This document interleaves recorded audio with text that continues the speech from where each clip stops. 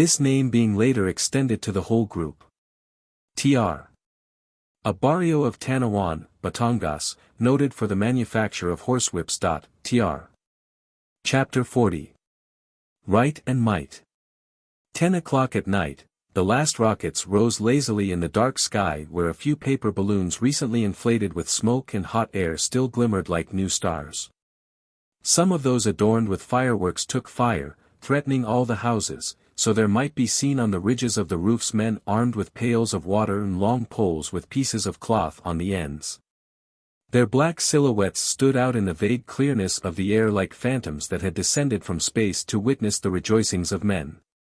Many pieces of fireworks of fantastic shapes, wheels, castles, bulls, carabaos, had been set off, surpassing in beauty and grandeur anything ever before seen by the inhabitants of San Diego.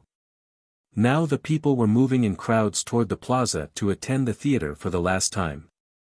Here and there might be seen Bengal lights fantastically illuminating the merry groups while the boys were availing themselves of torches to hunt in the grass for unexploded bombs and other remnants that could still be used. But soon the music gave the signal and all abandoned the open places. The great stage was brilliantly illuminated. Thousands of lights surrounded the posts, hung from the roof, or sewed the floor with pyramidal clusters. An alguazil was looking after these, and when he came forward to attend to them the crowd shouted at him and whistled, "There he is! There he is!" In front of the curtain the orchestra players were tuning their instruments and playing preludes of airs. Behind them was the space spoken of by the correspondent in his letter, where the leading citizens of the town, the Spaniards, and the rich visitors occupied rows of chairs. The general public, the nameless rabble, filled up the rest of the place, some of them bringing benches on their shoulders not so much for seats as to make up for their lack of stature. This provoked noisy protests on the part of the benchless, so the offenders got down at once, but before long they were up again as if nothing had happened. Goings and comings, cries, exclamations, bursts of laughter, a serpent cracker turned loose, a firecracker set off, all contributed to swell the uproar. Here a bench had a leg broken off and the people fell to the ground amid the laughter of the crowd. They were visitors who had come from afar to observe and now found themselves the observed. Over there they quarreled and disputed over a seat, a little farther on was heard the noise of breaking glass. It was Anning carrying refreshments and drinks, holding the wide tray carefully with both hands, but by chance she had met her sweetheart, who tried to take advantage of the situation. The teniente mayor, Don Filippo, presided over the show, as the gobernadorcillo was fond of Monty. He was talking with old Tacio. "What can I do? The alcalde was unwilling to accept my resignation. Don't you feel strong enough to attend to your duties?" he asked me. "How did you answer him?" "Señor alcalde," I answered, "the strength of a teniente mayor, however insignificant it may be, is like all other authority it emanates from higher spheres.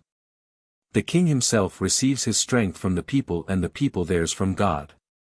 That is exactly what I lack, Señor alcalde." But he did not care to listen to me, telling me that we would talk about it after the fiesta. "Then may God help you," said the old man, starting away. "Don't you want to see the show?" "Thanks, no. For dreams and nonsense I am sufficient, unto myself," the sage answered with a sarcastic smile. "But now I think of it, has your attention never been drawn to the character of our people? Peaceful, yet fond of warlike shows and bloody fights. Democratic, yet adoring emperors, kings, and princes, irreligious, yet impoverishing itself by costly religious pageants. Our women have gentle natures yet go wild with joy when a princess flourishes a lance. Do you know to what it is due? Well, the arrival of María Clara and her friends put an end to this conversation. Don Filippo met them and ushered them to their seats. Behind them came the curate with another Franciscan and some Spaniards. Following the priests were a number of the townsmen who make it their business to escort the friars. "May God reward them also in the next life," muttered old Tacio as he went away. The play began with Chinanay and Marianito in Crespino a la Cama. All now had their eyes and ears turned to the stage, all but one, Padre Salvi, who seemed to have gone there for no other purpose than that of watching Maria Clara, whose sadness gave to her beauty an air so ideal and interesting that it was easy to understand how she might be looked upon with rapture. But the eyes of the Franciscan, deeply hidden in their sunken sockets, spoke nothing of rapture. In that gloomy gaze was to be read something desperately sad. With such eyes Cain might have gazed from afar on the paradise whose delights his mother pictured to him. The first scene was over when Ibarra entered. His appearance caused a murmur, and attention was fixed on him and the curate. But the young man seemed not to notice anything as he greeted Maria Clara and her friends in a natural way and took a seat beside them. The only one who spoke to him was Sinan. "Did you see the fireworks?" she asked. "No, little friend, I had to go with the Captain General." "Well, that's a shame. The curate was with us and told us stories of the damned. Can you imagine it? To fill us with fear so that we might not enjoy ourselves, can you imagine it?" The curate arose and approached Don Filippo, with whom he began an animated conversation. The former spoke in a nervous manner, the latter in a low, measured voice. "I'm sorry that I can't please your reverence," said Don Filippo, "but Señor Ibarra is one of the heaviest contributors and has a right to be here as long as he doesn't disturb the peace." "But isn't it disturbing the peace to scandalize good Christians? It's letting a wolf enter the fold. You will answer for this to God and the authorities." "I always answer for the actions that spring from my own will, Padre," replied Don Filippo with a slight bow. "But my little authority does not empower me to mix in religious affairs. Those who wish to avoid contact with him need not talk to him. Señor Ibarra forces himself on no one. But it's giving opportunity for danger, and he who loves danger perishes in it." "I don't see any danger, Padre. The alcalde and the Captain General, my superior officers, have been talking with him all the afternoon and it's not for me to teach them a lesson. If you don't put him out of here, we'll leave." "I'm very sorry, but I can't put anyone out of here." The curate repented of his threat, but it was too late to retract, so he made a sign to his companion, who arose with regret, and the two went out together. The persons attached to them followed their example, casting looks of hatred at Ibarra. The murmurs and whispers increased. A number of people approached the young man and said to him, "We're with you, don't take any notice of them." "Whom do you mean by them?" Ibarra asked in surprise. "Those who've just left to avoid contact with you." "Left to avoid contact with me?" "Yes, they say that you're excommunicated." "Excommunicated?" The astonished youth did not know what to say. He looked about him and saw that Maria Clara was hiding her face behind her fan. "But is it possible?" he exclaimed finally. "Are we still in the Dark Ages?" "So." He approached the young women and said with a change of tone, "Excuse me, I've forgotten an engagement. I'll be back to see you home." "Stay," Sinan said to him. "Yang is going to dance La Calandria. She dances divinely." "I can't, little friend, but I'll be back." The uproar increased. Yang appeared fancifully dressed, with the "de usted su permiso." And Carvajal was answering her, "Pase usted adelante," when two soldiers of the civil guard went up to Don Filippo and ordered him to stop the performance. "Why?" asked the teniente mayor in surprise. "Because the alferez and his wife have been fighting and can't sleep. Tell the alferez that we have permission from the alcalde and that against such permission no one in the town has any authority, not even the gobernadorcillo himself, and he is my only superior." "Well, the show must stop," repeated the soldiers. Don Filippo turned his back and they went away. In order not to disturb the merriment he told no one about the incident. After the selection of vaudeville, which was loudly applauded, the Prince Villardo presented himself, challenging to mortal combat the Moros who held his father prisoner. The hero threatened to cut off all their heads at a single stroke and send them to the moon, but fortunately for the Moros, who were disposing themselves for the combat, a tumult arose. The orchestra suddenly ceased playing, threw their instruments away, and jumped up on the stage. The valiant Villardo, not expecting them and taking them for allies of the Moros, dropped his sword and shield, and started to run. The Moros, seeing that such a doughty Christian was fleeing, did not consider it improper to imitate him. Cries, groans, prayers, oaths were heard, while the people ran and pushed one another about. The lights were extinguished, blazing lamps were thrown into the air. Tulasanes! Tulasanes, cried some. Fire, fire! Robbers, shouted others. Women and children wept, benches and spectators were rolled together on the ground amid the general pandemonium. The cause of all this uproar was 2 civil guards, clubs in hand, chasing the musicians in order to break up the performance. The tenient mayor, with the aid of the quadrilleros, who were armed with old sabres, managed at length to arrest them, in spite of their resistance. "Take them to the town hall," cried Don Filippo. "Take care that they don't get away." Ibarra had returned to look for Maria Clara. The frightened girls clung to him pale and trembling while Aunt Isabel recited the Latin litany. When the people were somewhat calmed down from their fright and had learned the cause of the disturbance, they were beside themselves with indignation. Stones rained on the squad of quadrilleros who were conducting the 2 offenders from the scene, and there were even those who proposed to set fire to the barracks of the civil guard so as to roast Dona Consolation along with the alferez. "That's what they're good for," cried a woman, doubling up her fists and stretching out her arms. "To disturb the town. They don't chase any but honest folks. Out yonder are the Tulasanes and the gamblers. Let's set fire to the barracks." One man was beating himself on the arm and begging for confession.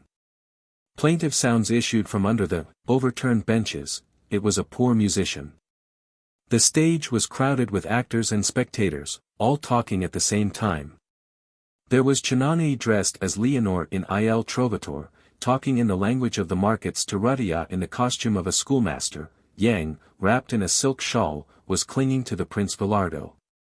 While Balbino and the Moros were exerting themselves to console the more or less injured musicians. Several Spaniards went from group to group haranguing everyone they met. A large crowd was forming, whose intention Don Filippo seemed to be aware of, for he ran to stop them. "Don't disturb the peace," he cried. "Tomorrow we'll ask for an accounting and we'll get justice. I'll answer for it that we get justice." "No," was the reply of several. They did the same thing in Calamba, the same promise was made, but the alcalde did nothing. "We'll take the law into our own hands. To the barracks." In vain the tenient mayor pleaded with them. The crowd maintained its hostile attitude, so he looked about him for help and noticed Ibarra. "Señor Ibarra, as a favor. Restrain them while I get some quadrilleros." "What can I do?" asked the perplexed youth, but the tenient mayor was already at a distance. He gazed about him seeking he knew not whom, when accidentally he discerned Elias, who stood impassively watching the disturbance. Ibarra ran to him, caught him by the arm, and said to him in Spanish, "For God's sake, do something, if you can." "I can't do anything." The pilot must have understood him, for he disappeared in the crowd. Lively disputes, and sharp exclamations were heard. Gradually the crowd began to break up, its members each taking a less hostile attitude. It was high time, indeed, for the soldiers were already rushing out armed and with fixed bayonets. Meanwhile, what had the curate been doing? Padre Salvi had not gone to bed but had stood motionless, resting his forehead against the curtains and gazing toward the plaza. From time to time a suppressed sigh escaped him, and if the light of the lamp had not been so dim, perhaps it would have been possible to see his eyes fill with tears. Thus nearly an hour passed. The tumult in the plaza awoke him from his reverie. With startled eyes he saw the confused movements of the people, while their voices came up to him faintly. A breathless servant informed him of what was happening. A thought shot across his mind: in the midst of confusion and tumult is the time when libertines take advantage of the consternation and weakness of woman. Every one seeks to save himself, no one thinks of any one else. A cry is not heard or heeded, women faint, are struck and fall, terror and fright heed not shame, under the cover of night, and when they are in love. He imagined that he saw Crisóstomo snatch the fainting Maria Clara up in his arms and disappear into the darkness. So he went down the stairway by leaps and bounds, and without hat or cane made for the plaza like a madman. There he met some Spaniards who were reprimanding the soldiers, but on looking toward the seats that the girls had occupied he saw that they were vacant. "Padre! Padre!" cried the Spaniards, but he paid no attention to them as he ran in the direction of Capitan Tiago's. There he breathed more freely, for he saw in the open hallway the adorable silhouette, full of grace and soft in outline, of Maria Clara, and that of the aunt carrying cups and glasses. "Ah!" he murmured, "it seems that she has been taken sick only." Aunt Isabel at that moment closed the windows and the graceful shadow was no longer to be seen. The curate moved away without heeding the crowd. He had before his eyes the beautiful form of a maiden sleeping and breathing sweetly. Her eyelids were shaded by long lashes which formed graceful curves like those of the Virgins of Raphael, the little mouth was smiling, all the features breathed forth virginity, purity, and innocence. That countenance formed a sweet vision in the midst of the white coverings of her bed like the head of a cherub among the clouds. His imagination went still further, but who can write what a burning brain can imagine? Perhaps only the newspaper correspondent, who concluded his account of the fiesta and its accompanying incidents in the following manner. "A thousand thanks, infinite thanks. To the opportune and active intervention of the very Reverend Padre Fray Bernardo Salvi, who, defying every danger in the midst of the unbridled mob, without hat or cane, calmed the wrath of the crowd. Using only his persuasive word with the majesty and authority that are never lacking to a minister of a religion of peace. With unparalleled self-abnegation this virtuous priest tore himself from sweet repose, such as every good conscience like his enjoys, and rushed to protect his flock from the least harm. The people of San Diego will hardly forget this sublime deed of their heroic pastor, remembering to hold themselves grateful to him for all eternity." The actors named were real persons. Rudilla was a Spanish Filipino who acquired quite a reputation not only in Manila but also in Spain. He died in Manila in 1910. Tr. In the year 1879. Author's note. Chapter 41. 2 Visits. Ibarra was in such a state of mind that he found it impossible to sleep, so to distract his attention from the sad thoughts which are so exaggerated during the night hours he set to work in his lonely cabinet. Day found him still making mixtures and combinations, to the action of which he subjected pieces of bamboo and other substances, placing them afterwards in numbered and sealed jars. A servant entered to announce the arrival of a man who had the appearance of being from the country. "Show him in," said Ibarra without looking around. Elias entered and remained standing in silence. "Ah, it's you!" exclaimed Ibarra in Tagalog when he recognized him. "Excuse me for making you wait, I didn't notice that it was you. I'm making an important experiment." "I don't want to disturb you," answered the youthful pilot. "I've come first to ask you if there is anything I can do for you in the province of Batangas, for which I am leaving immediately, and also to bring you some bad news." Ibarra questioned him with a look. "Capitan Tiago's daughter is ill," continued Elias quietly, but not seriously. "That's what I feared," murmured Ibarra in a weak voice. "Do you know what is the matter with her?" "A fever." "Now, if you have nothing to command." "Thank you, my friend, no. I wish you a pleasant journey. But first let me ask you a question, if it is indiscreet, do not answer." Elias bowed. "How were you able to quiet the disturbance last night?" asked Ibarra, looking steadily at him. "Very easily," answered Elias in the most natural manner. The leaders of the commotion were 2 brothers whose father died from a beating given him by the civil guard. One day I had the good fortune to save them from the same hands into which their father had fallen, and both are accordingly grateful to me. I appealed to them last night and they undertook to dissuade the rest. And those 2 brothers whose father died from the beating will end as their father did, replied Elias in a low voice.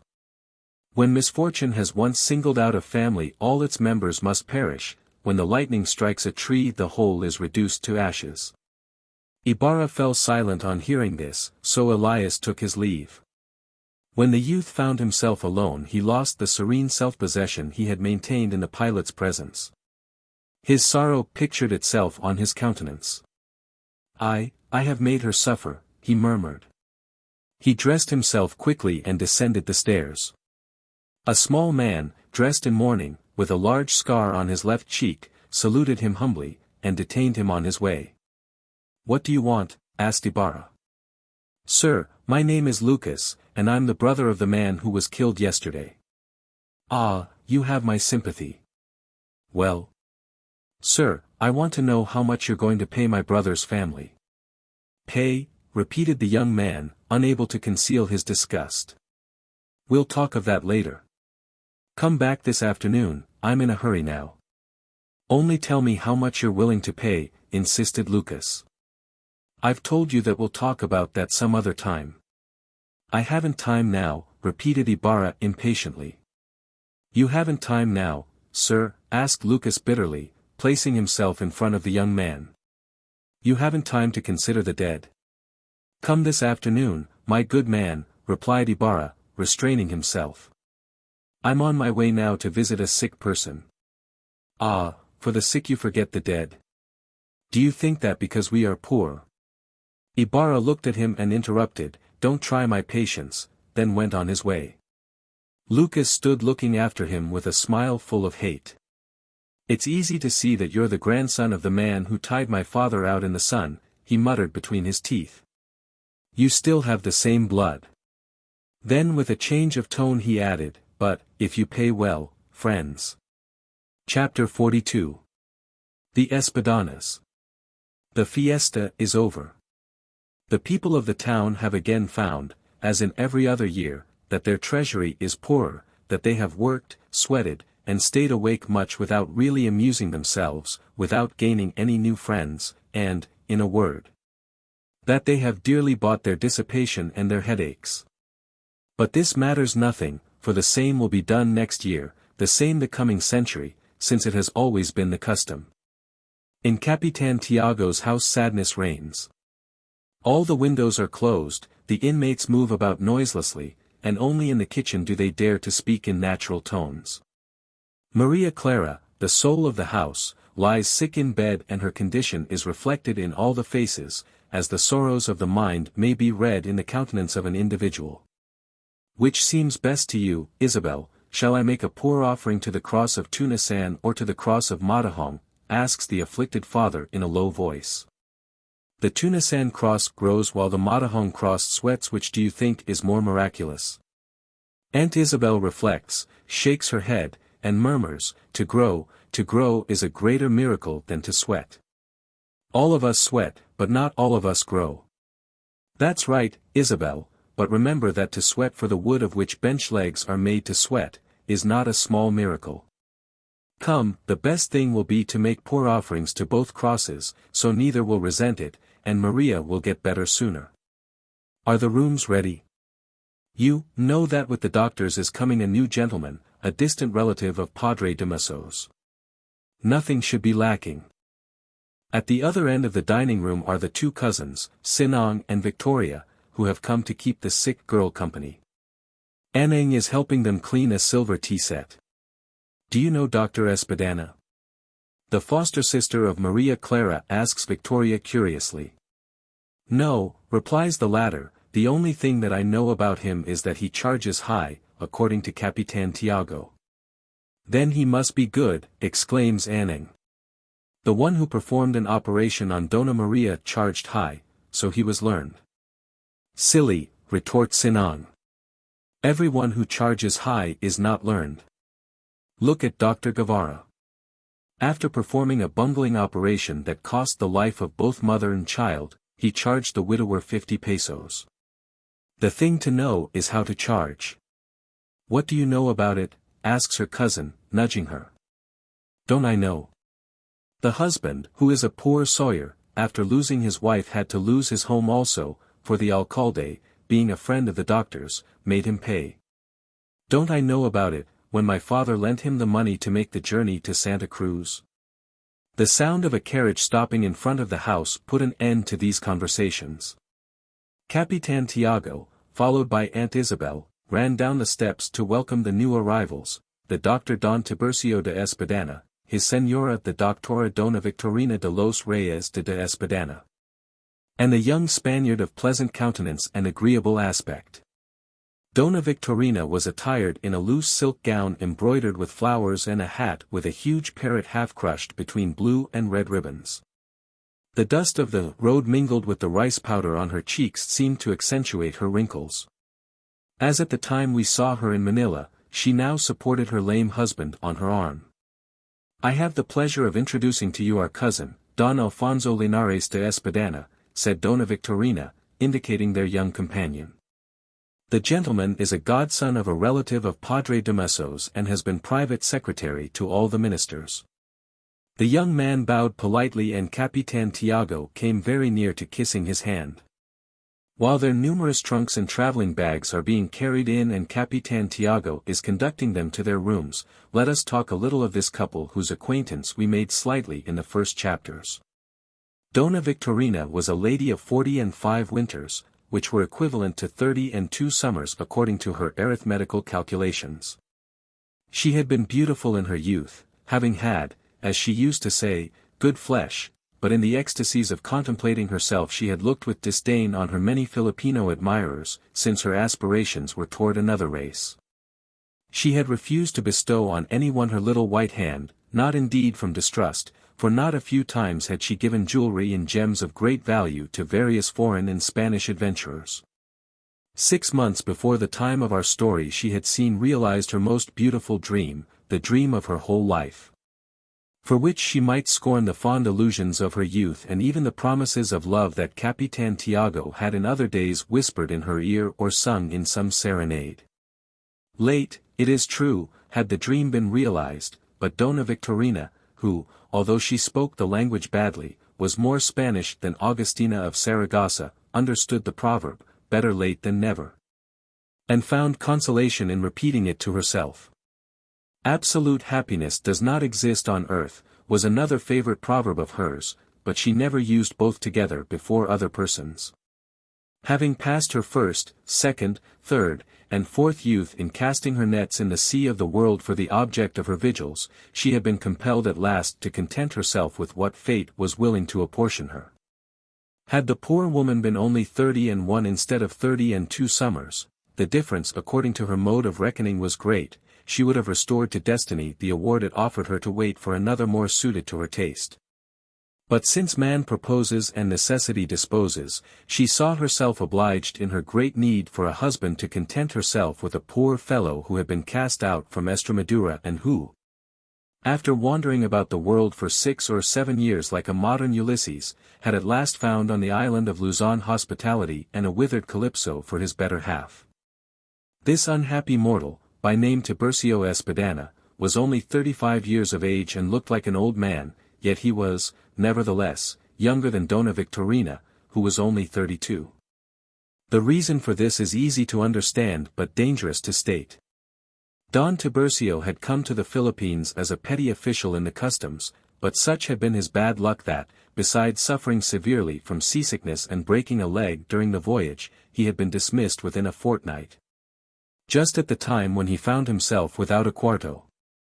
After his rough experience on the sea he did not care to return to Spain without having made his fortune, so he decided to devote himself to something.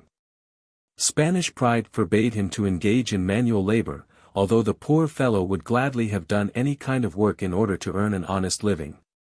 But the prestige of the Spaniards would not have allowed it, even though this prestige did not protect him from want. At first he had lived at the expense of some of his countrymen, but in his honesty the bread tasted bitter, so instead of getting fat he grew thin. Since he had neither learning nor money nor recommendations he was advised by his countrymen, who wished to get rid of him, to go to the provinces and pass himself off as a doctor of medicine. He refused at first, for he had learned nothing during the short period that he had spent as an attendant in a hospital, his duties there having been to dust off the benches and light the fires. But as his wants were pressing and as his scruples were soon laid to rest by his friends, he finally listened to them and went to the provinces. He began by visiting some sick persons, and at first made only moderate charges, as his conscience dictated, but later, like the young philosopher of whom Samaniego tells, he ended by putting a higher price on his visits. Thus he soon passed for a great physician and would probably have made his fortune if the medical authorities in Manila had not heard of his exorbitant fees and the competition that he was causing others. Both private parties and professionals interceded for him.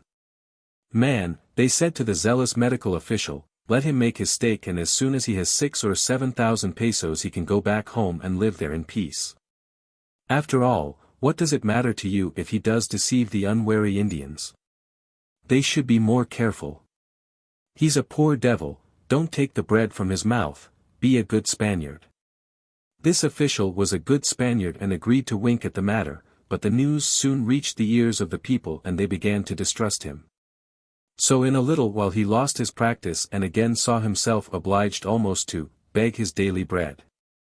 It was then that he learned through a friend, who was an intimate acquaintance of Dona Victorina's, of the dire straits in which that lady was placed and also of her patriotism and her kind heart. Don Tiburcio then saw a patch of blue sky and asked to be introduced to her. Dona Victorina and Don Tiburcio met, tard venientibus assa, he would have exclaimed had he known Latin. She was no longer passable, she was passé. Her abundant hair had been reduced to a knot about the size of an onion, according to her maid, while her face was furrowed with wrinkles and her teeth were falling loose. Her eyes, too, had suffered considerably, so that she squinted frequently in looking any distance. Her disposition was the only part of her that remained intact. At the end of a half-hour's conversation they understood and accepted each other. She would have preferred a Spaniard who was less lame, less stuttering, less bald, less toothless, who slobbered less when he talked, and who had more spirit and quality, as she used to say. But that class of Spaniards no longer came to seek her hand. She had more than once heard it said that opportunity is pictured as being bald, and firmly believed that Don Tiburcio was opportunity itself, for as a result of his misfortunes he suffered from premature baldness. And what woman is not prudent at 32 years of age? Don Tiburcio, for his part, felt a vague melancholy when he thought of his honeymoon, but smiled with resignation and called to his support the spectre of hunger. Never had he been ambitious or pretentious, his tastes were simple and his desires limited, but his heart, untouched till then, had dreamed of a very different divinity. Back there in his youth when, worn out with work, he lay doom on his rough bed after a frugal meal, he used to fall asleep dreaming of an image, smiling and tender. Afterwards, when troubles and privations increased and with the passing of years the poetical image failed to materialize, he thought modestly of a good woman, diligent and industrious, who would bring him a small dowry. To console him for the fatigues of his toil and to quarrel with him now and then, yes, he had thought of quarrels as a kind of happiness. But when obliged to wander from land to land in search not so much of fortune as of some simple means of livelihood for the remainder of his days.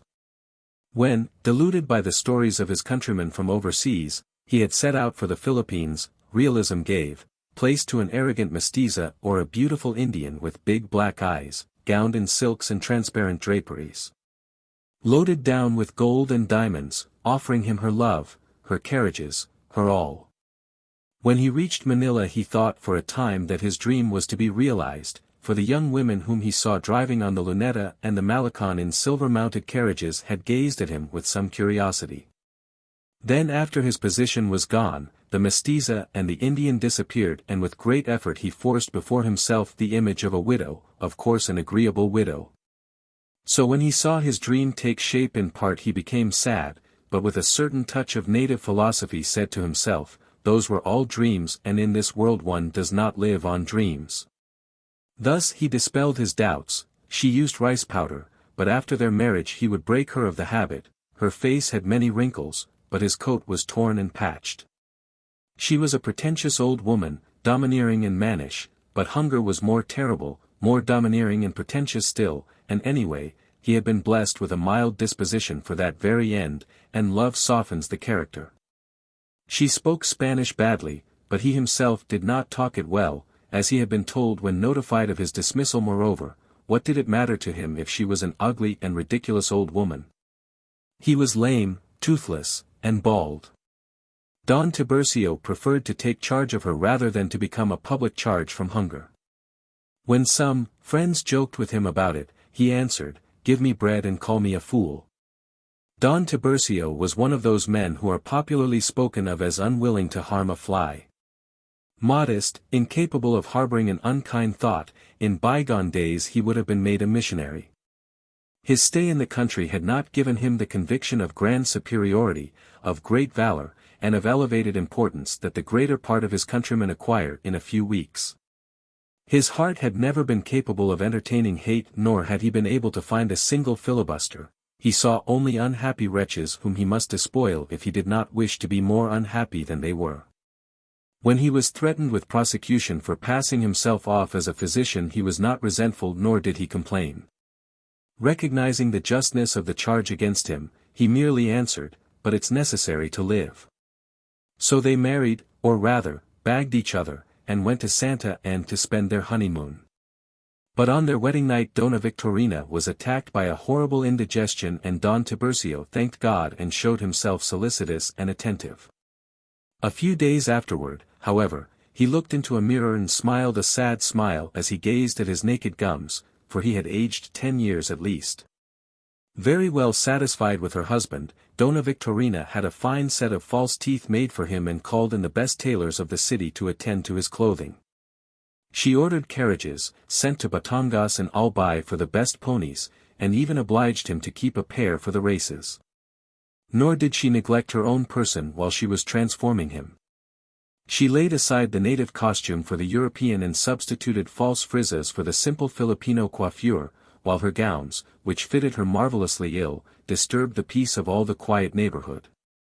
Her husband, who never went out on foot, she did not care to have his lameness noticed, took her on lonely drives in unfrequented places to her great sorrow, for she wanted to show him off in public. But she kept quiet out of respect for their honeymoon. The last quarter was coming on when he took up the subject of the rice powder, telling her that the use of it was false and unnatural. Dona Victorina wrinkled up her eyebrows and stared at his false teeth. He became silent, and she understood his weakness. She placed a de before her husband's surname, since the de cost nothing and gave quality to the name, signing herself Victorina de los Reyes de Espadana. This de was such a mania with her that neither the stationer nor her husband could get it out of her head. "If I write only one de it may be thought that you don't have it, you fool," she said to her husband.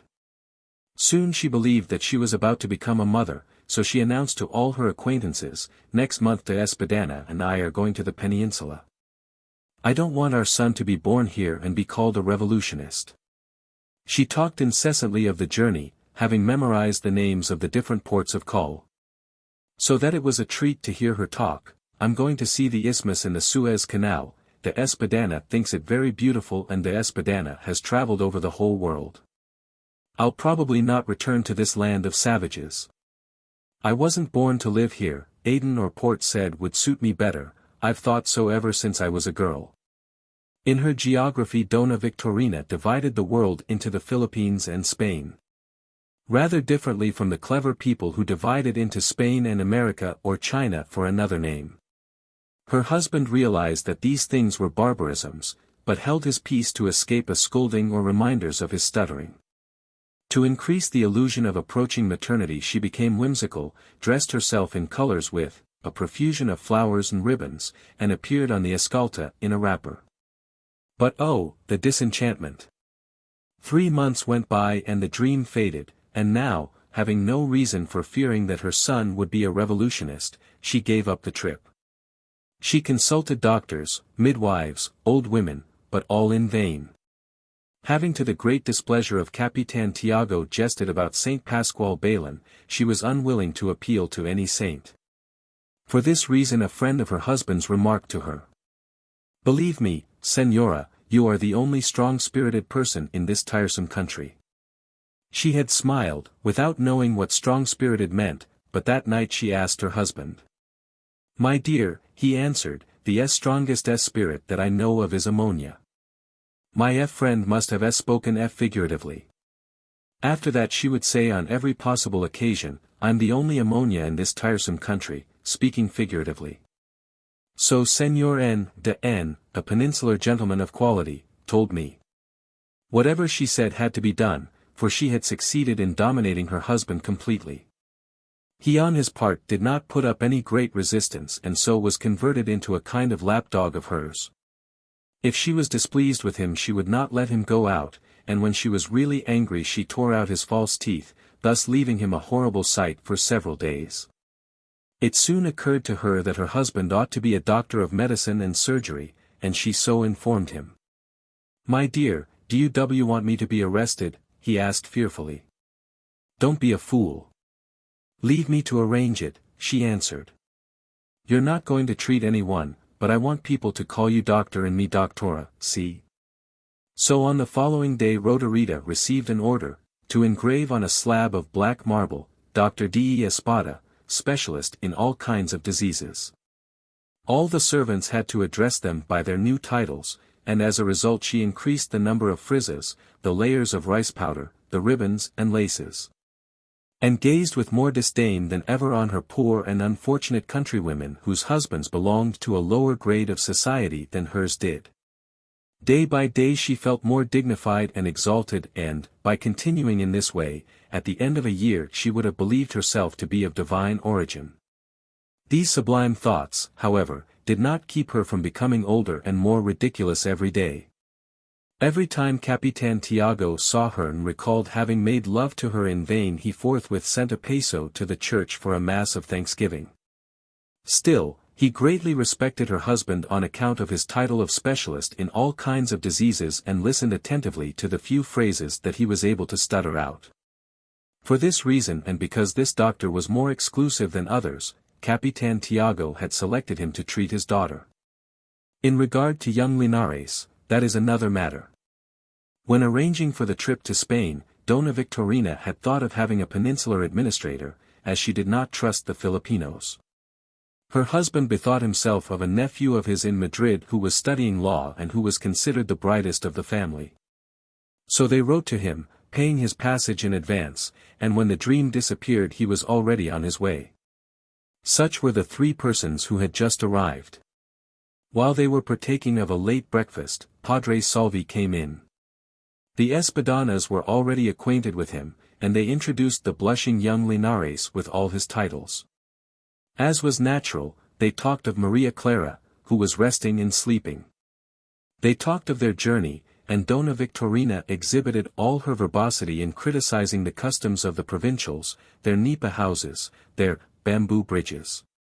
Without forgetting to mention to the curate her intimacy with this and that high official and other persons of quality, who were very fond of her. If you had come 2 days ago, Dona Victorina, put in Capitan Tiago during a slight pause, you would have met His Excellency, the Captain General. He sat right there. What? How's that? His Excellency here. In your house? No. I tell you that he sat right there. If you had only come 2 days ago. Ah, what a pity that Clarita did not get sick sooner, she exclaimed with real feeling. Then turning to Linares, do you hear, cousin? His Excellency was here. Don't you see now that de Espadana was right when he told you that you weren't going to the house of a miserable Indian? Because, you know, Don Santiago, in Madrid our cousin was the friend of ministers and dukes and dined in the house of Count El Campanario. The Duke of La Torte, Victorina, corrected her husband. It's the same thing. If you will tell me. Shall I find Padre Damaso in his town? Interrupted Linares, addressing Padre Salvi. I've been told that it's near here. He's right here and will be over in a little while, replied the curate. How glad I am of that. I have a letter to him, exclaimed the youth, and if it were not for the happy chance that brings me here, I would have come expressly to visit him. In the meantime the happy chance had awakened.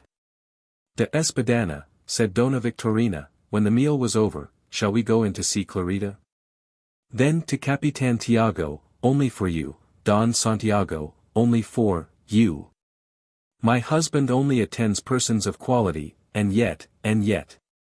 He's not like those here. In Madrid he only visited persons of quality.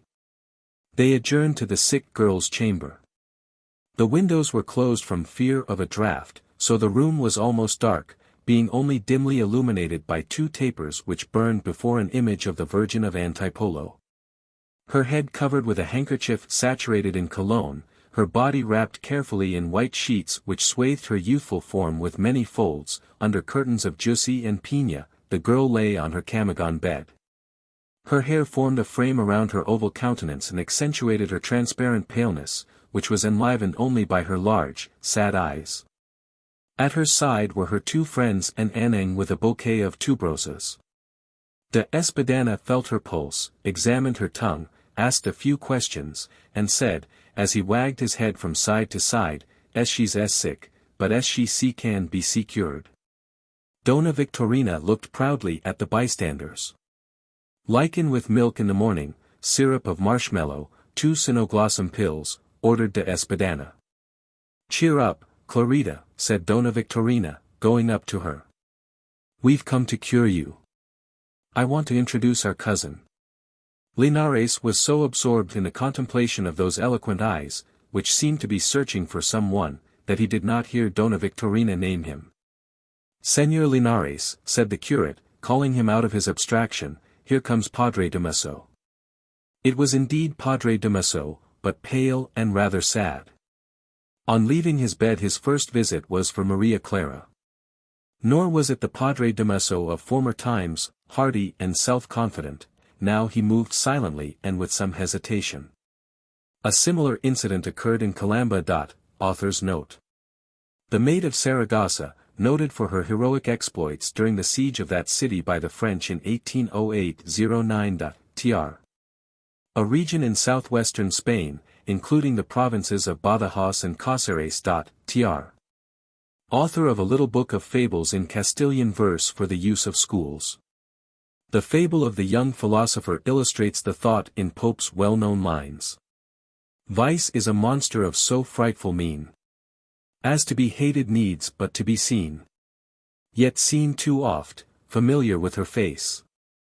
We first endure, then pity, then embrace. Tr. Bones for those who come late. According to Spanish custom, a matron is known by prefixing her maiden name with de, possessive of, to her husband's name. Tr. The marble shop of Roderita is still in existence on Calle Carriedo, Santa Cruz. Tr. There is a play on words here, campanario meaning belfry in Torre Tower. Tr. Chapter 43. Plans. Without heeding any of the bystanders, Padre Damaso went directly to the bed of the sick girl and taking her hand said to her with ineffable tenderness, while tears sprang into his eyes, Maria, my daughter. You mustn't die. The sick girl opened her eyes and stared at him with a strange expression. No one who knew the Franciscan had suspected in him such tender feelings, no one had believed that under his rude and rough exterior there might beat a heart. Unable to go on, he withdrew from the girl's side, weeping like a child, and went outside under the favorite vines of Maria Clara's balcony to give free rein to his grief. How he loves his goddaughter! Thought all present, while Fray Salvi gazed at him motionlessly and in silence, lightly gnawing his lips the while. When he had become somewhat calm again Dona Victorina introduced Linares, who approached him respectfully. Fray Damaso silently looked him over from head to foot, took the letter offered and read it, but apparently without understanding, for he asked, "And who are you?" "Alfonso Linares, the godson of your brother-in-law," stammered the young man. Padre Damaso threw back his body and looked the youth over again carefully. Then his features lighted up and he arose. "So you are the godson of Carlicos," he exclaimed. "Come and let me embrace you. I got your letter several days ago. So it's you. I didn't recognize you, which is easily explained, for you weren't born when I left the country. I didn't recognize you." Padre Damaso squeezed his robust arms about the young man, who became very red, whether from modesty or lack of breath is not known. After the first moments of effusion had passed and inquiries about Carlicos and his wife had been made and answered, Padre Damaso asked, "Come now, what does Carlicos want me to do for you?" "I believe he says something about that in the letter," Linares again stammered. "In the letter? Let's see. That's right. He wants me to get you a job and a wife." "Ahem. A job, that's easy. Can you read and write?" "I received my degree of law from the university." "Carumbas. So you're a pettifogger. You don't show it, you look more like a shy maiden." "So much the better. But to get you a wife." "Padre, I'm not in such a great hurry," interrupted Linares in confusion. But Padre Damaso was already pacing from one end of the hallway to the other, muttering, "A wife, a wife." His countenance was no longer sad or merry but now wore an expression of great seriousness, while he seemed to be thinking deeply. Padre Salvi gazed on the scene from a distance. "I didn't think that the matter would trouble me so much," murmured Padre Damaso in a tearful voice. "But of two evils, the lesser." Then raising his voice he approached Linares and said to him, "Come, boy, let's talk to Santiago." Linares turned pale and allowed himself to be dragged along by the priest, who moved thoughtfully. Then it was Padre Salvi's turn to pace back and forth, pensive as ever. A voice wishing him good morning drew him from his monotonous walk. He raised his head and saw Lucas, who saluted him humbly. "What do you want?" questioned the curate's eyes. "Padre, I'm the brother of the man who was killed on the day of the fiesta," began Lucas in tearful accents. The curate recoiled and murmured in a scarcely audible voice, "Well." Lucas made an effort to weep and wiped his eyes with a handkerchief. "Padre," he went on tearfully, "I've been to Don Crisóstomo to ask for an indemnity. First he received me with kicks, saying that he wouldn't pay anything since he himself had run the risk of getting killed through the fault of my dear, unfortunate brother. I went to talk to him yesterday, but he had gone to Manila. He left me 500 pesos for charity's sake and charged me not to come back again. Ah, Padre, 500 pesos for my poor brother, 500 pesos. Ah, Padre." At first the curate had listened with surprise and attention while his lips curled slightly with a smile of such disdain and sarcasm at the sight of this farce that, had Lucas noticed it, he would have run away at top speed. "Now what do you want?" he asked, turning away. "Ah, Padre, tell me for the love of God what I ought to do. The Padre has always given good advice." "Who told you so? You don't belong in these parts. The Padre is known all over the province."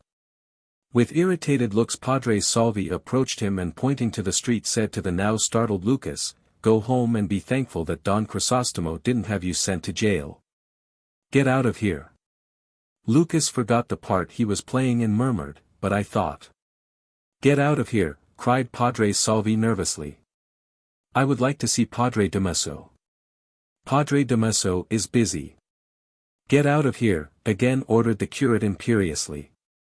Lucas went down the stairway muttering, "He's another of them, as he doesn't pay well, the one who pays best."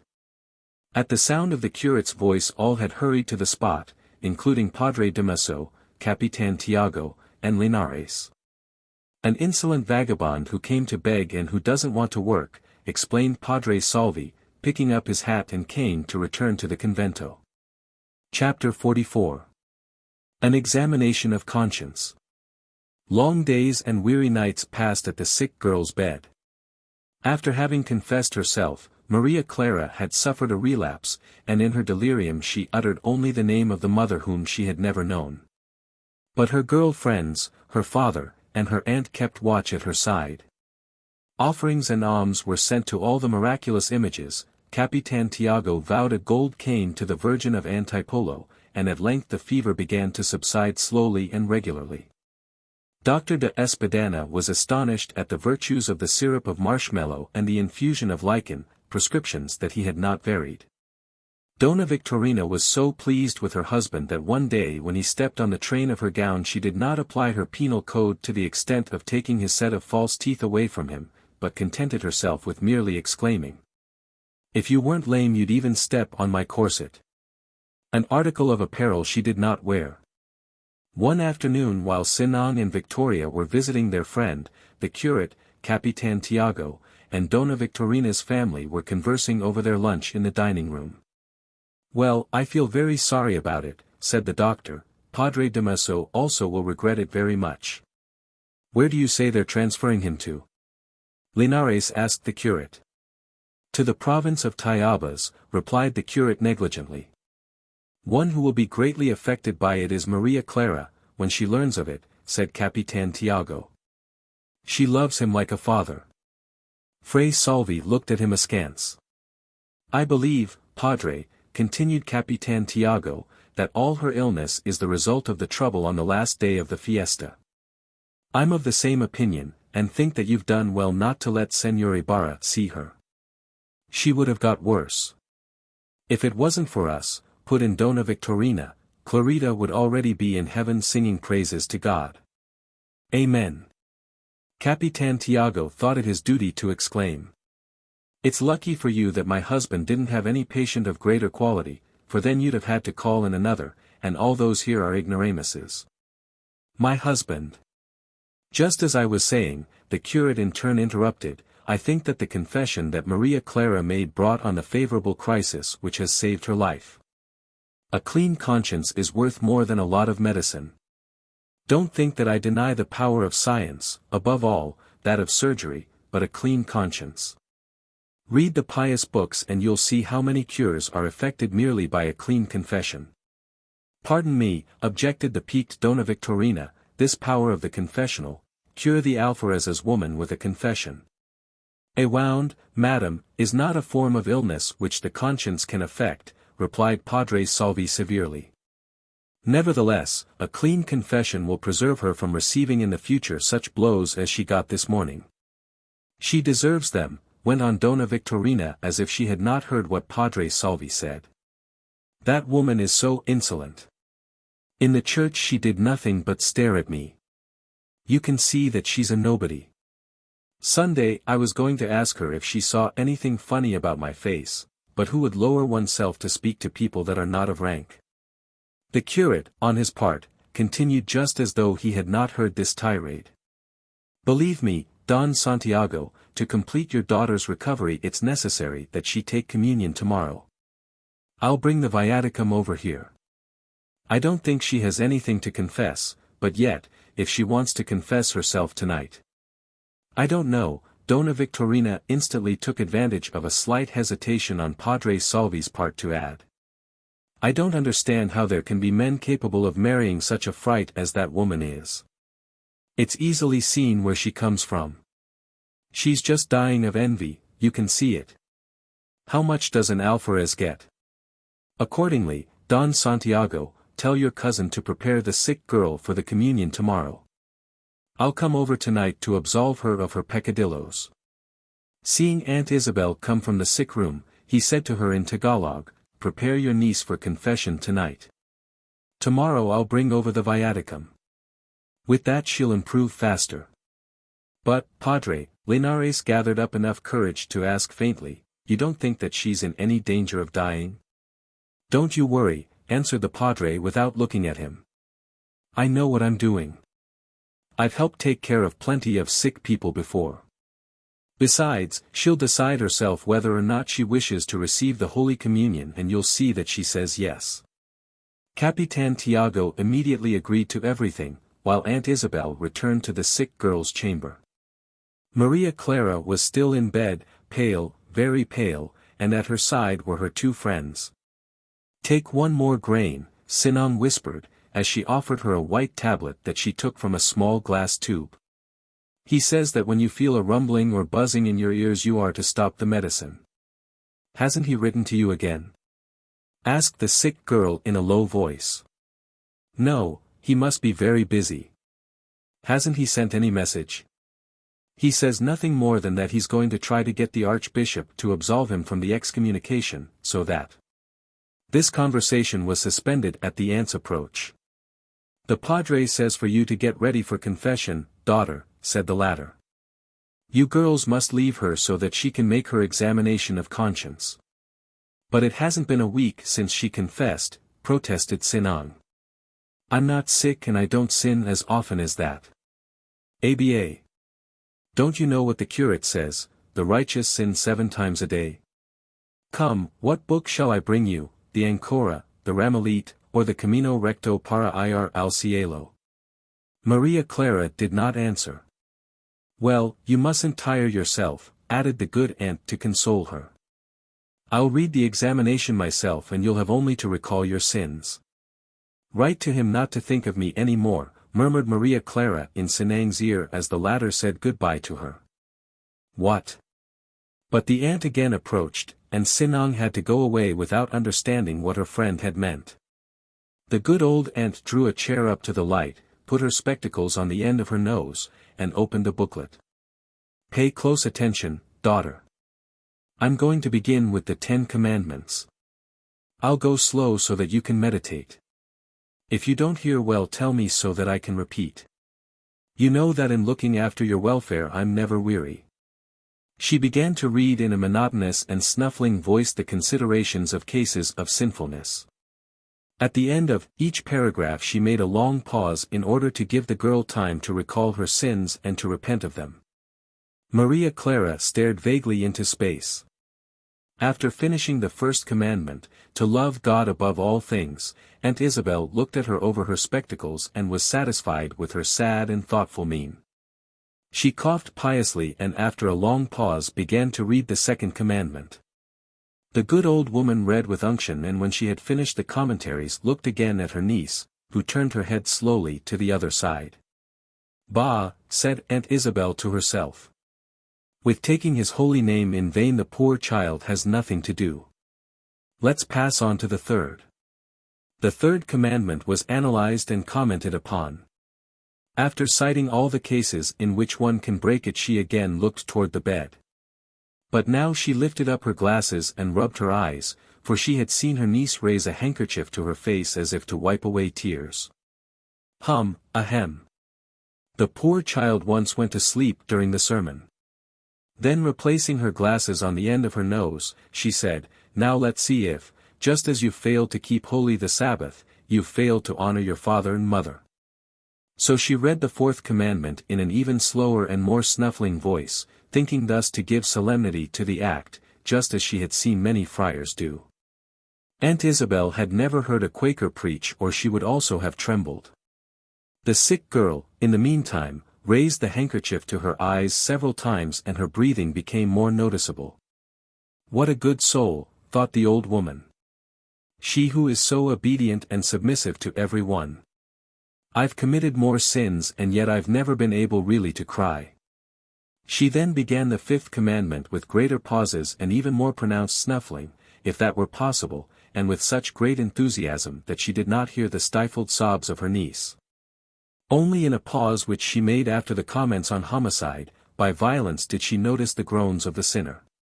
Then her tone passed into the sublime as she read the rest of the commandment in accents that she tried to read her threatening, seeing that her niece was still weeping. "Weep, daughter, weep," she said, approaching the bed. "The more you weep the sooner God will pardon you. Hold the sorrow of repentance as better than that of mere penitence. Weep, daughter, weep. You don't know how much I enjoy seeing you weep. Beat yourself on the breast also, but not hard, for you're still sick." But, as if her sorrow needed mystery and solitude to make it increase, Maria Clara, on seeing herself observed, little by little stopped sighing and dried her eyes without saying anything or answering her aunt, who continued the reading. Since the wails of her audience had ceased, however, she lost her enthusiasm, and the last commandments made her so sleepy that she began to yawn, with great detriment to her snuffling, which was thus interrupted. "If I hadn't seen it with my own eyes, I wouldn't have believed it," thought the good old lady afterwards. "This girl sins like a soldier against the first 5 and from the 6th to the 10th not a venial sin, just the opposite to us. How the world does move now. So she lighted a large candle to the Virgin of Antipolo and 2 other smaller ones to Our Lady of the Rosary and Our Lady of the Pillar. Taking care to put away in a corner a marble crucifix to make it understand that the candles were not lighted for it. Nor did the Virgin of de la Roche have any share, she was an unknown foreigner, and Aunt Isabel had never heard of any miracle of hers. We do not know what occurred during the confession that night, and we respect such secrets. But the confession was a long one, and the aunt, who stood watch over her niece at a distance, could note that the curate, instead of turning his ear to hear the words of the sick girl, rather had his face turned toward hers. And seemed only to be trying to read, or divine, her thoughts by gazing into her beautiful eyes. Pale and with contracted lips, Padre Salvi left the chamber. Looking at his forehead, which was gloomy and covered with perspiration, one would have said that it was he who had confessed and had not obtained absolution. "Jesus, Maria, why José?" exclaimed Aunt Isabel, crossing herself to dispel an evil thought. Who understands the girls nowadays? The Roman Catholic Decalogue does not contain the commandment forbidding the worship of graven images, its second being the prohibition against taking his holy name in vain. To make up the 10, the commandment against covetousness is divided into 2. Tr. The famous Virgin of Saragossa, Spain, and patroness of Santa Cruz, Manila. Tr. Chapter 45. The Hunted. In the dim light shed by the moonbeams sifting through the thick foliage, a man wandered through the forest with slow and cautious steps. From time to time, as if to find his way, he whistled a peculiar melody, which was answered in the distance by some one whistling the same air. The man would listen attentively and then make his way in the direction of the distant sound, until at length, after overcoming the 1,000 obstacles offered by the virgin forest in the night time, he reached a small open space, which was bathed in the light of the moon in its first quarter. The high, tree-crowned rocks that rose about formed a kind of ruined amphitheater, in the center of which were scattered recently felled trees and charred logs among boulders covered with nature's mantle of verdure. Scarcely had the unknown arrived when another figure started suddenly from behind a large rock and advanced with drawn revolver. "Who are you?" he asked in Tagalog in an imperious tone, cocking the weapon. "Is old Pablo among you?" inquired the unknown in an even tone, without answering the question or showing any signs of fear. "You mean the Capitan?" "Yes, he's here." "Then tell him that Elias is here looking for him," was the answer of the unknown, who was no other than the mysterious pilot. "Are you Elias?" asked the other respectfully, as he approached him, not, however, ceasing to cover him with the revolver. "Then come." Elias followed him, and they penetrated into a kind of cave sunk down in the depths of the earth. The guide, who seemed to be familiar with the way, warned the pilot when he should descend or turn aside or stoop down. So they were not long in reaching a kind of hall which was poorly lighted by pitch torches and occupied by 12 to 15 armed men with dirty faces and soiled clothing, some seated and some lying down as they talked fitfully to one another. Resting his arms on a stone that served for a table and gazing thoughtfully at the torches, which gave out so little light for so much smoke, was seen an old, sad-featured man with his head wrapped in a bloody bandage. Did we not know that it was a den of Tolasanes, we might have said, on reading the look of desperation in the old man's face, that it was the Tower of Hunger on the eve before Ugolino devoured his sons. Upon the arrival of Elias and his guide the figures partly rose, but at a signal from the latter they settled back again, satisfying themselves with the observation that the newcomer was unarmed. The old man turned his head slowly and saw the quiet figure of Elias, who stood uncovered, gazing at him with sad interest. "It's you at last," murmured the old man, his gaze lighting up somewhat as he recognized the youth. "In what condition do I find you?" exclaimed the youth in a suppressed tone, shaking his head. The old man dropped his head in silence and made a sign to the others, who arose and withdrew, first taking the measure of the pilot's muscles and stature with a glance. "Yes," said the old man to Elias as soon as they were alone. "6 months ago when I sheltered you in my house, it was I who pitied you. Now we have changed parts and it is you who pity me. But sit down and tell me how you got here." "It's 15 days now since I was told of your misfortune," began the young man slowly in a low voice as he stared at the light. "I started at once and have been, seeking you from mountain to mountain. I've traveled over nearly the whole of 2 provinces. In order not to shed innocent blood," continued the old man, "I have had to flee. My enemies were afraid to show themselves. I was confronted merely with some unfortunates who have never done me the least harm." After a brief pause during which he seemed to be occupied in trying to read the thoughts in the dark countenance of the old man, Elias replied, "I've come to make a proposition to you. Having sought in vain for some survivor of the family that caused the misfortunes of mine, I've decided to leave the province where I live and move toward the north among the independent pagan tribes. Don't you want to abandon the life you have entered upon and come with me? I will be your son, since you have lost your own. I have no family, and in you will find a father." The old man shook his head in negation, saying, "When one at my age makes a desperate resolution, it's because there is no other recourse. A man who, like myself, has spent his youth and his mature years toiling for the future of himself and his sons. A man who has been submissive to every wish of his superiors, who has conscientiously performed difficult tasks, enduring all that he might live in peace and quiet, when that man, whose blood time has chilled, renounces all his past and forgoes all his future, even on the very brink of the grave, it is because he has with mature judgment decided that peace does not exist and that it is not the highest good. Why drag out miserable days on foreign soil? I had 2 sons, a daughter, a home, a fortune, I was esteemed and respected. Now I am as a tree shorn of its branches, a wanderer, a fugitive, hunted like a wild beast through the forest, and all for what? Because a man dishonored my daughter, because her brothers called that man's infamy to account, and because that man is set above his fellows with the title of minister of God. In spite of everything, I, her father, dishonored in my old age, forgave the injury, for I was indulgent with the passions of youth and the weakness of the flesh. And in the face of irreparable wrong what could I do but hold my peace and save what remained to me? But the culprit, fearful of vengeance sooner or later, sought the destruction of my sons. Do you know what he did? No.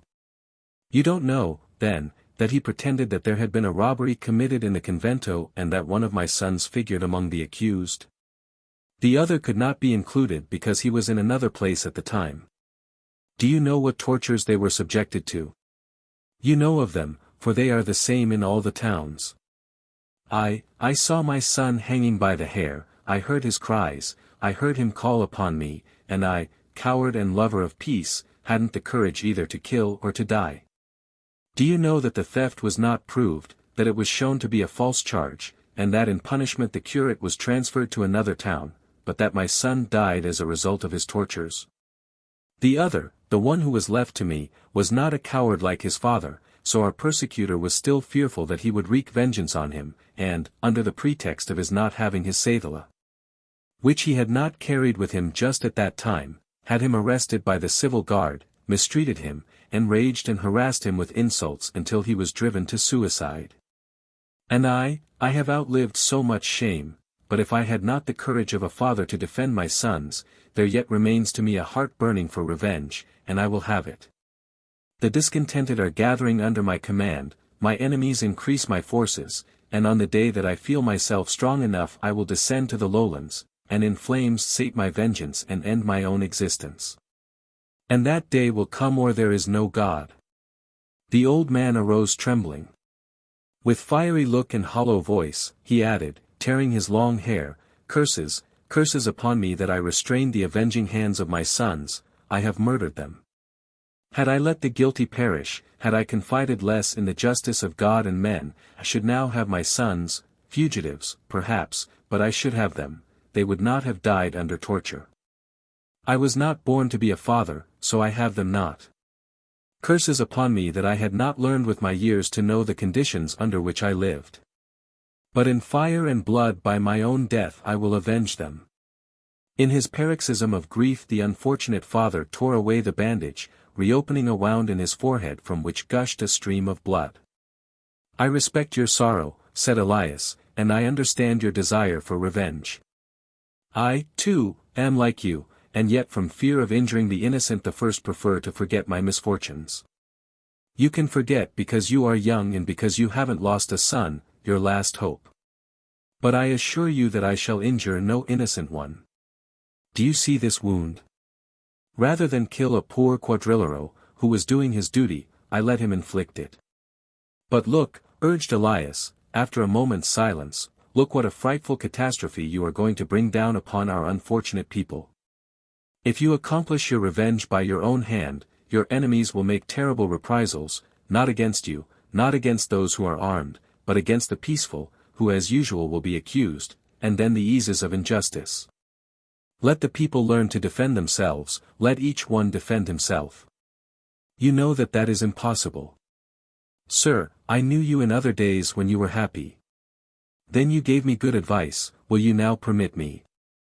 The old man folded his arms in an attitude of attention.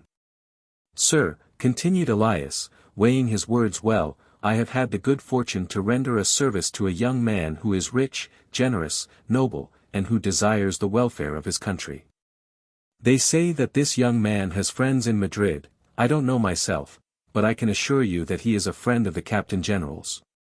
What do you say that we make him the bearer of the people's complaints, if we interest him in the cause of the unhappy? The old man shook his head.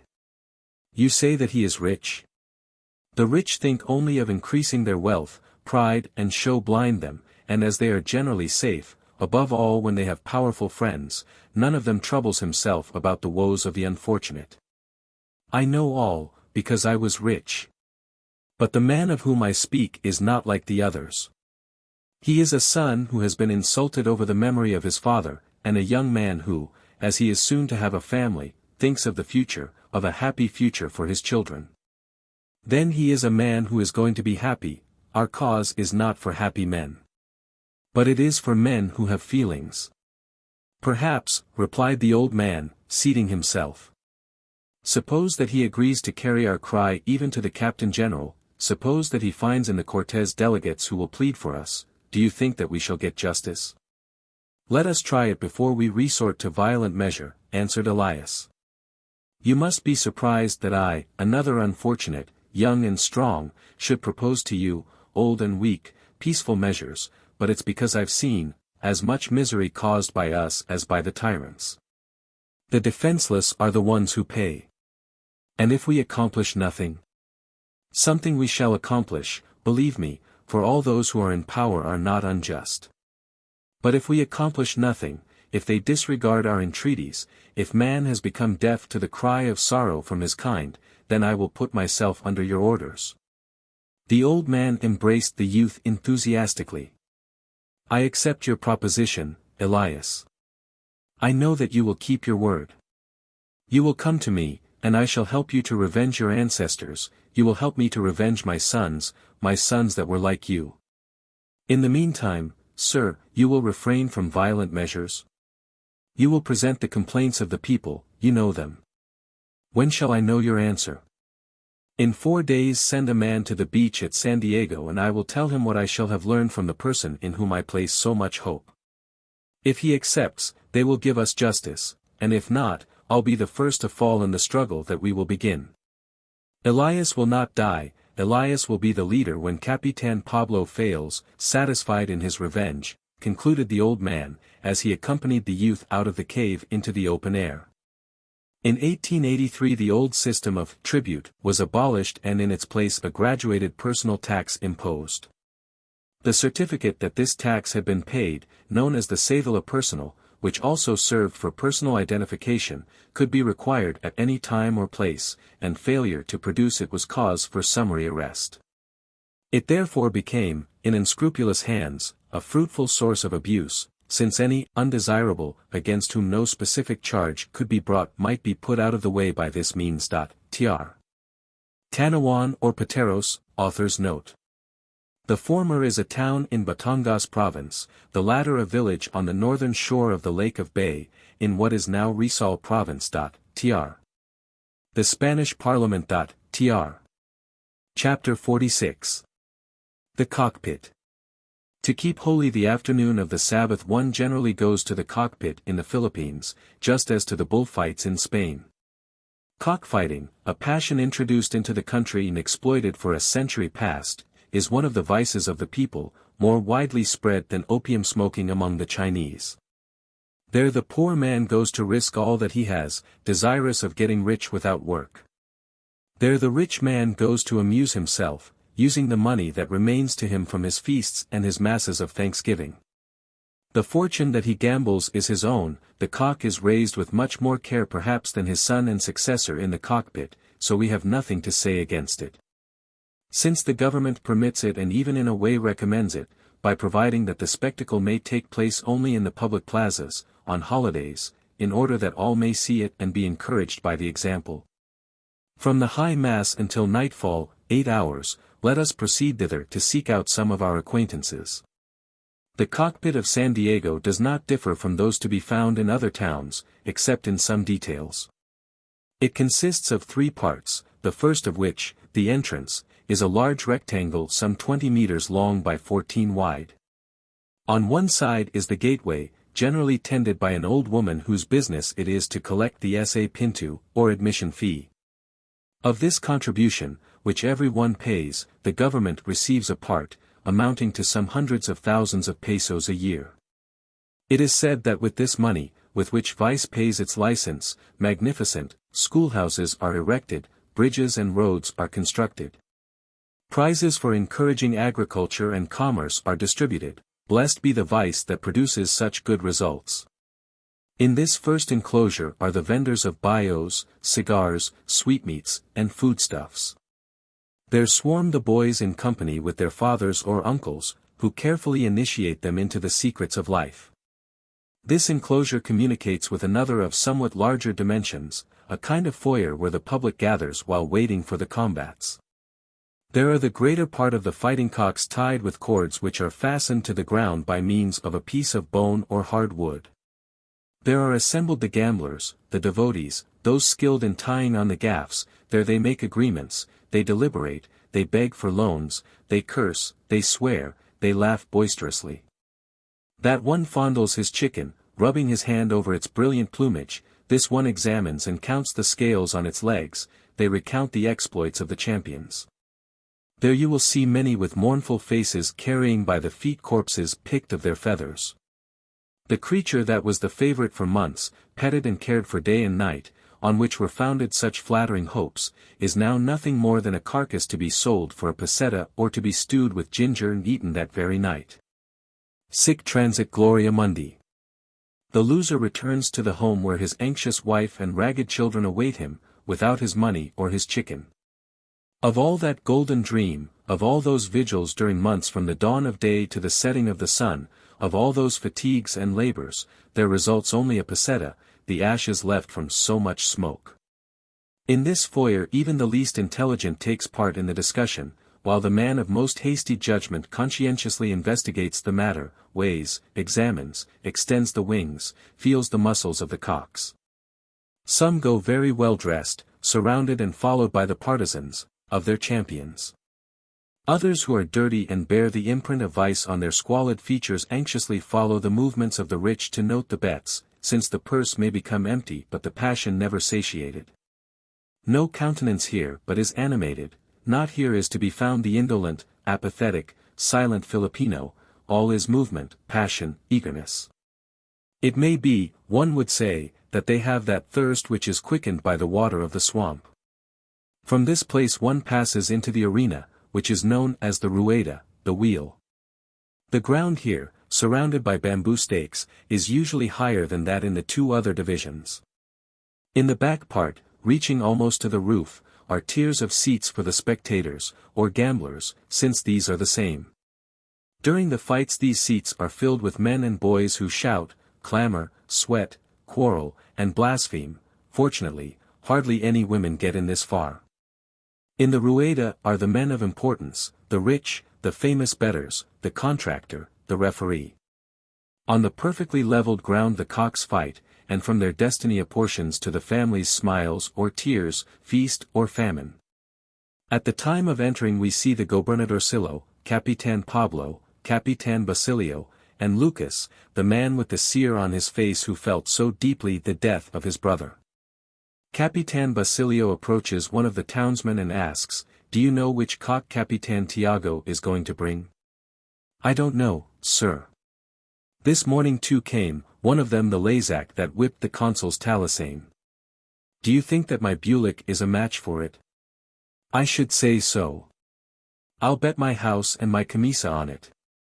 At that moment Capitan Tiago arrives, dressed like the heavy gamblers, in a camisa of Canton linen, woolen pantaloons, and a wide straw hat. Behind him come two servants carrying the Lazak and a white cock of enormous size. "Sinang tells me that Maria is improving all the time," says Capitan Basilio. "She has no more fever but is still very weak." "Did you lose last night?" "A little." "I hear that you won." "I'm going to see if I can't get even here." "Do you want to fight the Lazak?" asks Capitan Basilio, looking at the cock and taking it from the servant. "That depends, if there's a bet." "How much will you put up?" "I won't gamble for less than 2. "Have you seen my Bulik?" inquires Capitan Basilio, calling to a man who is carrying a small game cock. Capitan Tiago examines it and after feeling its weight and studying its scales returns it with the question, "How much will you put up?" "Whatever you will." 2, and 500. 3. 3. For the next fight after this. The chorus of curious bystanders and the gamblers spread the news that two celebrated cocks will fight, each of which has a history and a well-earned reputation.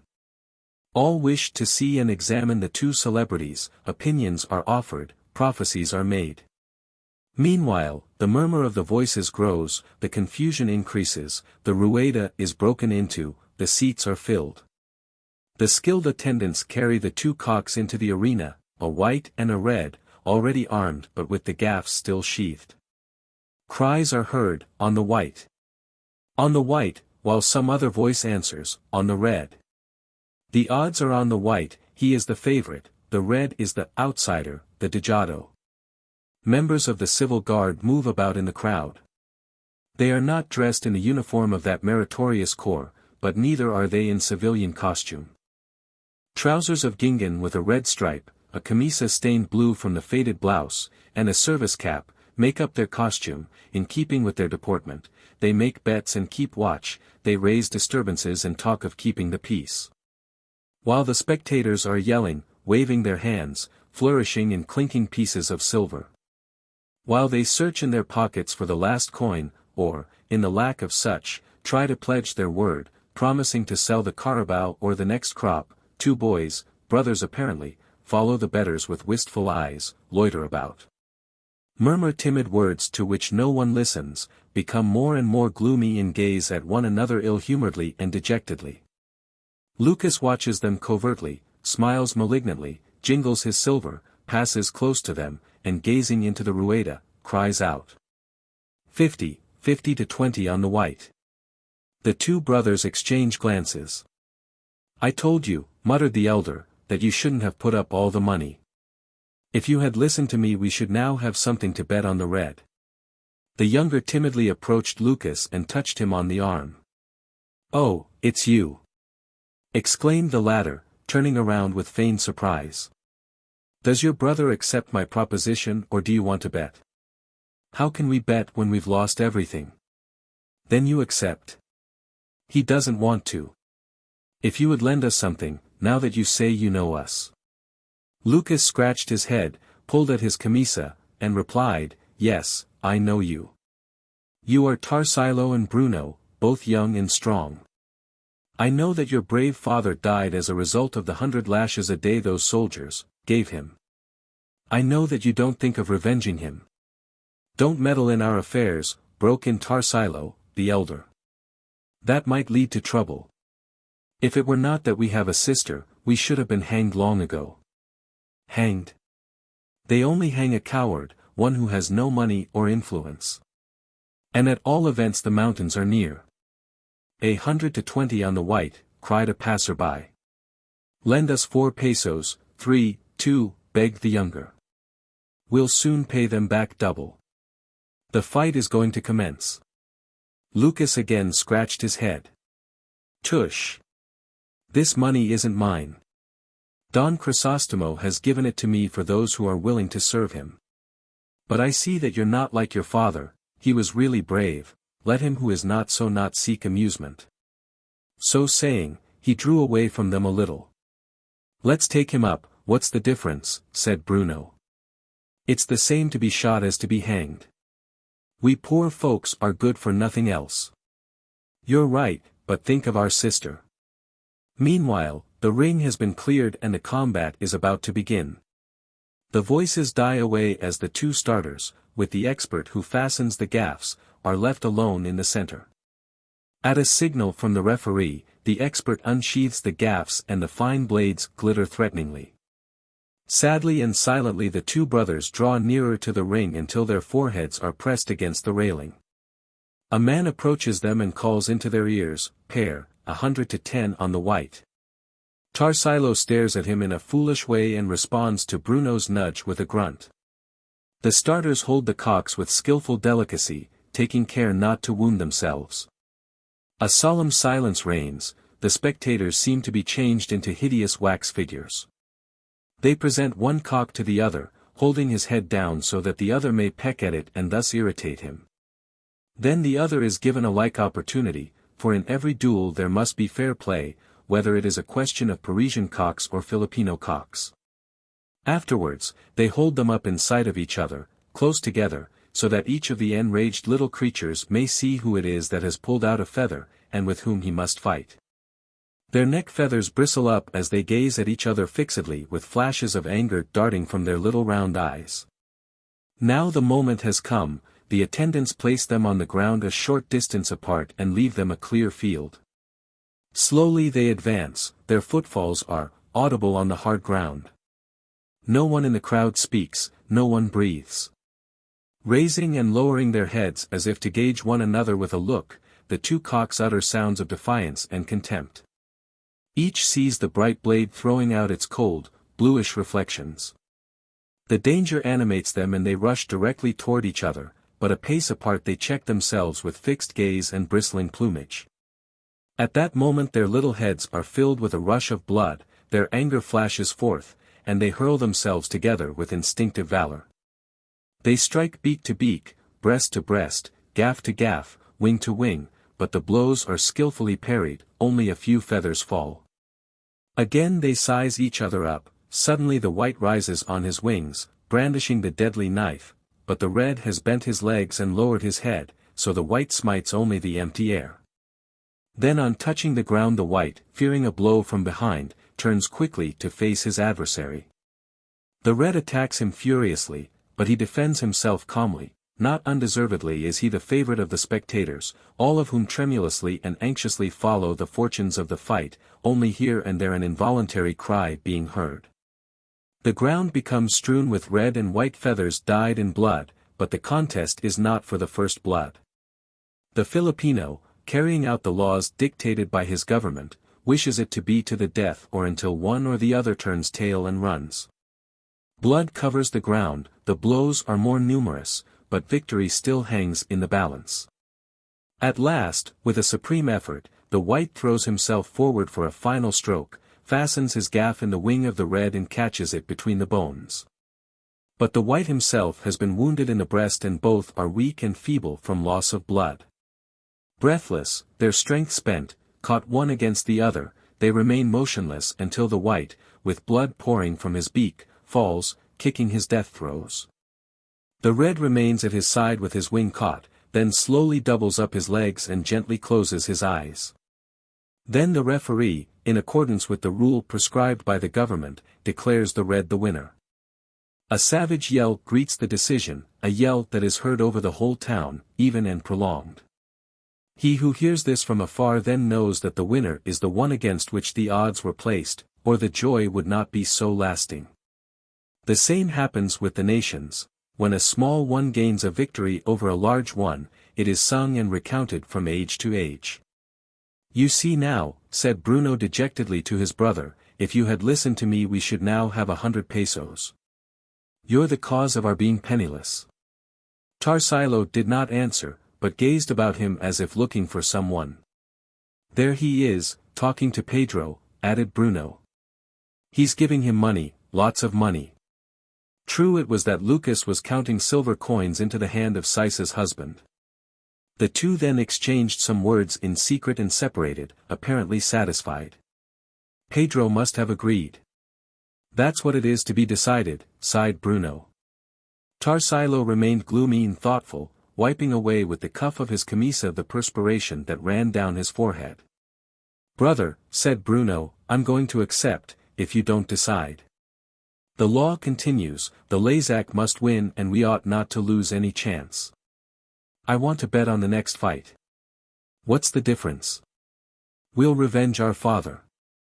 Wait, said Tarsilo, as he gazed at him fixedly, eye to eye, while both turned pale. I'll go with you, you're right. We'll revenge our father. Still, he hesitated, and again wiped away the perspiration. What's stopping you? Asked Bruno impatiently. Do you know what fight comes next? Is it worthwhile? If you think that way, no. Haven't you heard? The Bulik of Capitan Basilio's against Capitan Tiago's LXIII. According to the law the LXIII must win. Ah, the LXIII. I'd bet on it, too. But let's be sure first. Bruno made a sign of impatience, but followed his brother, who examined the cock, studied it, meditated and reflected, asked some questions. The poor fellow was in doubt. Bruno gazed at him with nervous anger. But don't you see that wide scale he has by the side of his spur? Don't you see those feet? What more do you want? Look at those legs, spread out his wings. And this split scale above this wide one, and this double one. Tarsilo did not hear him, but went on examining the cock. The clinking of gold and silver came to his ears. Now let's look at the Bulik, he said in a thick voice. Bruno stamped on the ground and gnashed his teeth, but obeyed. They approached another group where a cock was being prepared for the ring. A gaff was selected, red, silk thread for tying it on was waxed and rubbed thoroughly. Tarsilo took in the creature with a gloomily impressive gaze, as if he were not looking at the bird so much as at something in the future. He rubbed his hand across his forehead and said to his brother in a stifled voice, Are you ready? Aye. Long ago. Without looking at them. But, our poor sister. ABA. Haven't they told you that Don Crisostomo is the leader? Didn't you see him walking with the Captain General? What risk do we run? And if we get killed? What's the difference? Our father was flogged to death. You're right. The brothers now sought for Lucas in the different groups. As soon as they saw him Tarsilo stopped. No. Let's get out of here. We're going to ruin ourselves, he exclaimed. Go on if you want to. I'm going to accept. Bruno. Unfortunately, a man approached them, saying, Are you betting? I'm for the Bulik. The brothers did not answer. I'll give odds. How much? Asked Bruno. The man began to count out his pesos. Bruno watched him breathlessly. I have 200. 50 to 40. No, said Bruno resolutely. Put. All right. 50 to 30. Double it if you want to. All right. The Bulik belongs to my protector and I've just won. 100 to 60. Taken. Wait till I get the money. But I'll hold the stakes, said the other, not confiding much in Bruno's looks. It's all the same to me, answered the latter, trusting to his fists. Then turning to his brother he added, Even if you do keep out, I'm going in. Tarsilo reflected, he loved his brother and liked the sport, and, unable to desert him, he murmured, Let it go. They made their way to Lucas, who, on seeing them approach, smiled. Sir, called Tarsilo. What's up? How much will you give us? Asked the two brothers together. I've already told you. If you will undertake to get others for the purpose of making a surprise attack on the barracks, I'll give each of you 30 pesos and 10 pesos for each companion you bring. If all goes well, each one will receive 100 pesos and you double that amount. Don Crisostomo is rich. Accepted, exclaimed Bruno. Let's have the money. I knew you were brave, as your father was. Come, so that those fellows who killed him may not overhear us, said Lucas, indicating the civil guards. Taking them into a corner, he explained to them while he was counting out the money, tomorrow Don Crisostomo will get back with the arms. Day after tomorrow, about 8 o'clock at night, go to the cemetery and I'll let you know the final arrangements. You have time to look for companions. After they had left him, the two brothers seemed to have changed parts. Tarsilo was calm, while Bruno was uneasy. Lazak, Talisane, and Bulik are some of the numerous terms used in the vernacular to describe fighting cocks. Tr. Another form of the corruption of compadre, friend, neighbor. Tr. It is a superstition of the cockpit that the color of the victor in the first bout decides the winners for that session, thus, the red having won, the Lazak, in whose plumage a red color predominates, should be the victor in the succeeding bout. Tr. Chapter 47. The Two Señoras.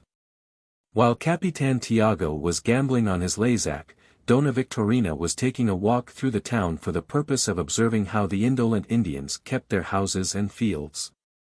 She was dressed as elegantly as possible with all her ribbons and flowers over her silk gown, in order to impress the provincials and make them realize what a distance intervened between them and her sacred person. Giving her arm to her lame husband, she strutted along the streets amid the wonder and stupefaction of the natives. Her cousin Linares had remained in the house. What ugly shacks these Indians have, she began with a grimace. I don't see how they can live in them, one must have to be an Indian. And how rude they are and how proud. They don't take off their hats when they meet us.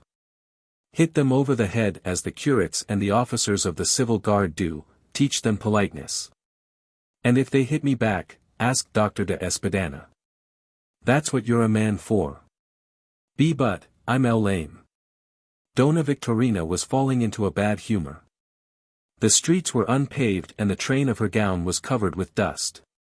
Besides, they had met a number of young women, who, in passing them, had dropped their eyes and had not admired her rich costume as they should have done.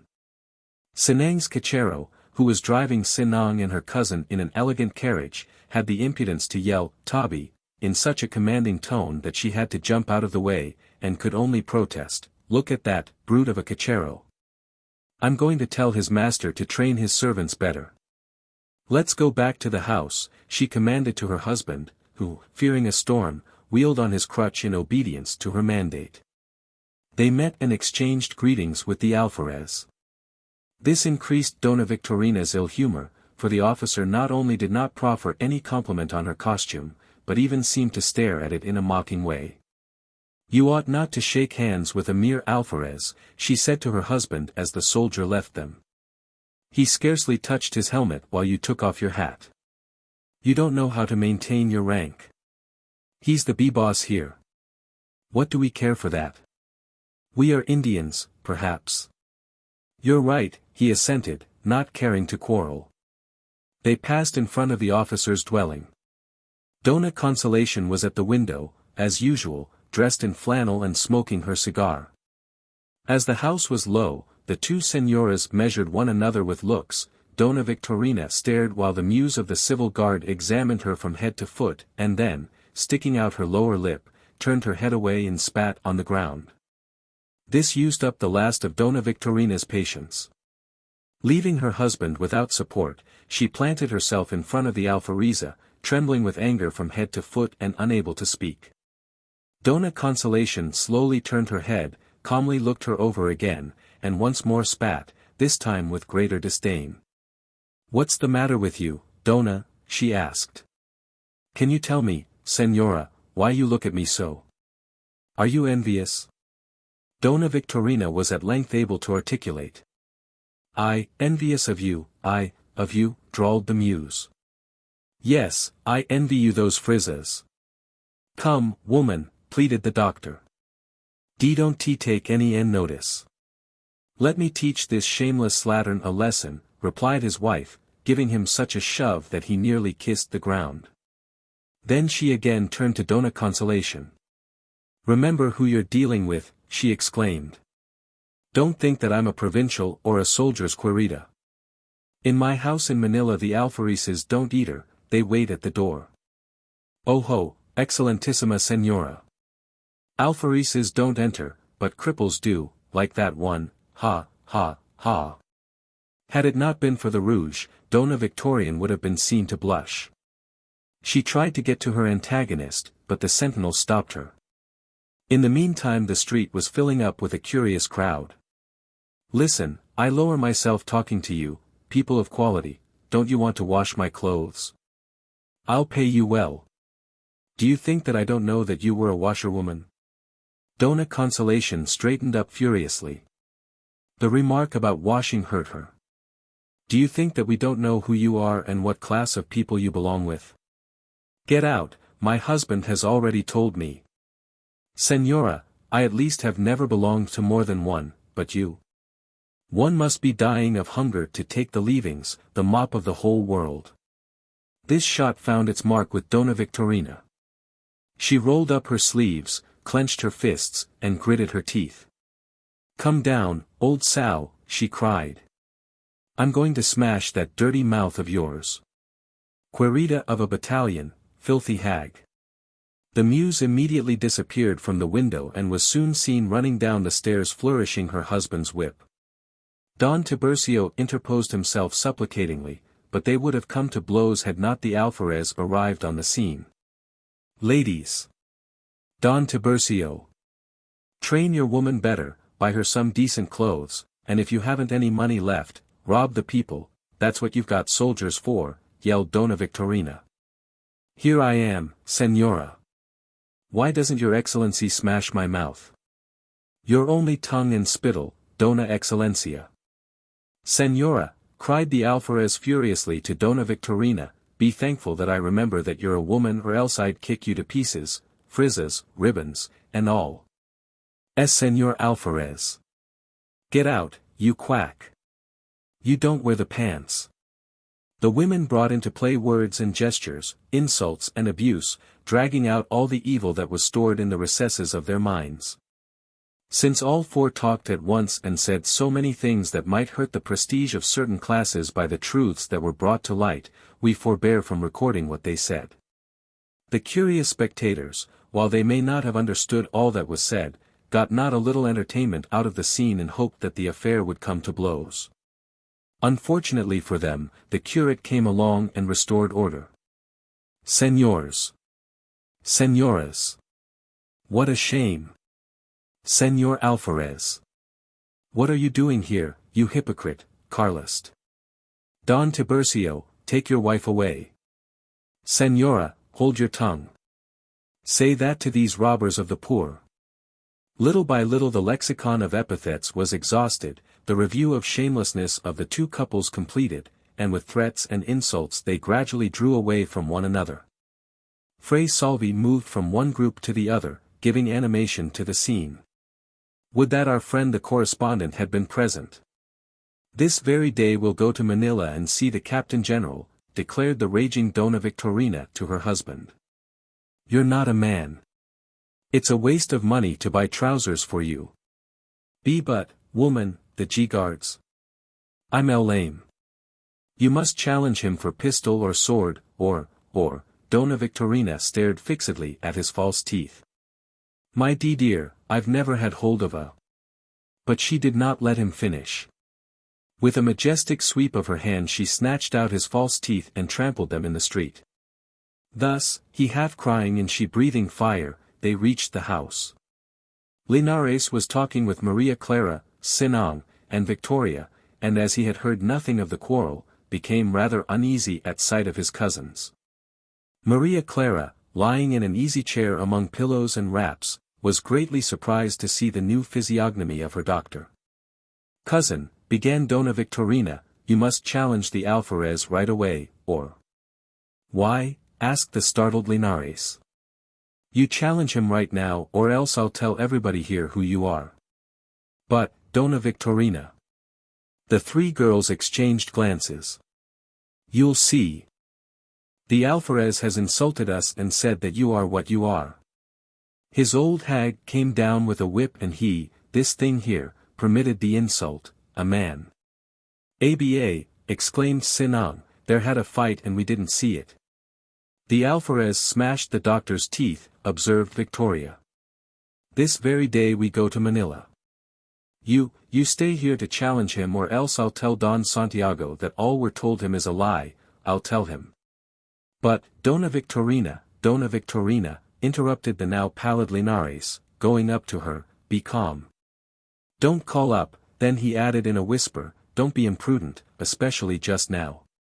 At that moment Capitan Tiago came in from the cockpit, sad and sighing, he had lost his Lazak. But Donna Victorina left him no time to grieve. In a few words but, with no lack of strong language she related what had happened, trying of course to put herself in the best light possible. Linares is going to challenge him, do you hear? If he doesn't, don't let him marry your daughter, don't you permit it. If he hasn't any courage, he doesn't deserve Clarita. So you're going to marry this gentleman? Asked Sinang, but her merry eyes filled with tears. I knew that you were prudent but not that you were fickle. Pale as wax, Maria Clara partly rose and stared with frightened eyes at her father, at Donna Victorina, at Linares. The latter blushed, Capitan Tiago dropped his eyes, while the Senora went on. Clarita, bear this in mind, never marry a man that doesn't wear trousers. You expose yourself to insults, even from the dogs. The girl did not answer her, but turned to her friends and said, help me to my room, I can't walk alone. By their aid she rose, and with her waist encircled by the round arms of her friends, resting her marble-like head on the shoulder of the beautiful Victoria, she went to her chamber. That same night the married couple gathered their effects together and presented Capitan Tiago with a bill which amounted to several thousand pesos. Very early the following day they left for Manila in his carriage, committing to the bashful Linares the office of avenger. Chapter 48. The Enigma. Volver en las oscuras golondrinas. Becker. As Lucas had foretold, Ibarra arrived on the following day. His first visit was to the family of Capitan Tiago for the purpose of seeing Maria Clara and informing her that his grace had reconciled him with religion. And that he brought to the curate a letter of recommendation in the handwriting of the archbishop himself. Aunt Isabel was not a little rejoiced at this, for she liked the young man and did not look favorably on the marriage of her niece with Linares. Capitan Tiago was not at home. Come in, said the aunt in her broken Spanish. Maria, Don Crisóstomo is once more in the favor of God. The archbishop has discommunicated him. But the youth was unable to advance, the smile froze on his lips, words failed him. Standing on the balcony at the side of Maria Clara was Linares, arranging bouquets of flowers and leaves. Roses and sampaguitas were scattered about on the floor. Reclining in a big chair, pale, with a sad and pensive air, Maria Clara toyed with an ivory fan which was not whiter than her shapely fingers. At the appearance of Ibarra, Linares turned pale and Maria Clara's cheeks flushed crimson. She tried to rise, but strength failed her, so she dropped her eyes and let the fan fall. An embarrassed silence prevailed for a few moments. Ibarra was then able to move forward and murmur tremblingly, I've just got back and have come immediately, to see you. I find you better than I had thought I should. The girl seemed to have been stricken dumb. She neither said anything nor raised her eyes. Ibarra looked Linares over from head to foot with a stare which the bashful youth bore haughtily.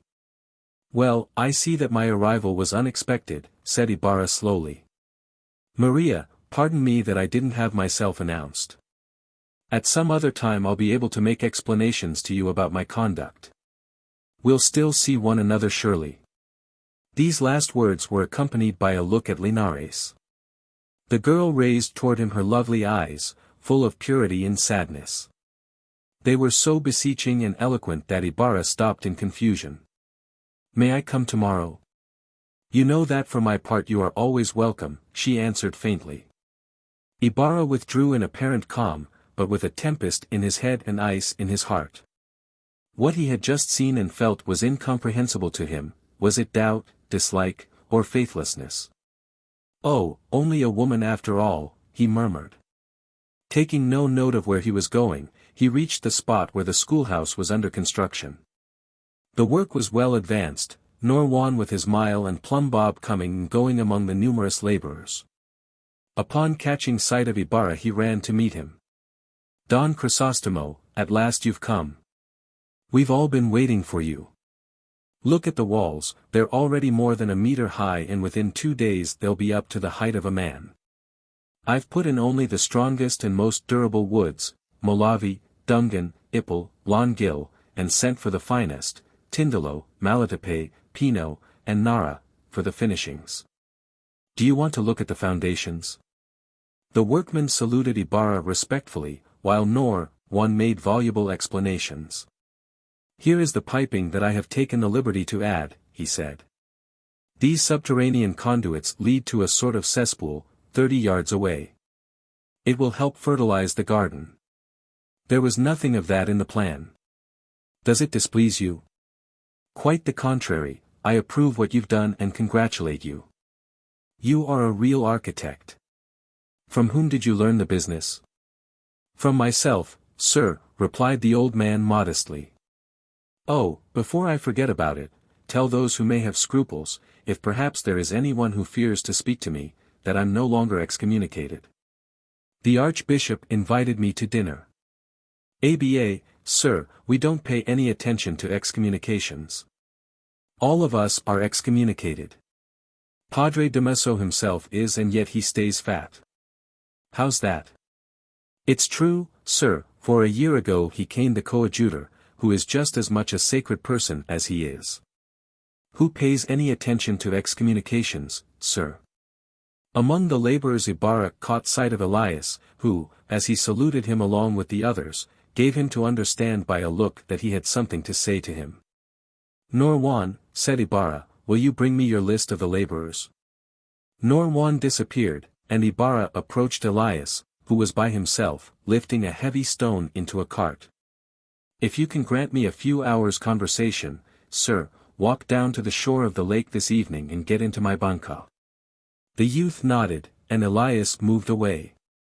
Juan now brought the list, but Ibarra scanned it in vain, the name of Elias did not appear on it.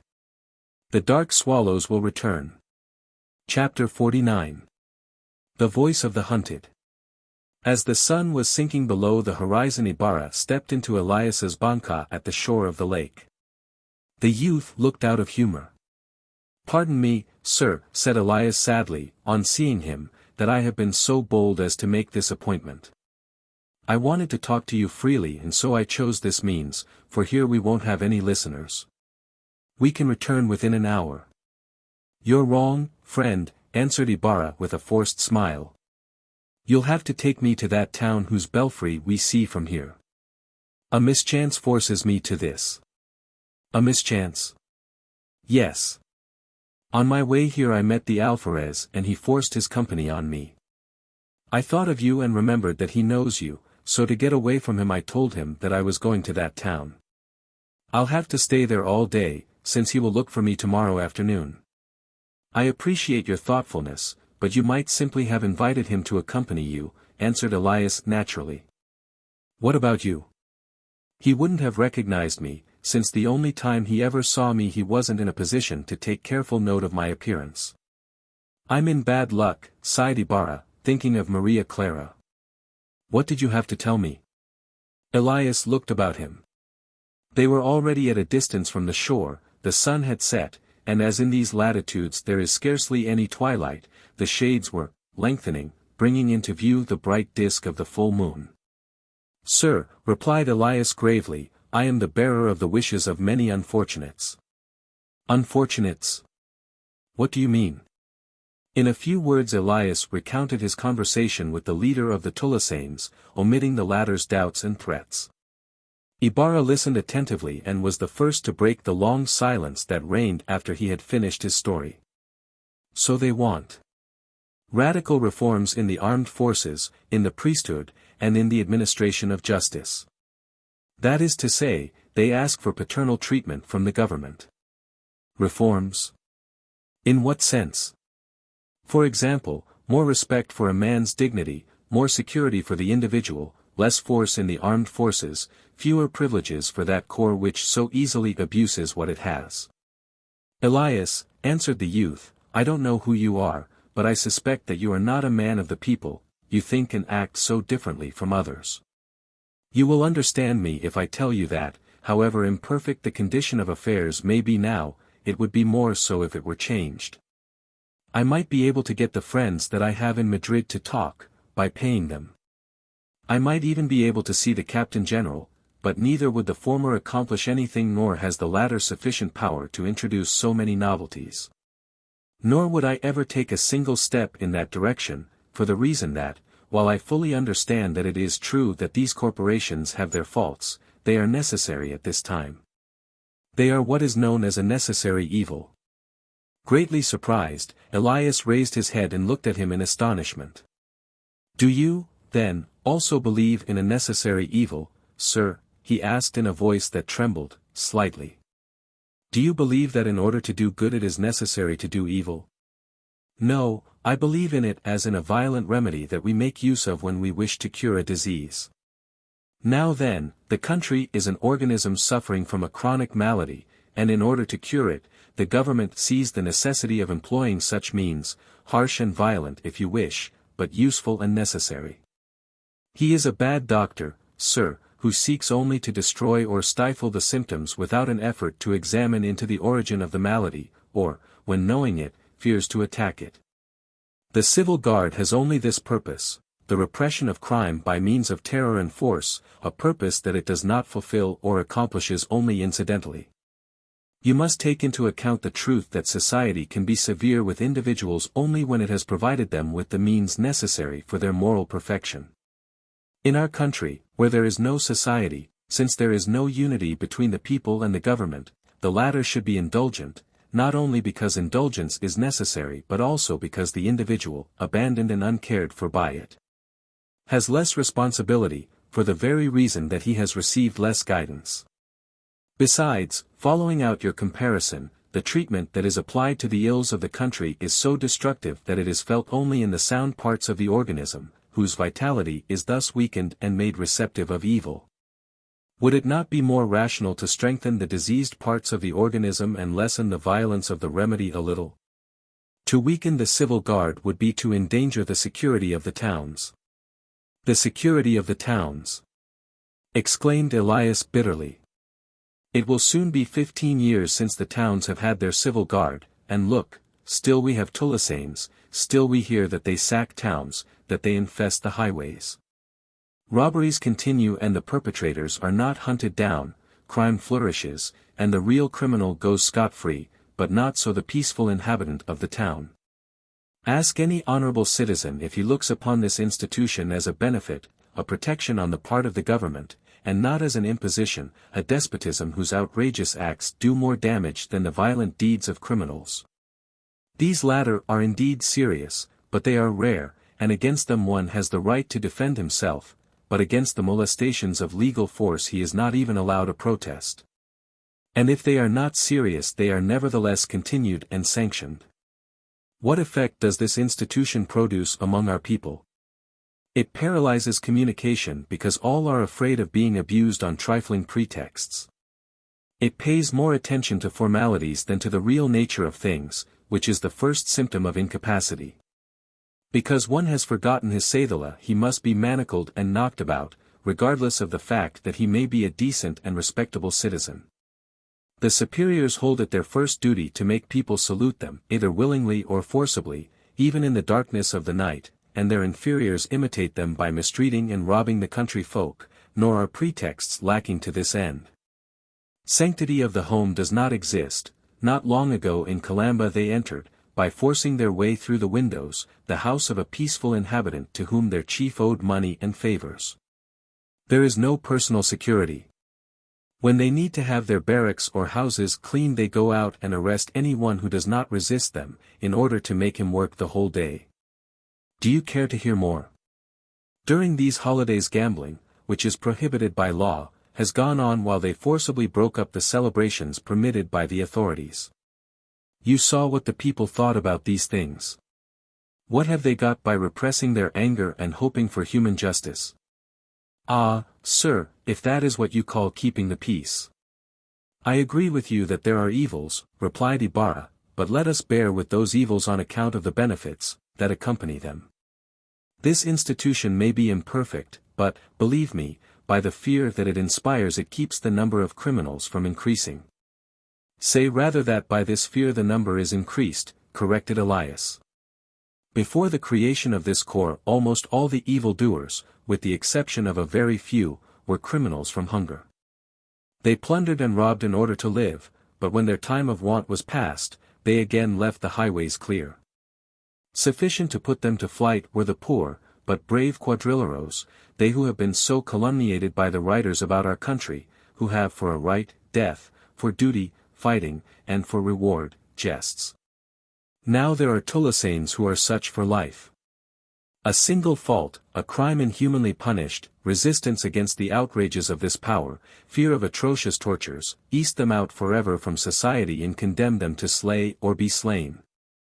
The terrorism of the civil guard closes against them the doors of repentance, and as outlaws they fight to defend themselves in the mountains better than the soldiers at whom they laugh.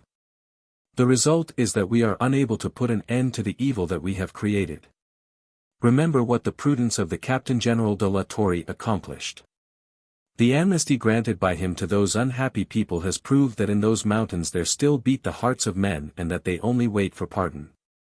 Terrorism is useful when the people are slaves, when the mountains afford no hiding places, when power places a sentinel behind every tree, and when the body of the slave contains nothing more than a stomach and intestines.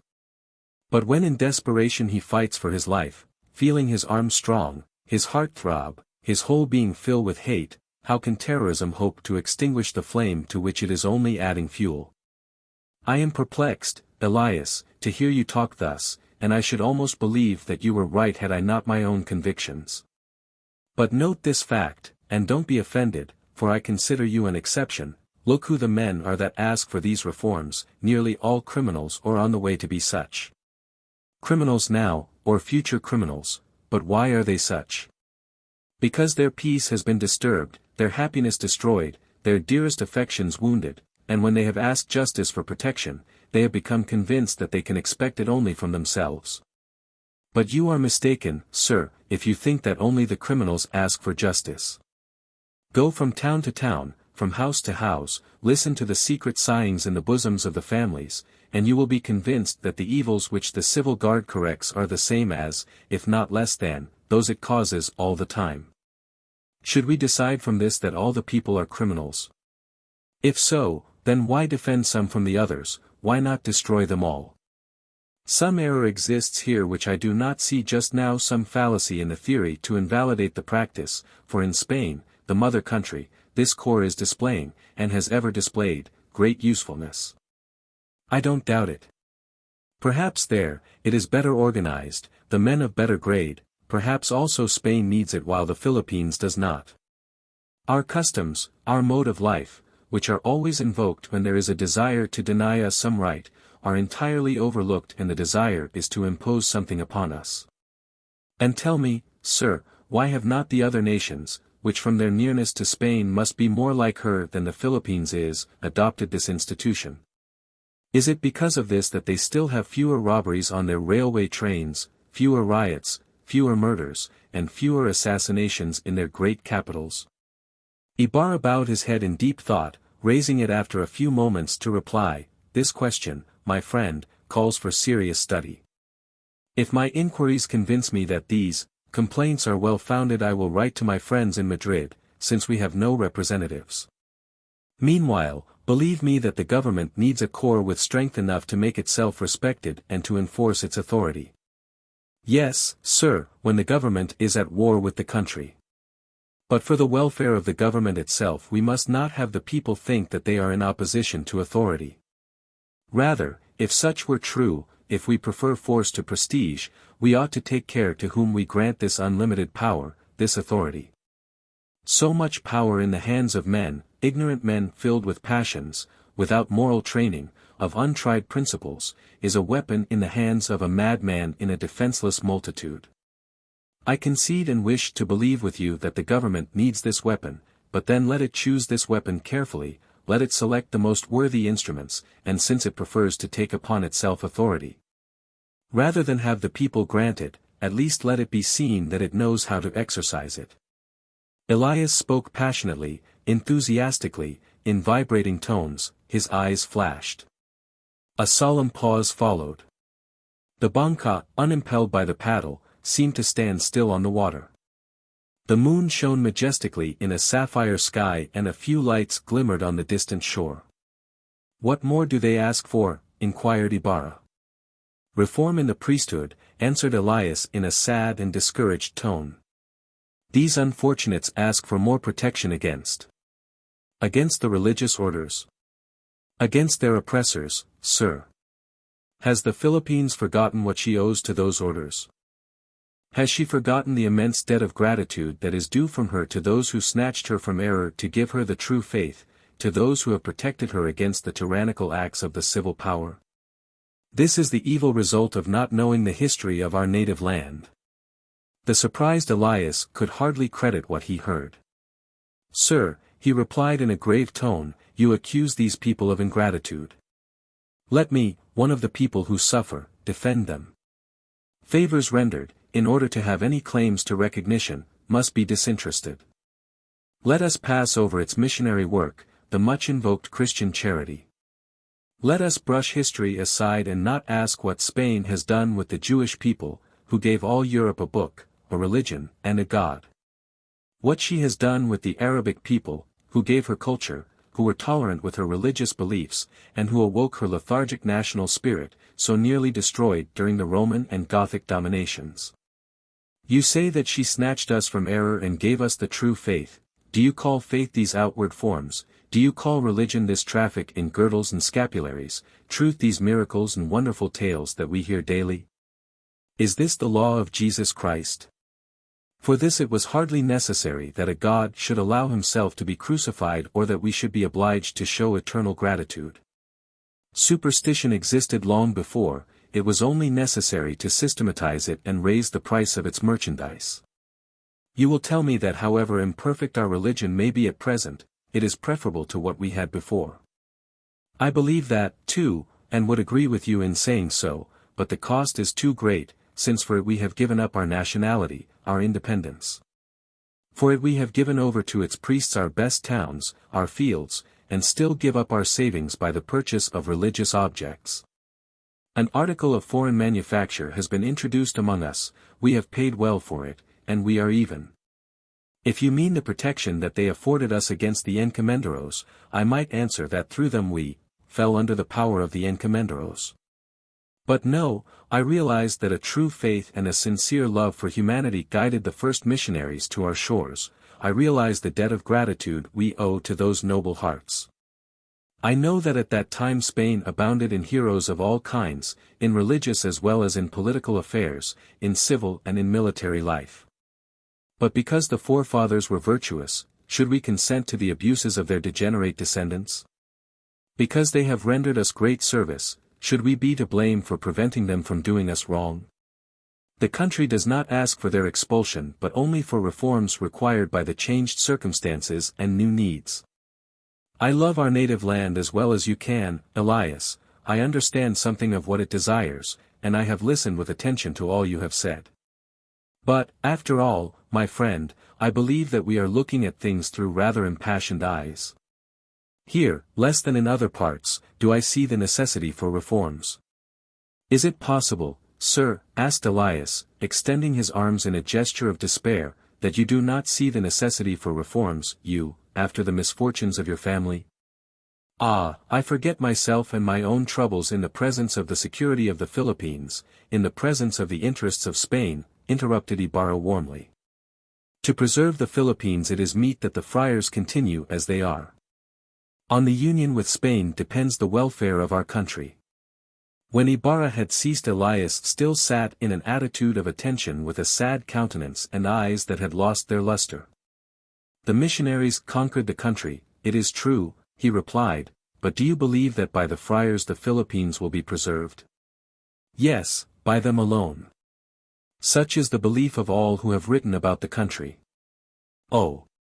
Exclaimed Elias dejectedly, throwing the paddle clown in the banca, I did not believe that you would have so poor an idea of the government and of the country. Why don't you condemn both? What would you say of the members of a family that dwells in peace only through the intervention of an outsider, a country that is obedient because it is deceived? A government that commands because it avails itself of fraud, a government that does not know how to make itself loved or respected for its own sake. Pardon me, sir, but I believe that our government is stupid and is working its own ruin when it rejoices that such is the belief. I thank you for your kindness. Where do you wish me to take you now? No, replied Ibarra, let us talk. It is necessary to see who is right on such an important subject. Pardon me, sir, replied Elias, shaking his head, but I haven't the eloquence to convince you. Even though I have had some education, I am still an Indian, my way of life seems to you a precarious one, and my words will always seem to you suspicious. Those who have given voice to the opposite opinion are Spaniards, and as such, even though they may speak idly and foolishly, their tones, their titles, and their origin make their words sacred and give them such authority that I have desisted forever from arguing against them. Moreover, when I see that you, who love your country, you, whose father sleeps beneath these quiet waters, you, who have seen yourself attacked, insulted, and persecuted, hold such opinions in spite of all these things. And in spite of your knowledge, I begin to doubt my own convictions and to admit the possibility that the people may be mistaken.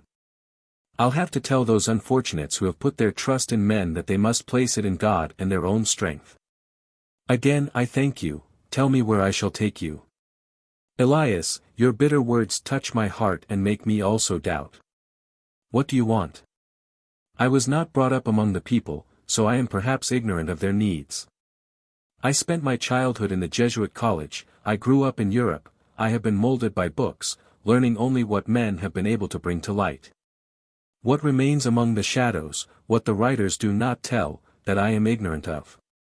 Yet I love our country as you do, not only because it is the duty of every man to love the country to which he owes his existence and to which he will no doubt owe his final rest, not only because my father so taught me, but also because my mother was an Indian, because my fondest recollections cluster around my country, and I love it also because to it I owe and shall ever owe my happiness. And I, because to it I owe my misfortunes, muttered Elias. Yes, my friend, I know that you suffer, that you are unfortunate, and that those facts make you look into the future darkly and influence your way of thinking, so I am somewhat forearmed against your complaints. If I could understand your motives, something of your past. My misfortunes had another source. If I thought that the story of them would be of any use, I would relate it to you, since, apart from the fact that I make no secret of it, it is quite well known to many. Perhaps on hearing it I might correct my opinions. You know that I do not trust much to theories, preferring rather to be guided by facts. Elias remained thoughtful for a few moments. If that is the case, sir, I will tell you my story briefly. General Carlos Maria de Letort y Navacarreda, the first liberal governor of the Philippines, was Captain General from 1869 to 1871. He issued an amnesty to the outlaws and created the Civil Guard, largely from among those who surrendered themselves in response to it. Tr. After the conquest, officially designated as the pacification, the Spanish soldiers who had rendered faithful service were allotted districts known as encomiendas, generally of about 1,000 natives each. The encomendero was entitled to the tribute from the people in his district and was in return supposed to protect them and provide religious instruction. The early friars alleged extortionate greed and brutal conduct on the part of the encomenderos and made vigorous protests in the natives' behalf. Tr. Chapter 50. Elias's Story. Some 60 years ago my grandfather dwelt in Manila, being employed as a bookkeeper in a Spanish commercial house. He was then very young, was married, and had a son. One night from some unknown cause the warehouse burned down. The fire was communicated to the dwelling of his employer and from there to many other buildings. The losses were great, a scapegoat was sought, and the merchant accused my grandfather. In vain he protested his innocence, but he was poor and unable to pay the great lawyers, so he was condemned to be flogged publicly and paraded through the streets of Manila. Not so very long since they still used the infamous method of punishment which the people call the caballo y vaca, and which is 1,000 times more dreadful than death itself. Abandoned by all except his young wife, my grandfather saw himself tied to a horse, followed by an unfeeling crowd, and whipped on every street corner in the sight of men, his brothers, and in the neighborhood of numerous temples of a god of peace. When the wretch, now forever disgraced, had satisfied the vengeance of man with his blood, his tortures, and his cries, he had to be taken off the horse, for he had become unconscious. Would to God that he had died! But by one of those refinements of cruelty he was given his liberty. His wife, pregnant at the time, vainly begged from door to door for work or alms in order to care for her sick husband and their poor son, but who would trust the wife of an incendiary and a disgraced man? The wife, then, had to become a prostitute. Ibarra rose in his seat. "Oh, don't get excited. Prostitution was not now a dishonor for her or a disgrace to her husband, for them honor and shame no longer existed.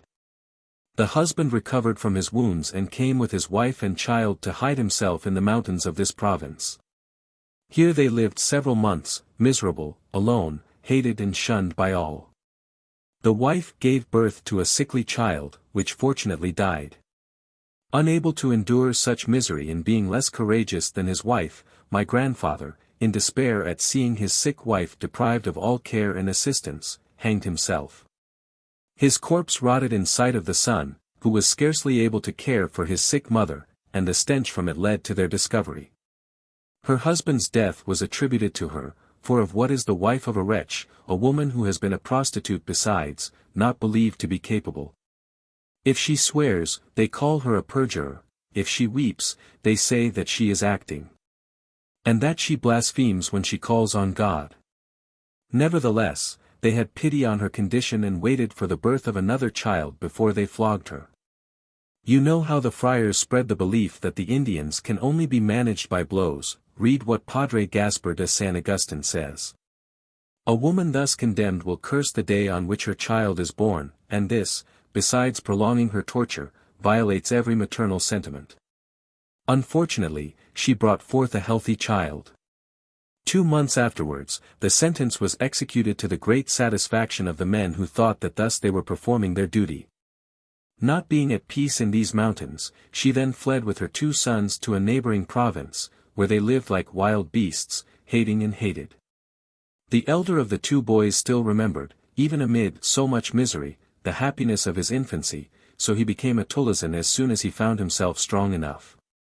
Before long the bloody name of Balat spread from province to province, a terror to the people, because in his revenge he did everything with blood and fire. The younger, who was by nature kind-hearted, resigned himself to his shameful fate along with his mother, and they lived on what the woods afforded, clothing themselves in the cast-off rags of travelers. She had lost her name, being known only as the convict, the prostitute, the scourged. He was known as the son of his mother only, because the gentleness of his disposition led everyone to believe that he was not the son of the incendiary and because any doubt as to the morality of the Indians can be held reasonable. At last, one day the notorious Balat fell into the clutches of the authorities, who exacted of him a strict accounting for his crimes, and of his mother for having done nothing to rear him properly. One morning the younger brother went to look for his mother, who had gone into the woods to gather mushrooms and had not returned. He found her stretched out on the ground under a cotton tree beside the highway, her face turned toward the sky, her eyes fixed and staring, her clenched hands buried in the blood-stained earth. Some impulse moved him to look up in the direction toward which the eyes of the dead woman were staring, and he saw hanging from a branch a basket and in the basket the gory head of his brother. "My God!" ejaculated Ibarra. "That might have been the exclamation of my father," continued Elias coldly. The body of the brigand had been cut up and the trunk buried, but his limbs were distributed and hung up in different towns. If ever you go from Calamba to Santo Tomas you will still see a withered lomboy tree where one of my uncle's legs hung rotting. Nature has blasted the tree so that it no longer grows or bears fruit. The same was done with the other limbs, but the head, as the best part of the person and the portion most easily recognizable, was hung up in front of his mother's hut. Ibarra bowed his head. The boy fled like one accursed, Elias went on. He fled from town to town by mountain and valley. When he thought that he had reached a place where he was not known, he hired himself out as a laborer in the house of a rich man in the province of Tayabas. His activity and the gentleness of his character gained him the goodwill of all who did not know his past, and by his thrift and economy he succeeded in accumulating a little capital. He was still young, he thought his sorrows buried in the past, and he dreamed of a happy future. His pleasant appearance, his youth, and his somewhat unfortunate condition won him the love of a young woman of the town, but he dared not ask for her hand from fear that his past might become known. But love is stronger than anything else and they wandered from the straight path, so, to save the woman's honor, he risked everything by asking for her in marriage. The records were sought and his whole past became known. The girl's father was rich and succeeded in having him prosecuted. He did not try to defend himself but admitted everything, and so was sent to prison. The woman gave birth to twins, a boy and a girl, who were nurtured in secret and made to believe that their father was dead, no difficult matter, since at a tender age they saw their mother die, and they gave little thought to tracing genealogies. As our maternal grandfather was rich our childhood passed happily. My sister and I were brought up together, loving one another as only twins can love when they have no other affections. When quite young I was sent to study in the Jesuit college, and my sister, in order that we might not be completely separated, entered the Concordia College. After our brief education was finished, since we desired only to be farmers, we returned to the town to take possession of the inheritance left us by our grandfather.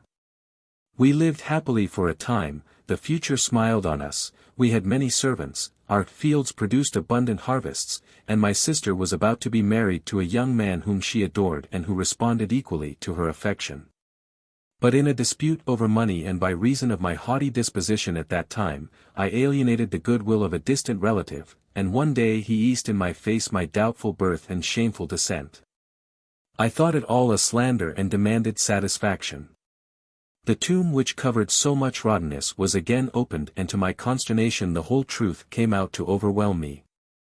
To add to our sorrow, we had had for many years an old servant who had endured all my whims without ever leaving us, contenting himself merely with weeping and groaning at the rough jests of the other servants. I don't know how my relative had found it out, but the fact is that he had this old man summoned into court and made him tell the truth, that old servant, who had clung to his beloved children, and whom I had abused many times, was my father. Our happiness faded away, I gave up our fortune, my sister lost her betrothed, and with our father we left the town to seek refuge elsewhere. The thought that he had contributed to our misfortunes shortened the old man's days, but before he died I learned from his lips the whole story of the sorrowful past. My sister and I were left alone. She wept a great deal, but even in the midst of such great sorrows as heaped themselves upon us, she could not forget her love. Without complaining, without uttering a word, she saw her former sweetheart married to another girl, but I watched her gradually sicken without being able to console her. One day she disappeared, and it was in vain that I sought everywhere, in vain I made inquiries about her. About 6 months afterwards I learned that about that time, after a flood on the lake, there had been found in some rice fields bordering on the beach at Calamba, the corpse of a young woman who had been either drowned or murdered, for she had had, so they said, a knife sticking in her breast. The officials of that town published the fact in the country roundabout, but no one came to claim the body, no young woman apparently had disappeared. From the description they gave me afterward of her dress, her ornaments, the beauty of her countenance, and her abundant hair, I recognized in her my poor sister. Since then I have wandered from province to province. My reputation and my history are in the mouths of many. They attribute great deeds to me, sometimes calumniating me, but I pay little attention to men, keeping ever on my way. Such in brief is my story, a story of one of the judgments of men. Elias fell silent as he rode along. I still believe that you are not wrong, murmured Crisostomo in a low voice, when you say that justice should seek to do good by rewarding virtue and educating the criminals. Only, it's impossible, utopian. And where could be secured so much money, so many new employees? For what, then, are the priests who proclaim their mission of peace and charity? Is it more meritorious to moisten the head of a child with water, to give it salt to eat, than to awake in the benighted conscience of a criminal that spark which God has granted to every man to light him to his welfare? Is it more humane to accompany a criminal to the scaffold than to lead him along the difficult path from vice to virtue? Don't they also pay spies, executioners, civil guards? These things, besides being dirty, also cost money. My friend, neither you nor I, although we may wish it, can accomplish this. Alone, it is true, we are nothing, but take up the cause of the people, unite yourself with the people, be not heedless of their cries, set an example to the rest, spread the idea of what is called a fatherland. What the people ask for is impossible. We must wait. Wait. To wait means to suffer. If I should ask for it, the powers that be would laugh at me.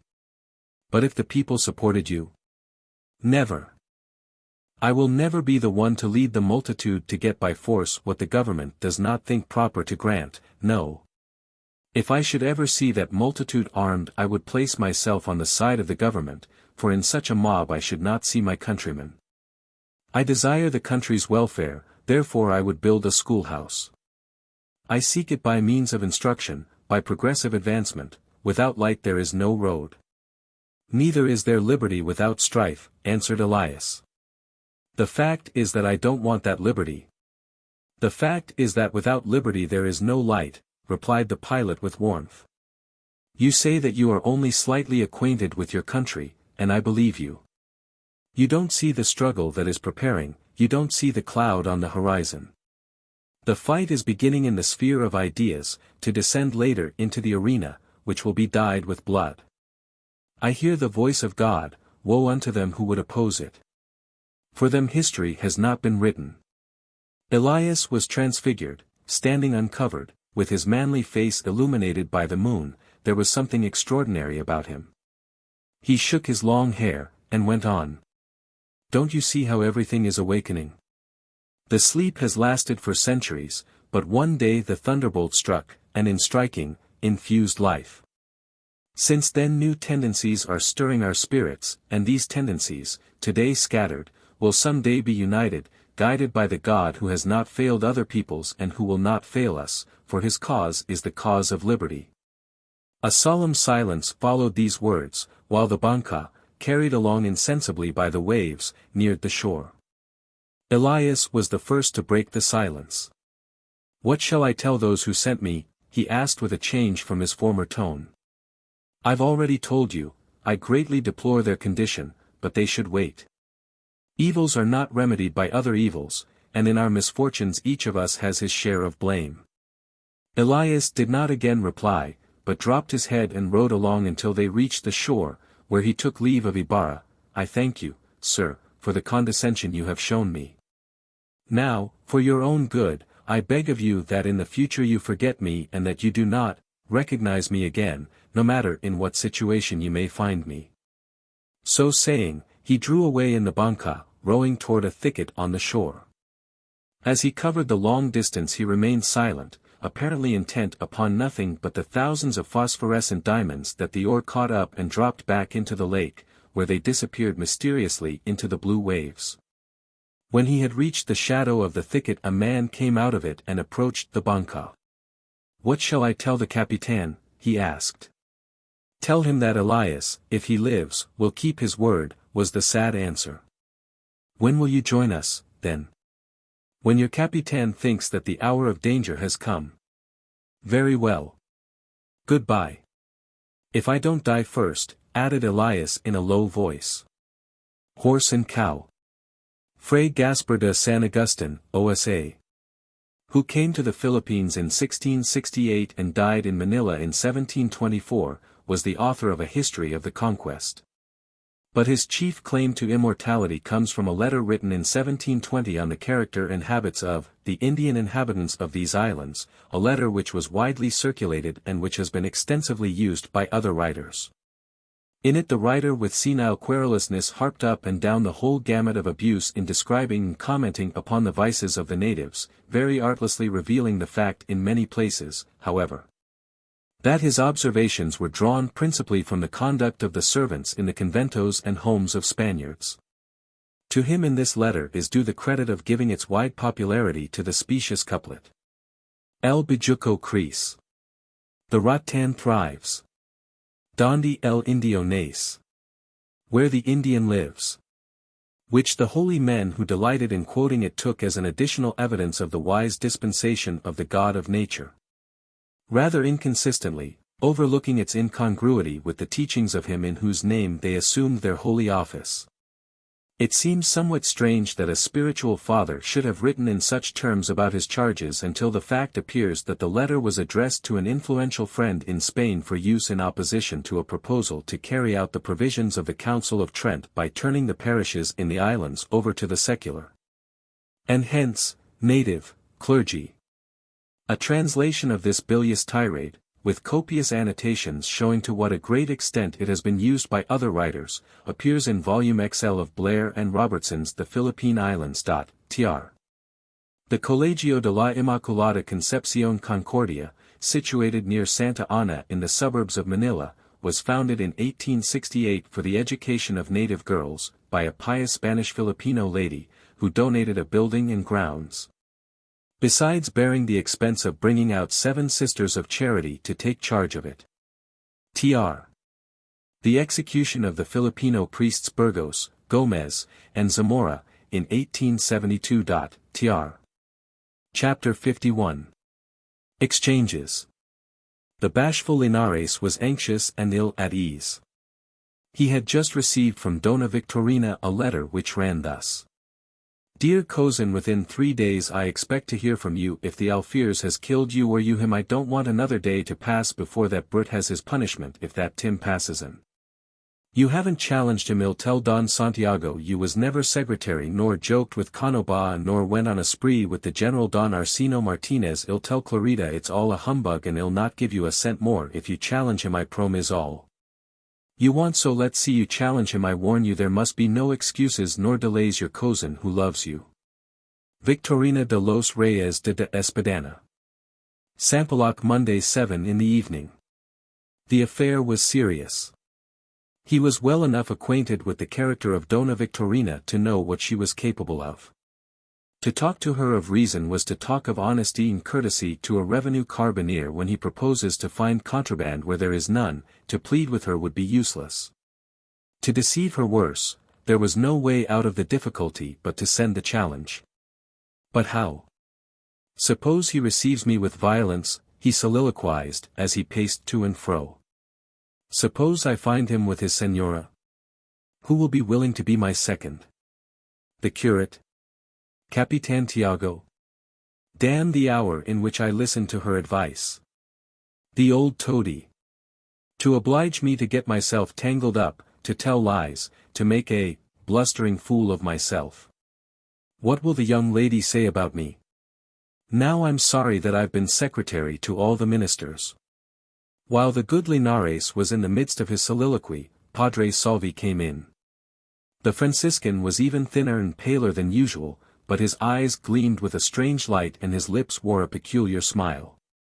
Señor Linares, all alone, was his greeting as he made his way to the sala, through the half-open door of which floated the notes from a piano.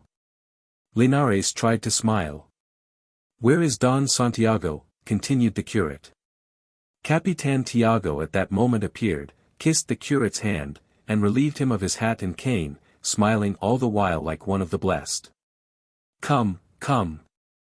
Exclaimed the curate, entering the sala, followed by Linares and Capitan Tiago. I have good news for you all.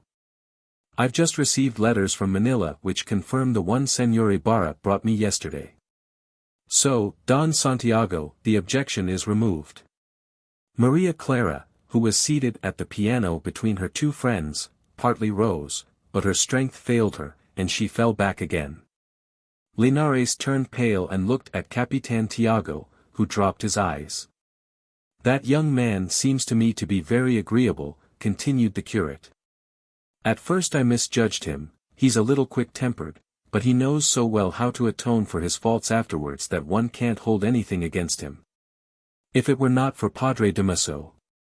Here the curate shot a quick glance at Maria Clara, who was listening without taking her eyes off the sheet of music, in spite of the sly pinches of Sinan, who was thus expressing her joy. Had she been alone she would have danced. "Padre Damaso?" queried Linares. "Yes, Padre Damaso has said," the curate went on, without taking his gaze from Maria Clara, "that as, being her sponsor in baptism, he can't permit, but, after all, I believe that if Senor Ibarra begs his pardon, which I don't doubt he'll do, everything will be settled." Maria Clara rose, made some excuse, and retired to her chamber, accompanied by Victoria. "But if Padre Damaso doesn't pardon him?" asked Capitan Tiago in a low voice. "Then Maria Clara will decide. Padre Damaso is her father, spiritually. But I think they'll reach an understanding." At that moment footsteps were heard and Ibarra appeared, followed by Aunt Isabel. His appearance produced varied impressions. To his affable greeting Capitan Tiago did not know whether to laugh or to cry. He acknowledged the presence of Linares with a profound bow. Fray Salvi arose and extended his hand so cordially that the youth could not restrain a look of astonishment. "Don't be surprised," said Fray Salvi, "for I was just now praising you." Ibarra thanked him and went up to Sinan, who began with her childish garrulity, "Where have you been all day? We were all asking, where can that soul redeemed from purgatory have gone? And we all said the same thing." "May I know what you said?" "No, that's a secret, but I'll tell you soon alone." "Now tell me where you've been, so we can see who guessed right." "No, that's also a secret, but I'll tell you alone, if these gentlemen will excuse us." "Certainly, certainly, by all means," exclaimed Padre Salvi. Rejoicing over the prospect of learning a secret, Sinan led Crisostomo to one end of the sala. "Tell me, little friend," he asked, "is Maria angry with me? I don't know, but she says that it's better for you to forget her, then she begins to cry. Capitan Tiago wants her to marry that man. So does Padre Damaso, but she doesn't say either yes or no. This morning when we were talking about you and I said, suppose he has gone to make love to some other girl, she answered, would that he had, and began to cry." Ibarra became grave. "Tell Maria that I want to talk with her alone." "Alone?" asked Sinan, wrinkling her eyebrows and staring at him. "Entirely alone, no, but not with that fellow present. It's rather difficult, but don't worry, I'll tell her." "When shall I have an answer?" "Tomorrow come to my house early. Maria doesn't want to be left alone at all, so we stay with her. Victoria sleeps with her one night and I the other, and tonight it's my turn. But listen, your secret. Are you going away without telling me?" "That's right. I was in the town of Los Baños. I'm going to develop some coconut groves and I'm thinking of putting up an oil mill. Your father will be my partner. Nothing more than that." "What a secret," exclaimed Sinan aloud, in the tone of a cheated usurer. "I thought. Be careful. I don't want you to make it known." "Nor do I want to do it," replied Sinan, turning up her nose. "If it were something more important, I would tell my friends. But to buy coconuts. Coconuts. Who's interested in coconuts?" And with extraordinary haste she ran to join her friends. A few minutes later Ibarra, seeing that the interest of the party could only languish, took his leave. Capitan Tiago wore a bittersweet look, Linares was silent and watchful, while the curate with assumed cheerfulness talked of indifferent matters. None of the girls had reappeared. Chapter 52. The Cards of the Dead and the Shadows. The moon was hidden in a cloudy sky while a cold wind, precursor of the approaching December, swept the dry leaves and dust about in the narrow pathway leading to the cemetery. Three shadowy forms were conversing in low tones under the arch of the gateway. "Have you spoken to Elias?" asked a voice. "No, you know how reserved and circumspect he is. But he ought to be one of us. Don Crisóstomo saved his life. That's why I joined," said the first voice. "Don Crisóstomo had my wife cured in the house of a doctor in Manila. I'll look after the convento to settle some old scores with the curate. And we'll take care of the barracks to show the civil guards that our father had sons. How many of us will there be?" "5, and 5 will be enough. Don Crisóstomo's servant, though, says there'll be 20 of us." "What if you don't succeed?" "Hist!" exclaimed one of the shadows, and all fell silent. In the semi-obscurity a shadowy figure was seen to approach, sneaking along by the fence. From time to time it stopped as if to look back. Nor was reason for this movement lacking, since some 20 paces behind it came another figure, larger and apparently darker than the first. But so lightly did it touch the ground that it vanished as rapidly as though the earth had swallowed it every time the first shadow paused and turned. "They're following me," muttered the first figure. "Can it be the civil guards? Did the senior sacristan lie? They said that they would meet here," thought the second shadow. "Some mischief must be on foot when the two brothers conceal it from me." At length the first shadow reached the gateway of the cemetery. The three who were already there stepped forward. "Is that you? Is that you? We must scatter, for they've followed me. Tomorrow you'll get the arms and tomorrow night is the time. The cry is, 'Viva Don Crisóstomo!' Go!" The three shadows disappeared behind the stone walls. The later arrival hid in the hollow of the gateway and waited silently. "Let's see who's following me," he thought. The second shadow came up very cautiously and paused as if to look about him. "I'm late," he muttered, "but perhaps they will return." A thin fine rain, which threatened to last, began to fall, so it occurred to him to take refuge under the gateway. Naturally, he ran against the other. "Ah! Who are you?" asked the latest arrival in a rough tone. "Who are you?" returned the other calmly, after which there followed a moment's pause as each tried to recognize the other's voice and to make out his features. "What are you waiting here for?" asked he of the rough voice.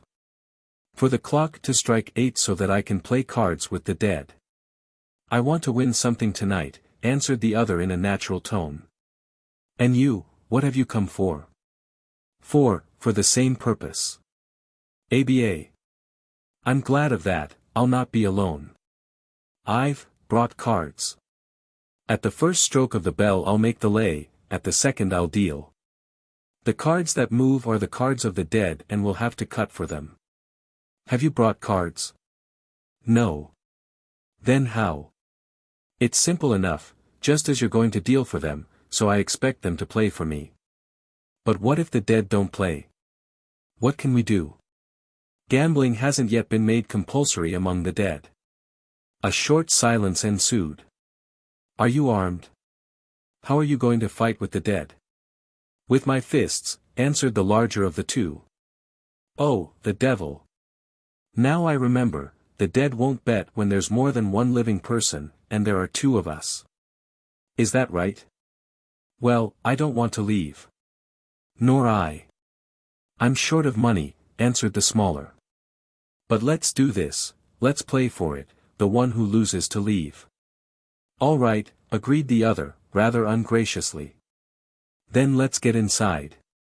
Have you any matches?" They went in to seek in the semi-obscurity for a suitable place and soon found a niche in which they could sit. The shorter took some cards from his salakot, while the other struck a match, in the light from which they stared at each other, but, from the expressions on their faces, apparently without recognition. Nevertheless, we can recognize in the taller and deep-voiced one Elias and in the shorter one, from the scar on his cheek, Lucas. "Cut," called Lucas, still staring at the other. He pushed aside some bones that were in the niche and dealt an ace and a jack. Elias lighted match after match. "On the jack," he said, and to indicate the card placed a vertebra on top of it. "Play," called Lucas, as he dealt an ace with the fourth or fifth card. "You've lost," he added. "Now leave me alone so that I can try to make a raise."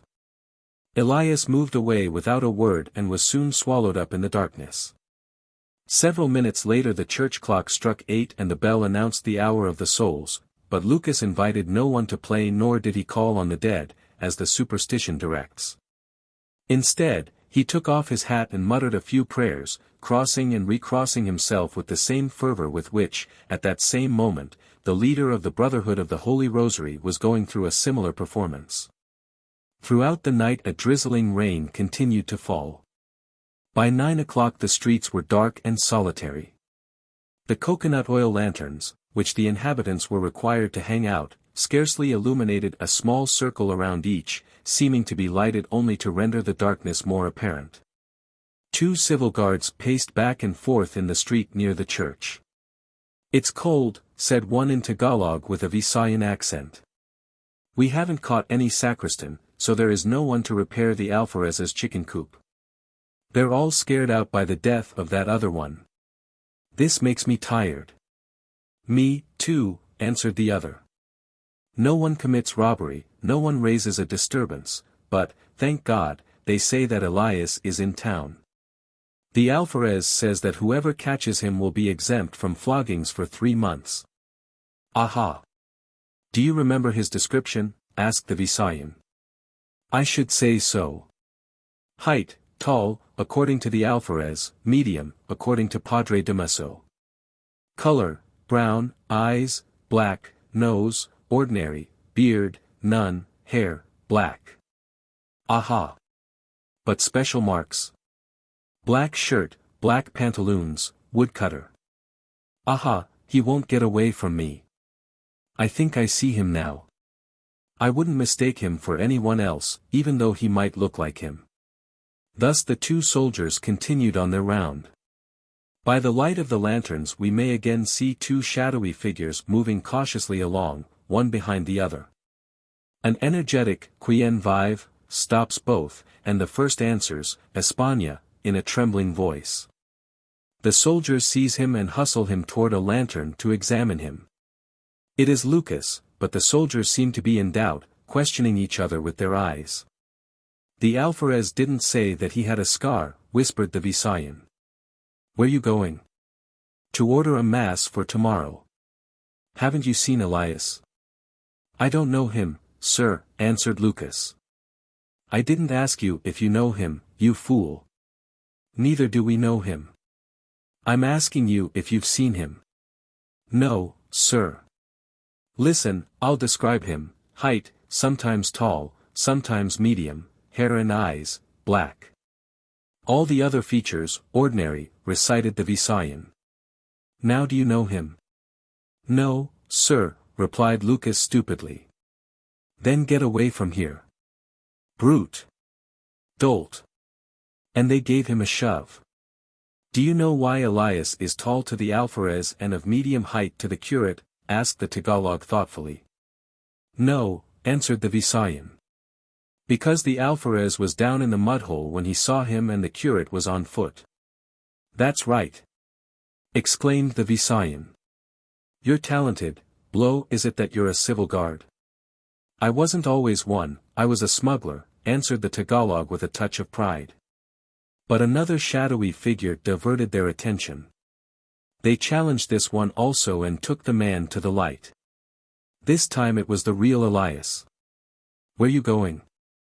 "To look for a man, sir, who beat and threatened my brother. He has a scar on his face and is called Elias." "Aha!" exclaimed the 2 guards, gazing at each other in astonishment, as they started on the run toward the church, where Lucas had disappeared a few moments before. Chapter 53. Il buon di si canas de matina. Early the next morning the report spread through the town that many lights had been seen in the cemetery on the previous night. The leader of the Venerable Tertiary Order spoke of lighted candles, of their shape and size, and, although he could not fix the exact number, had counted more than 20. Sister Sipa, of the Brotherhood of the Holy Rosary, could not bear the thought that a member of a rival order should alone boast of having seen this divine marvel, so she, even though she did not live near the place, had heard cries and groans. And even thought she recognized by their voices certain persons with whom she, in other times, but out of Christian charity she not only forgave them but prayed for them and would keep their names secret. For all of which she was declared on the spot to be a saint. Sister Rufa was not so keen of hearing, but she could not suffer that Sister Sipa had heard so much and she nothing.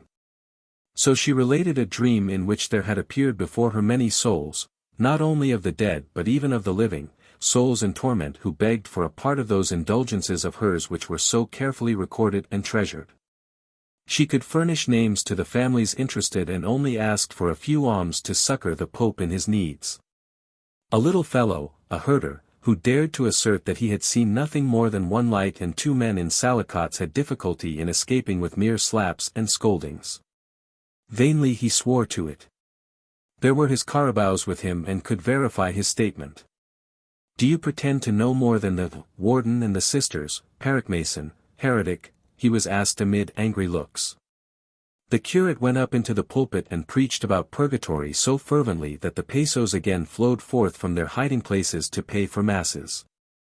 But let us leave the suffering souls and listen to the conversation between Don Filippo and old Tasio in the lonely home of the latter. The sage, or lunatic, was sick, having been for days unable to leave his bed, prostrated by a malady that was rapidly growing worse. Really, I don't know whether to congratulate you or not that your resignation has been accepted. Formerly, when the gobernadorcillo so shamelessly disregarded the will of the majority, it was right for you to tender it, but now that you are engaged in a contest with the civil guard it's not quite proper. In time of war you ought to remain at your post. Yes, but not when the general sells himself, answered Don Filippo. You know that on the following morning the gobernadorcillo liberated the soldiers that I had succeeded in arresting and refused to take any further action. Without the consent of my superior officer I could do nothing. You alone, nothing. But with the rest, much. You should have taken advantage of this opportunity to set an example to the other towns. Above the ridiculous authority of the gobernadorcillo are the rights of the people. It was the beginning of a good lesson and you have neglected it. But what could I have done against the representative of the interests? Here you have Señor Ibarra, he has bowed before the beliefs of the crowd. Do you think that he believes in excommunications? You are not in the same fix. Señor Ibarra is trying to sow the good seed, and to do so he must bend himself and make what use he can of the material at hand. Your mission was to stir things up, and for that purpose initiative and force are required. Besides, the fight should not be considered as merely against the gobernadorcillo. The principle ought to be, against him who makes wrong use of his authority, against him who disturbs the public peace, against him who fails in his duty. You would not have been alone, for the country is not the same now that it was 20 years ago. Do you think so? Asked Don Filippo. Don't you feel it? Rejoined the old man, sitting up in his bed. Ah, that is because you haven't seen the past, you haven't studied the effect of European immigration, of the coming of new books, and of the movement of our youth to Europe. Examine and compare these facts. It is true that the Royal and Pontifical University of Santo Tomas, with its most sapient faculty, still exists and that some intelligences are yet exercised in formulating distinctions and in penetrating the subtleties of scholasticism. But where will you now find the metaphysical youth of our days, with their archaic education, who tortured their brains and died in full pursuit of sophistries in some corner of the provinces? Without ever having succeeded in understanding the attributes of being, or solving the problem of essence and existence, those lofty concepts that made us forget what was essential, our own existence and our own individuality. Look at the youth of today. Full of enthusiasm at the view of a wider horizon, they study history, mathematics, geography, literature, physical sciences, languages, all subjects that in our times we heard mentioned with horror, as though they were heresies. The greatest freethinker of my day declared them inferior to the classifications of Aristotle and the laws of the syllogism. Man has at last comprehended that he is man. He has given up analyzing his God and searching into the imperceptible, into what he has not seen. He has given up framing laws for the phantasms of his brain. He comprehends that his heritage is the vast world, dominion over which is within his reach. Weary of his useless and presumptuous toil, he lowers his head and examines what surrounds him. See how poets are now springing up among us. The muses of nature are gradually opening up their treasures to us and begin to smile in encouragement on our efforts. The experimental sciences have already borne their first fruits, time only is lacking for their development. The lawyers of today are being trained in the new forms of the philosophy of law. Some of them begin to shine in the midst of the shadows which surround our courts of justice, indicating a change in the course of affairs. Hear how the youth talk, visit the centers of learning. Other names resound within the walls of the schools, there where we heard only those of St. Thomas, Suarez, Amat, Sanchez, and others who were the idols of our times. In vain do the friars cry out from the pulpits against our demoralization, as the fish vendors cry out against the cupidity of their customers, disregarding the fact that their wares are stale and unserviceable. In vain do the conventos extend their ramifications to check the new current. The gods are going. The roots of the tree may weaken the plants that support themselves under it, but they cannot take away life from those other beings, which, like birds, are soaring toward the sky. The sage spoke with animation, his eyes gleamed. Still, the new seed is small, objected Don Filippo incredulously. If all enter upon the progress we purchase so dearly, it may be stifled. Stifled. Who will stifle it? Man, that weak dwarf, stifle progress, the powerful child of time and action. When has he been able to do so? Bigotry, the gibbet, the stake, by endeavoring to stifle it, have hurried it along. E per si move, said Galileo, when the Dominicans forced him to declare that the earth does not move, and the same statement might be applied to human progress. Some wills are broken down, some individuals sacrificed, but that is of little import. Progress continues on its way, and from the blood of those who fall new and vigorous offspring is born. See, the press itself, however backward it may wish to be, is taking a step forward. The Dominicans themselves do not escape the operation of this law, but are imitating the Jesuits, their irreconcilable enemies. They hold fiestas in their cloisters, they erect little theaters, they compose poems, because, as they are not devoid of intelligence in spite of believing in the 15th century, they realize that the Jesuits are right. And they will still take part in the future of the younger peoples that they have reared. So, according to you, the Jesuits keep up with progress, asked Don Filippo in wonder. Why, then, are they opposed in Europe? I will answer you like an old scholastic, replied the sage, lying down again and resuming his jesting expression. There are three ways in which one may accompany the course of progress, in front of, beside, or behind it.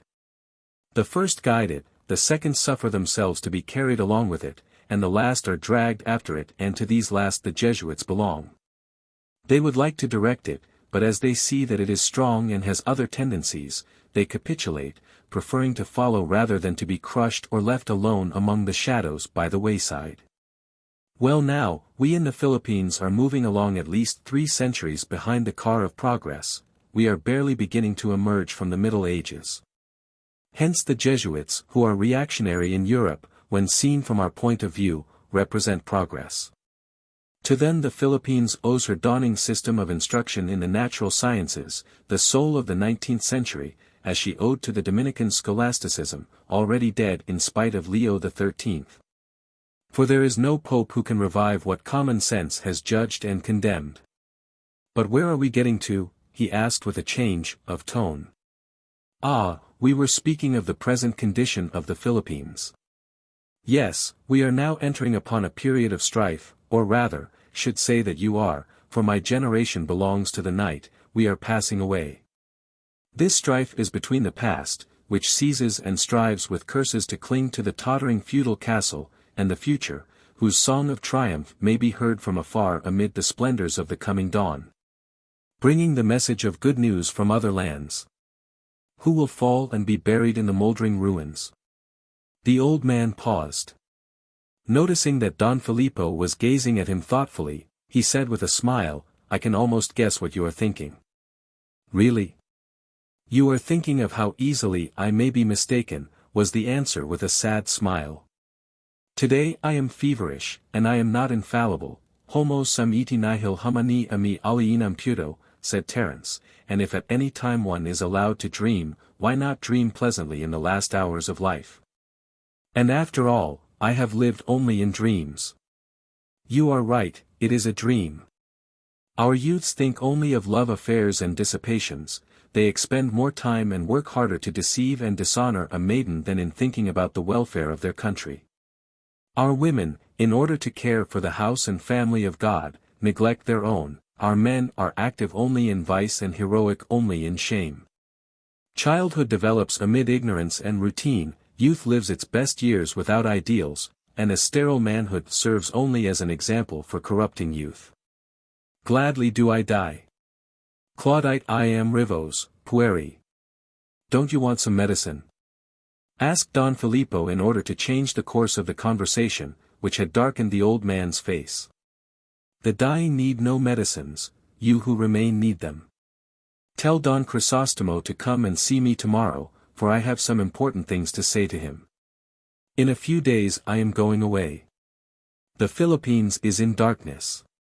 After a few moments more of talk, Don Filippo left the sick man's house, grave and thoughtful.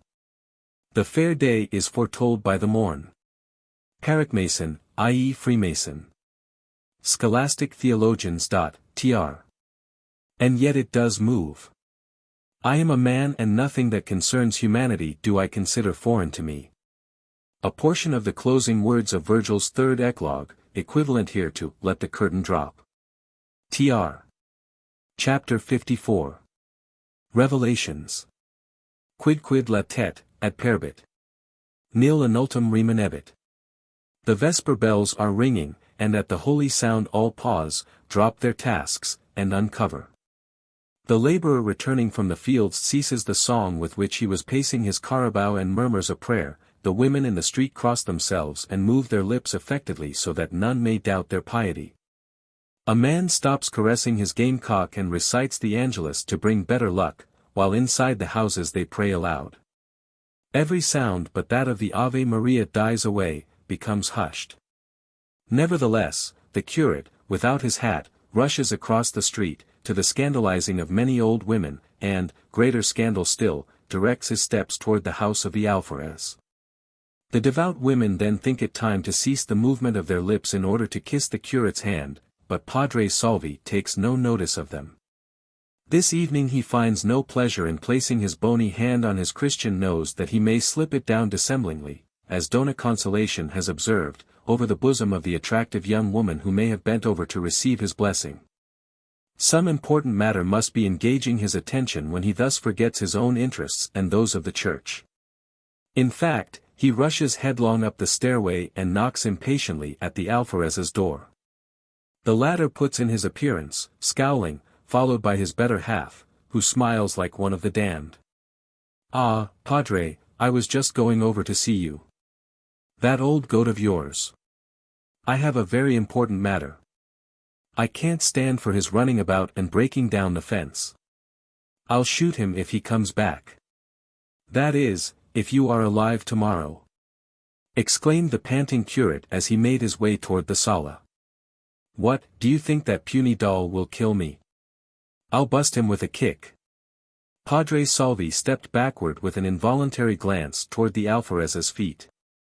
"Whom are you talking about?" he asked tremblingly. "About whom would I talk but that simpleton who has challenged me to a duel with revolvers at 100 paces? Ah!"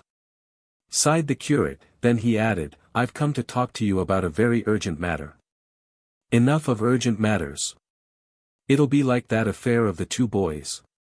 Had the light been other than from coconut oil and the lamp globe not so dirty, the alferez would have noticed the curate's pallor. "Now this is a serious matter, which concerns the lives of all of us," declared Padre Salvi in a low voice. "A serious matter," echoed the alferez, turning pale. "Can that boy shoot straight?" "I'm not talking about him." "Then, what?" The friar made a sign toward the door, which the alferez closed in his own way, with a kick, for he had found his hand superfluous and had lost nothing by ceasing to be biminous. A curse and a roar sounded outside. "Brute, you've split my forehead open," yelled his wife. "Now, unburden yourself," he said calmly to the curate. The latter stared at him for a space, then asked in the nasal, droning voice of the preacher, "Didn't you see me come, running?" "Sure. I thought you'd lost something." "Well, now," continued the curate, without heeding the alferez's rudeness, "when I fail thus in my duty, it's because there are grave reasons." "Well, what else?" asked the other, tapping the floor with his foot. "Be calm. Then why did you come in such a hurry?" The curate drew nearer to him and asked mysteriously, "Haven't you heard anything?" The alferez shrugged his shoulders. "You admit that you know absolutely nothing? Do you want to talk about Elias, who put away your senior sacristan last night?" was the retort. "No, I'm not talking about those matters," answered the curate ill-naturedly. "I'm talking about a great danger." "Well, damn it, out with it." "Come," said the friar slowly and disdainfully, "you see once more how important we ecclesiastics are. The meanest lay brother is worth as much as a regiment, while a curate." Then he added in a low and mysterious tone, "I've discovered a big conspiracy." The alferez started up and gazed in astonishment at the friar. "A terrible and well-organized plot, which will be carried out this very night." "This very night," exclaimed the alferez, pushing the curate aside and running to his revolver and sword hanging on the wall. "Who'll I arrest? Who'll I arrest?" he cried. "Calm yourself. There is still time, thanks to the promptness with which I have acted. We have till 8 o'clock. I'll shoot all of them. Listen. This afternoon a woman whose name I can't reveal, it's a secret of the confessional, came to me and told everything. At 8 o'clock they will seize the barracks by surprise, plunder the convento, capture the police boat, and murder all of us Spaniards." The alferez was stupefied. "The woman did not tell me any more than this," added the curate. "She didn't tell any more. Then I'll arrest her." "I can't consent to that. The bar of penitence is the throne of the God of mercies. There's neither God nor mercies that amount to anything. I'll arrest her." "You're losing your head. What you must do is to get yourself ready. Muster your soldiers quietly and put them in ambush, send me 4 guards for the convento, and notify the men in charge of the boat. The boat isn't here. I'll ask for help from the other sections." "No, for then the plotters would be warned and would not carry out their plans. What we must do is to catch them alive and make them talk. You'll make them talk, since I, as a priest, must not meddle in such matters. Listen, here's where you win crosses and stars. I ask only that you make due acknowledgement that it was I who warned you." "It'll be acknowledged, Padre, it'll be acknowledged, and perhaps you'll get a mitre," answered the glowing alferez, glancing at the cuffs of his uniform. "So, you send me 4 guards in plain clothes, eh? Be discreet, and tonight at 8 o'clock it'll rain stars and crosses." While all this was taking place, a man ran along the road leading to Ibarra's house and rushed up the stairway. "Is your master here?" the voice of Elias called to a servant. "He's in his study at work." Ibarra, to divert the impatience that he felt while waiting for the time when he could make his explanations to María Clara, had set himself to work in his laboratory. "Ah, that you, Elias?" he exclaimed. "I was thinking about you. Yesterday I forgot to ask you the name of that Spaniard in whose house your grandfather lived." "Let's not talk about me, sir. Look," continued Ibarra, not noticing the youth's agitation, while he placed a piece of bamboo over a flame, "I've made a great discovery. This bamboo is incombustible.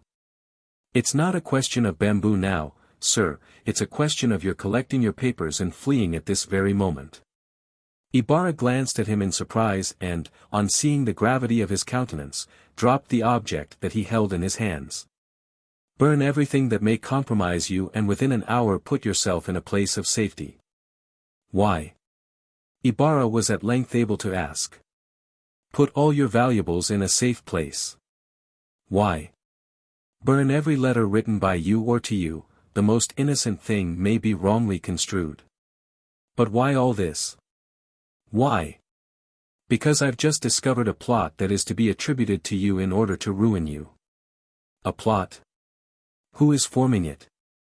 I haven't been able to discover the author of it, but just a moment ago I talked with one of the poor dupes who are paid to carry it out, and I wasn't able to dissuade him.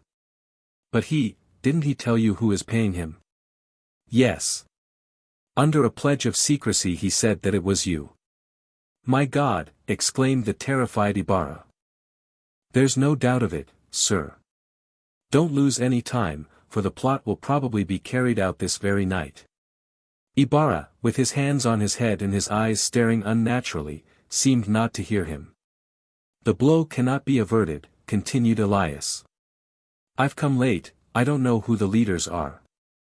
Save yourself, sir, save yourself for your country's sake. Whither shall I flee? She expects me tonight, exclaimed Ibarra, thinking of Maria Clara.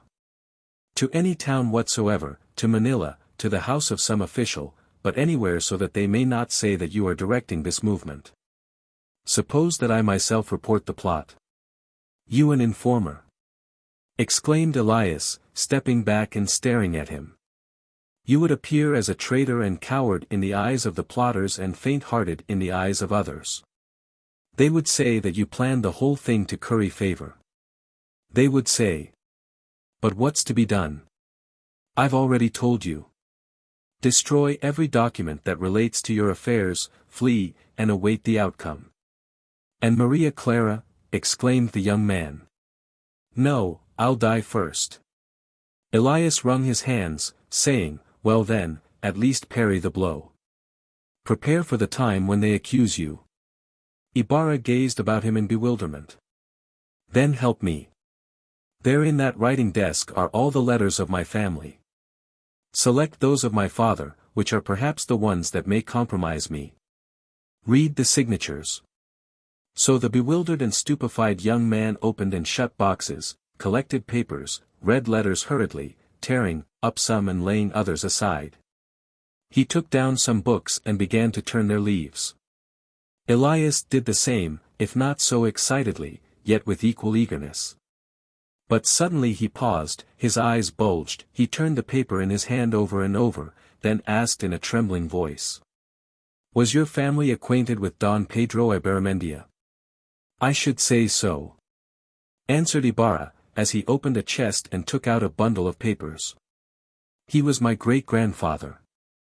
Your great-grandfather Don Pedro Ibarramendia? Again asked Elias with changed and livid features. Yes, replied Ibarra absently, we shortened the surname, it was too long. Was he a Basque? Demanded Elias, approaching him. Yes, a Basque, but what's the matter? Asked Ibarra, in surprise. Clenching his fists and pressing them to his forehead, Elias glared at Crisóstomo, who recoiled when he saw the expression on the other's face. Do you know who Don Pedro Ibarramendia was? He asked between his teeth. Don Pedro Ibarramendia was the villain who falsely accused my grandfather and caused all our misfortunes. I have sought for that name and God has revealed it to me. Render me now an accounting for our misfortunes. Elias caught and shook the arm of Crisóstomo, who gazed at him in terror. In a voice that was bitter and trembling with hate, he said, Look at me well, look at one who has suffered and you live, you have wealth, a home, reputation. You live. Beside himself, he ran to a small collection of arms and snatched up a dagger. But scarcely had he done so when he let it fall again and stared like a madman at the motionless Ibarra. What was I about to do? He muttered, fleeing from the house. Whatever is hidden will be revealed, nothing will remain unaccounted for. From Dies Irae, the hymn in the Mass for the Dead, best known to English readers from the paraphrase of it in Scott's Lay of the Last Minstrel. The lines here quoted were thus metrically translated by Macaulay. What was distant shall be near. What was hidden shall be clear. Tr. Chapter 55. The Catastrophe. There in the dining room Capitan Tiago, Linares, and Aunt Isabel were at supper, so that even in the sala the rattling of plates and dishes was plainly heard. Maria Clara had said that she was not hungry and had seated herself at the piano in company with the merry Sinang, who was murmuring mysterious words into her ear. Meanwhile Padre Salvi paced nervously back and forth in the room. It was not, indeed, that the convalescent was not hungry, no, but she was expecting the arrival of a certain person and was taking advantage of this moment when her Argus was not present, Linares' supper hour. "You'll see how that spectre will stay till 8, murmured Sinang, indicating the curate. "And at 8 he will come. The curate's in love with Linares." Maria Clara gazed in consternation at her friend, who went on heedlessly with her terrible chatter. "Oh, I know why he doesn't go, in spite of my hints, he doesn't want to burn up oil in the convento. Don't you know that since you've been sick the 2 lamps that he used to keep lighted he has had put out? But look how he stares, and what a face." At that moment a clock in the house struck 8. The curate shuddered and sat down in a corner. "Here he comes," exclaimed Sinang, pinching Maria Clara. "Don't you hear him?"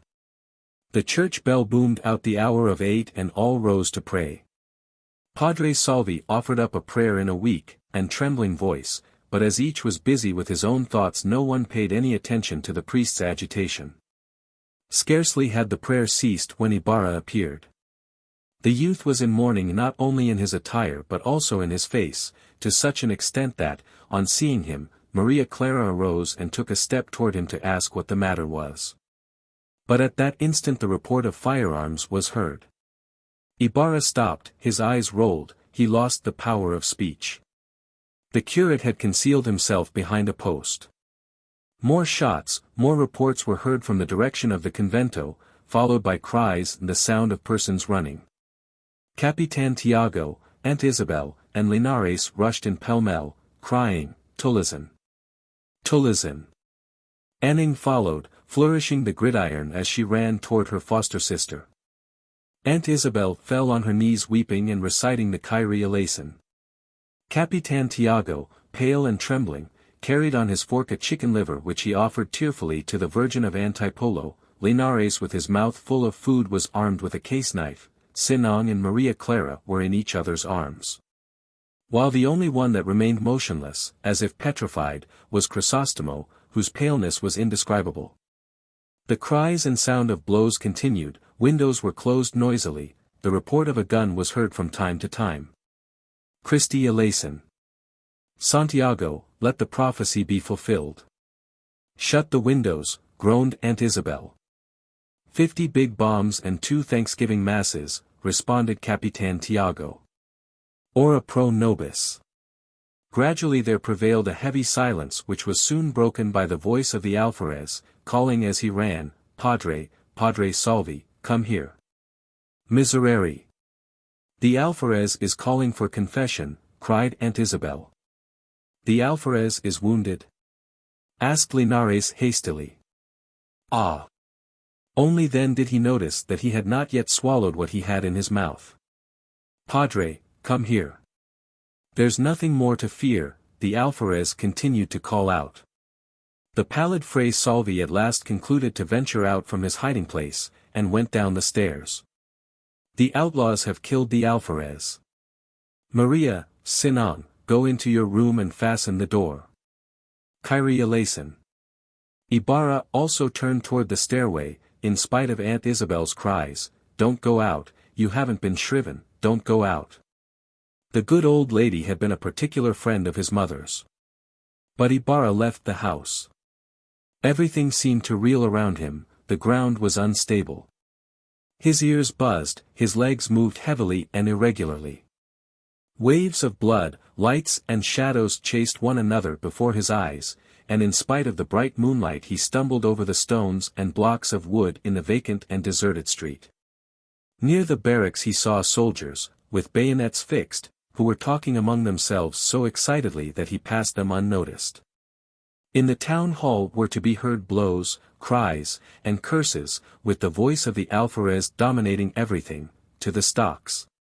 Handcuff them. Shoot anyone who moves. Sergeant, mount the guard. Today no one shall walk about, not even God. Captain, this is no time to go to sleep. Ibarra hastened his steps toward home, where his servants were anxiously awaiting him. Saddle the best horse and go to bed, he ordered them. Going into his study, he hastily packed a traveling bag, opened an iron safe, took out what money he found there and put it into some sacks. Then he collected his jewels, took down a portrait of María Clara, armed himself with a dagger and 2 revolvers, and turned toward a closet where he kept his instruments. At that moment 3 heavy knocks sounded on the door. "Who's there?" asked Ibarra in a gloomy tone. "Open, in the king's name, open at once, or we'll break the door down," answered an imperious voice in Spanish. Ibarra looked toward the window, his eyes gleamed, and he cocked his revolver. Then changing his mind, he put the weapons down and went to open the door just as the servant appeared. 3 guards instantly seized him. "Consider yourself a prisoner in the king's name," said the sergeant. "For what?" "They'll tell you over there." "We're forbidden to say." The youth reflected a moment and then, perhaps not wishing that the soldiers should discover his preparations for flight, picked up his hat, saying, "I'm at your service. I suppose that it will only be for a few hours. If you promise not to try to escape, we won't tie you. The alferez grants this favor, but if you run." Ibarra went with them, leaving his servants in consternation. Meanwhile, what had become of Elias? Leaving the house of Crisóstomo, he had run like one crazed, without heeding where he was going. He crossed the fields in violent agitation, he reached the woods. He fled from the town, from the light, even the moon so troubled him that he plunged into the mysterious shadows of the trees. There, sometimes pausing, sometimes moving along unfrequented paths, supporting himself on the hoary trunks or being entangled in the undergrowth, he gazed toward the town, which, bathed in the light of the moon, spread out before him on the plain along the shore of the lake. Birds awakened from their sleep flew about, huge bats and owls moved from branch to branch with strident cries and gazed at him with their round eyes, but Elias neither heard nor heeded them. In his fancy he was followed by the offended shades of his family, he saw on every branch the gruesome basket containing Balot's gory head, as his father had described it to him. At every tree he seemed to stumble over the corpse of his grandmother.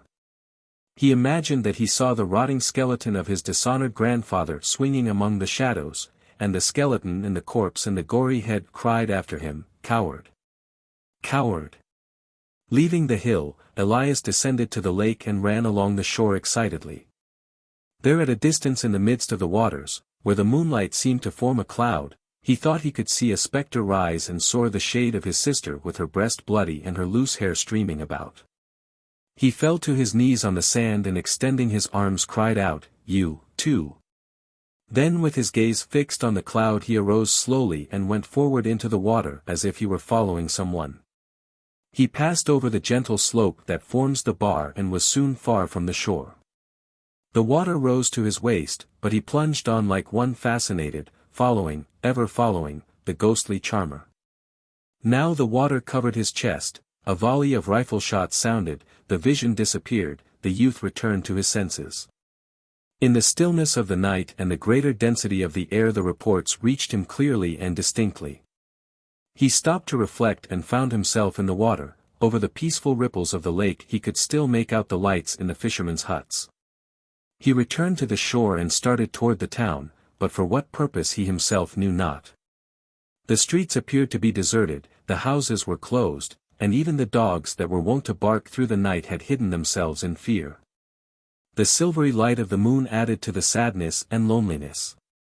Fearful of meeting the civil guards, he made his way along through yards and gardens, in one of which he thought he could discern 2 human figures, but he kept on his way, leaping over fences and walls. Until after great labor he reached the other end of the town and went toward Crisóstomo's house. In the doorway were the servants, lamenting their master's arrest. After learning about what had occurred, Elias pretended to go away, but really went around behind the house, jumped over the wall, and crawled through a window into the study where the candle that Ibarra had lighted was still burning. He saw the books and papers and found the arms, the jewels, and the sacks of money. Reconstructing in his imagination the scene that had taken place there and seeing so many papers that might be of a compromising nature, he decided to gather them up, throw them from the window, and bury them. But, on glancing toward the street, he saw two guards approaching, their bayonets and caps gleaming in the moonlight. With them was the directorcillo. He made a sudden resolution. Throwing the papers and some clothing into a heap in the center of the room, he poured over them the oil from a lamp and set fire to the whole. He was hurriedly placing the arms in his belt when he caught sight of the portrait of María Clara and hesitated a moment, then thrust it into one of the sacks and with them in his hands leaped from the window into the garden. It was time that he did so, too, for the guards were forcing an entrance. "Let us in to get your master's papers," cried the directorcillo. "Have you permission?" "If you haven't, you won't get in," answered an old man. But the soldiers pushed him aside with the butts of their rifles and ran up the stairway, just as a thick cloud of smoke rolled through the house and long tongues of flame shot out from the study, enveloping the doors and windows. "Fire! Fire!" was the cry, as each rushed to save what he could.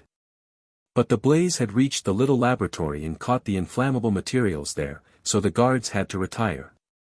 The flames roared about, licking up everything in their way and cutting off the passages.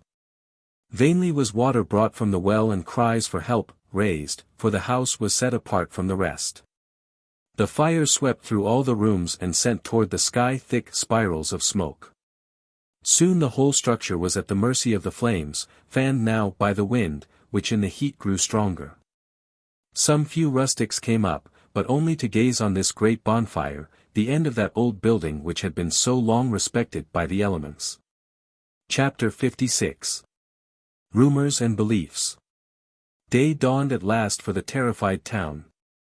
The streets near the barracks and the town hale were still deserted and solitary, the houses showed no signs of life. Nevertheless, the wooden panel of a window was pushed back noisily and a child's head was stretched out and turned from side to side, gazing about in all directions. At once, however, a smack indicated the contact of tanned hide with the soft human article, so the child made a wry face, closed its eyes, and disappeared. The window slammed shut. But an example had been set. That opening and shutting of the window had no doubt been heard on all sides. For soon another window opened slowly and there appeared cautiously the head of a wrinkled and toothless old woman. It was the same Sister Pute who had raised such a disturbance while Padre Dameso was preaching. Children and old women are the representatives of curiosity in this world, the former from a wish to know things and the latter from a desire to recollect them. Apparently there was no one to apply a slipper to Sister Pute, for she remained gazing out into the distance with wrinkled eyebrows. Then she rinsed out her mouth, spat noisily, and crossed herself. In the house opposite, another window was now timidly opened to reveal Sister Rufa, she who did not wish to cheat or be cheated. They stared at each other for a moment, smiled, made some signs, and again crossed themselves. "Jesus, it seemed like a Thanksgiving Mass, regular fireworks," commented Sister Rufa. "Since the town was sacked by ballot, I've never seen another night equal to it," responded Sister Pute. "What a lot of shots. They say that it was old Pablo's band. Tulasanes. That can't be. They say that it was the quadrilleros against the civil guards. That's why Don Filippo has been arrested. Sanctus Deus. They say that at least 14 were killed." Other windows were now opened and more faces appeared to exchange greetings and make comments. In the clear light, which promised a bright day, soldiers could be seen in the distance, coming and going confusedly like gray silhouettes.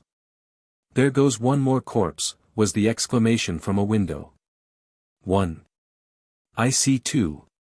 "And I, but really, can it be you don't know what it was?" asked a sly-featured individual. "Oh, the quadrilleros." "No, sir, it was a mutiny in the barracks." What kind of mutiny? The curate against the alferez?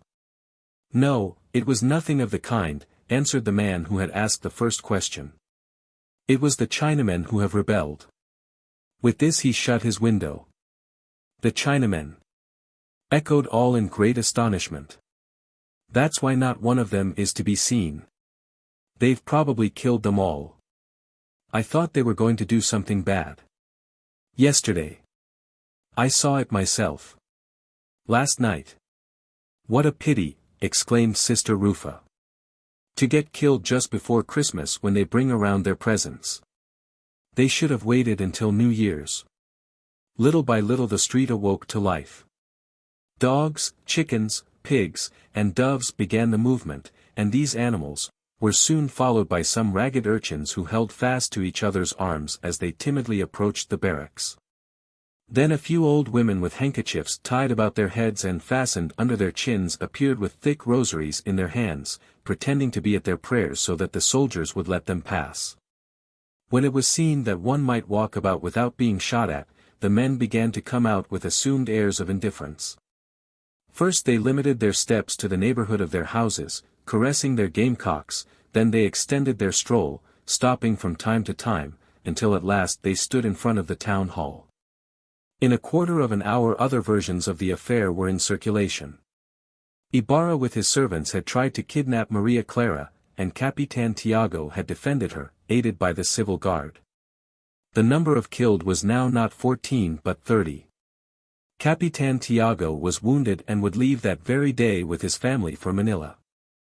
The arrival of two cuadrilleros carrying a human form on a covered stretcher and followed by a civil guard produced a great sensation. It was conjectured that they came from the convento, and, from the shape of the feet, which were dangling over one end, some guessed who the dead man might be, someone else a little distance away told who it was. Further on the corpse was multiplied and the mystery of the Holy Trinity duplicated, later the miracle of the loaves and fishes was repeated, and the dead were then 30 and 8. By 7:30, when other guards arrived from neighboring towns, the current version was clear and detailed. I've just come from the town hall, where I've seen Don Filippo and Don Crisostomo prisoners, a man told Sister Pute. I've talked with one of the cuadrilleros who are on guard. Well, Bruno, the son of that fellow who was flogged to death, confessed everything last night.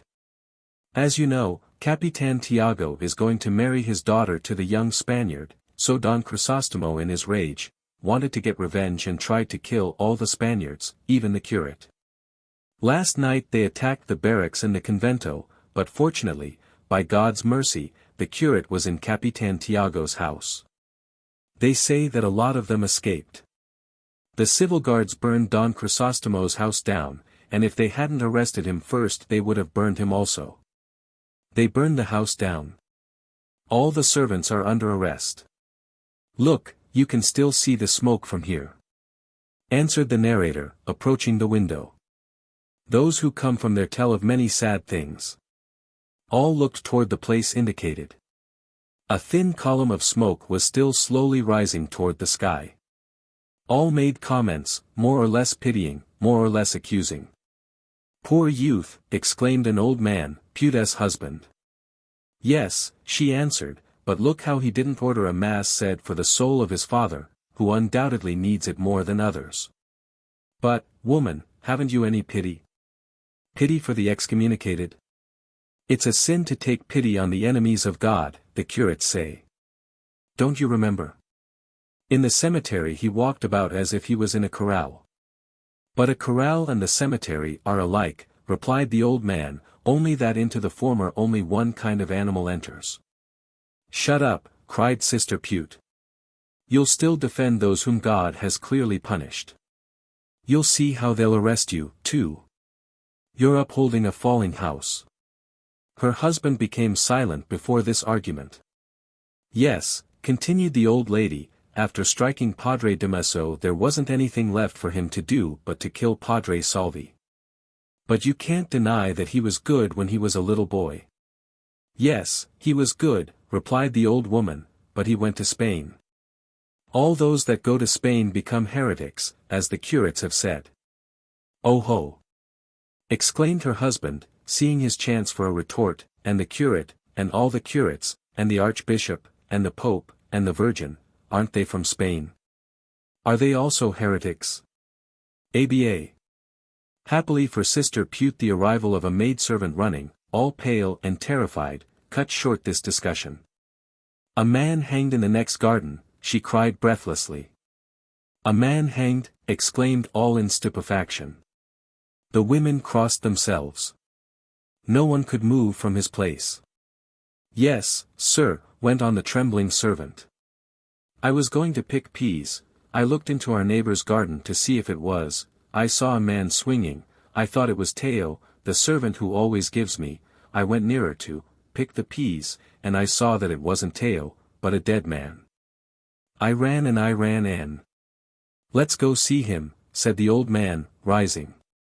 Show us the way. Don't you go, cried Sister Pute, catching hold of his camisa. Something will happen to you. Is he hanged? Then the worse for him. Let me see him, woman. You, Juan, go to the barracks and report it. Perhaps he's not dead yet. So he proceeded to the garden with the servant, who kept behind him. The women, including even Sister Pute herself, followed after, filled with fear and curiosity. There he is, sir, said the servant, as she stopped and pointed with her finger. The committee paused at a respectful distance and allowed the old man to go forward alone. A human body hanging from the branch of a santal tree swung about gently in the breeze. The old man stared at it for a time and saw that the legs and arms were stiff, the clothing soiled, and the head doubled over. We mustn't touch him until some officer of the law arrives, he said aloud. He's already stiff, he's been dead for some time. The women gradually moved closer. He's the fellow who lived in that little house there. He came here 2 weeks ago. Look at the scar on his face. Ave Maria, exclaimed some of the women. Shall we pray for his soul? Asked a young woman, after she had finished staring and examining the body. Fool, heretic, scolded Sister Pute. Don't you know what Padre Damaso said? It's tempting God to pray for one of the damned. Whoever commits suicide is irrevocably damned and therefore he isn't buried in holy ground. Then she added, I knew that this man was coming to a bad end. I never could find out how he lived. I saw him twice talking with the senior sacristan, observed a young woman. It wouldn't be to confess himself or to order a mass. Other neighbors came up until a large group surrounded the corpse, which was still swinging about. After half an hour, an alguazil and the directorcillo arrived with 2 cuadrilleros, who took the body down and placed it on a stretcher. People are getting in a hurry to die, remarked the directorcillo with a smile, as he took a pen from behind his ear. He made captious inquiries, and took down the statement of the maidservant, whom he tried to confuse, now looking at her fiercely, now threatening her, now attributing to her things that she had not said, so much so that she, thinking that she would have to go to jail, began to cry and wound up by declaring that she wasn't looking for peas and she called Teo as a witness.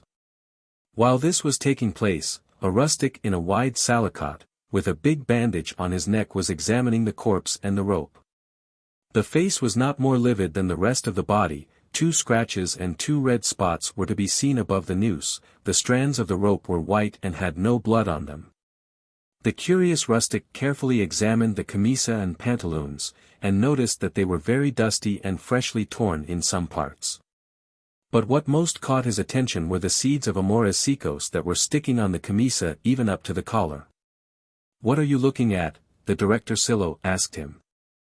I was looking, sir, to see if I could recognize him, stammered the rustic, partly uncovering, but in such a way that his salakot fell lower. But haven't you heard that it's a certain Lucas?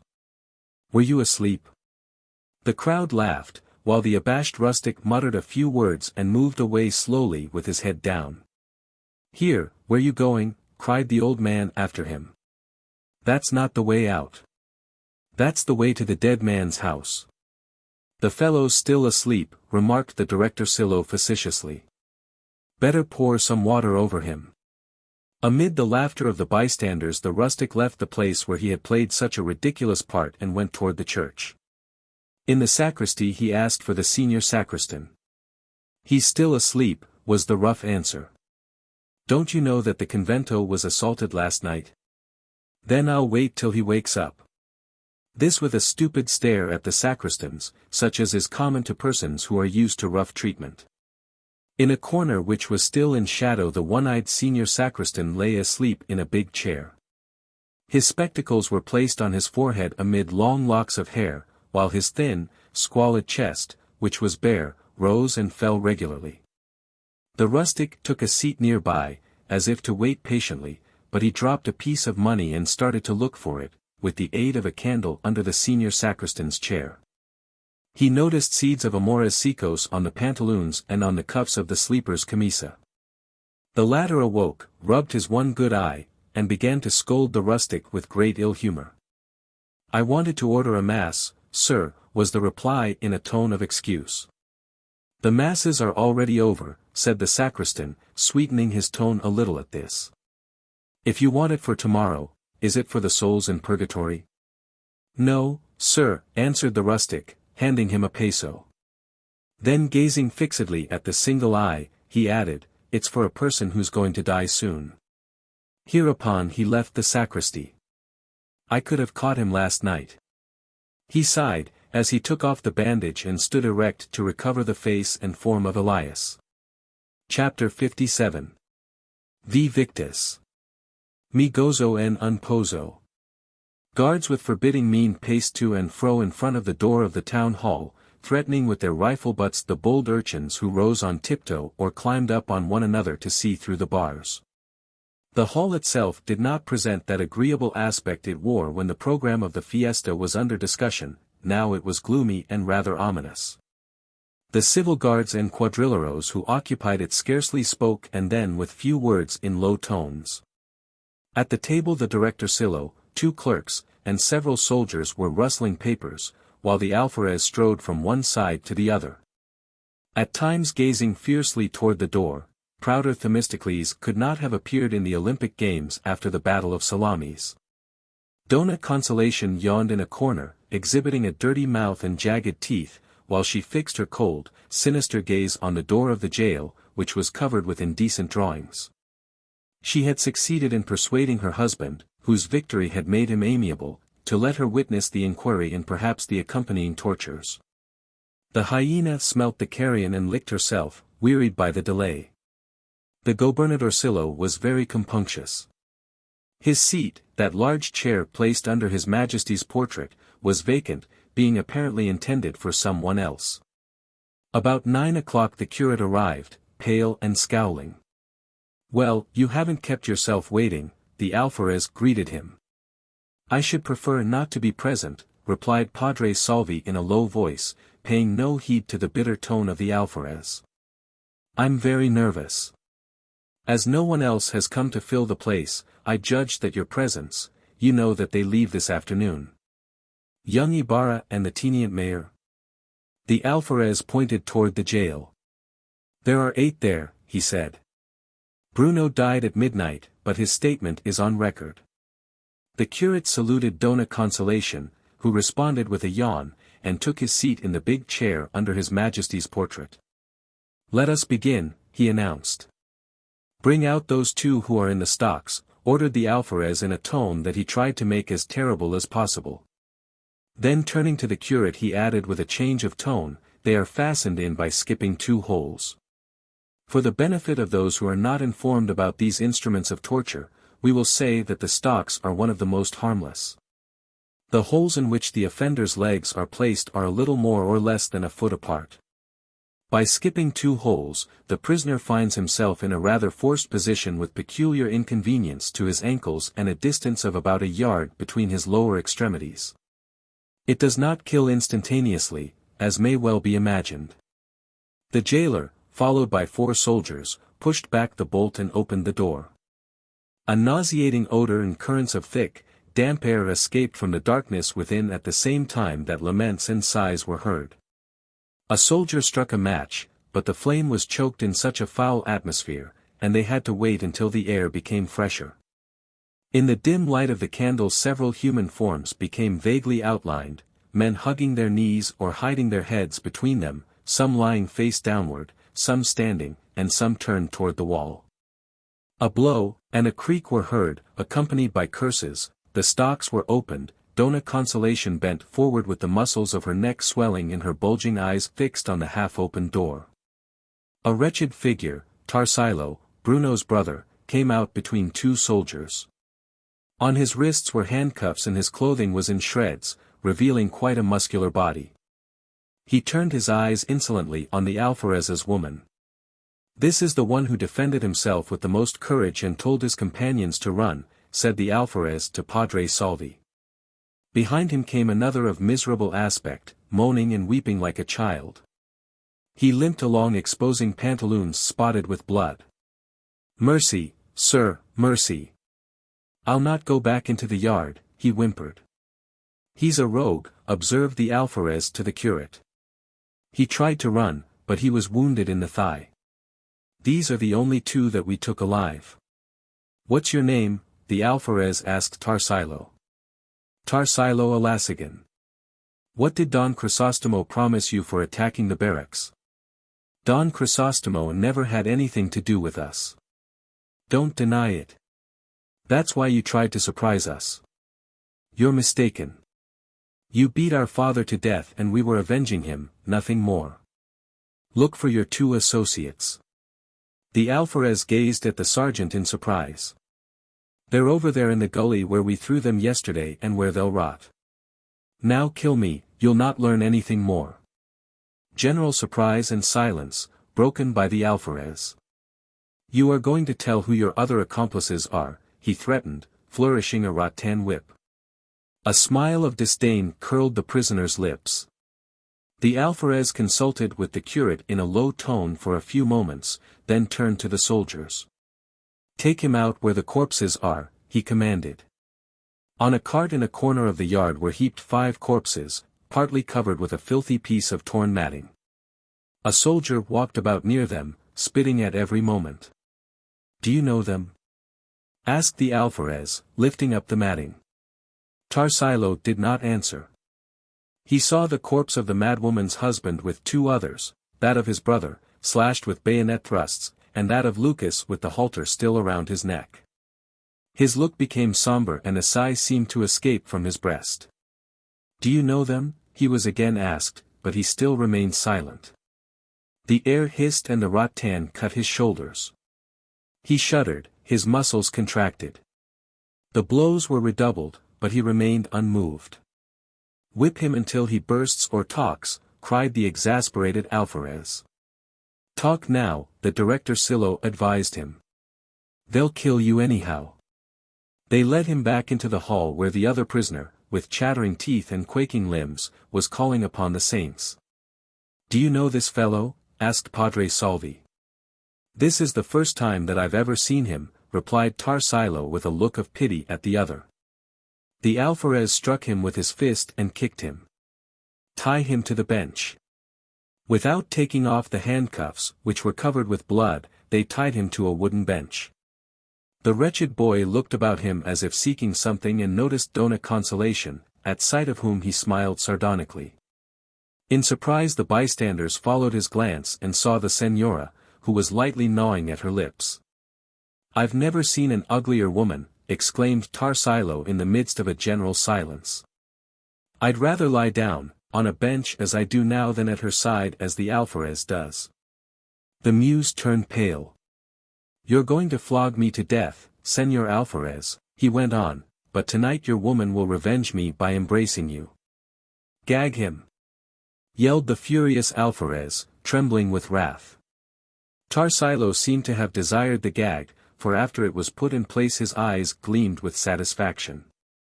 At a signal from the alferez, a guard armed with a rattan whip began his gruesome task. Tarsilo's whole body contracted, and a stifled, prolonged cry escaped from him in spite of the piece of cloth which covered his mouth. His head drooped and his clothes became stained with blood. Padre Salvi, pallid and with wandering looks, arose laboriously, made a sign with his hand, and left the hall with faltering steps. In the street he saw a young woman leaning with her shoulders against the wall, rigid, motionless, listening attentively, staring into space, her clenched hands stretched out along the wall. The sun beat down upon her fiercely. She seemed to be breathlessly counting those dry, dull strokes and those heartrending groans. It was Tarsalo's sister. Meanwhile, the scene in the hall continued. The wretched boy, overcome with pain, silently waited for his executioners to become weary. At last the panting soldier let his arm fall, and the alferez, pale with anger and astonishment, made a sign for them to untie him. Dona Consolation then arose and murmured a few words into the ear of her husband, who nodded his head in understanding. "To the well with him," he ordered. The Filipinos know what this means. In Tagalog they call it timbane. We do not know who invented this procedure, but we judge that it must be quite ancient. Truth at the bottom of a well may perhaps be a sarcastic interpretation. In the center of the yard rose the picturesque curb of a well, roughly fashioned from living rock. A rude apparatus of bamboo in the form of a well sweep served for drawing up the thick, slimy, foul-smelling water. Broken pieces of pottery, manure, and other refuse were collected there, since this well was like the jail, being the place for what society rejected or found useless, and any object that fell into it, however good it might have been, was then a thing lost. Yet it was never closed up, and even at times the prisoners were condemned to go down and deep in it, not because there was any thought of getting anything useful out of such punishment, but because of the difficulties the work offered. A prisoner who once went down there would contract a fever from which he would surely die. Tarsilo gazed upon all the preparations of the soldiers with a fixed look. He was pale, and his lips trembled or murmured a prayer. The haughtiness of his desperation seemed to have disappeared or, at least, to have weakened. Several times he bent his stiff neck and fixed his gaze on the ground as though resigned to his sufferings. They led him to the well curb, followed by the smiling Dona Consolation. In his misery he cast a glance of envy toward the heap of corpses and a sigh escaped from his breast. "Talk now," the director Silo again advised him. "They'll hang you anyhow. You'll at least die without suffering so much." "You'll come out of this only to die," added a quadrillero.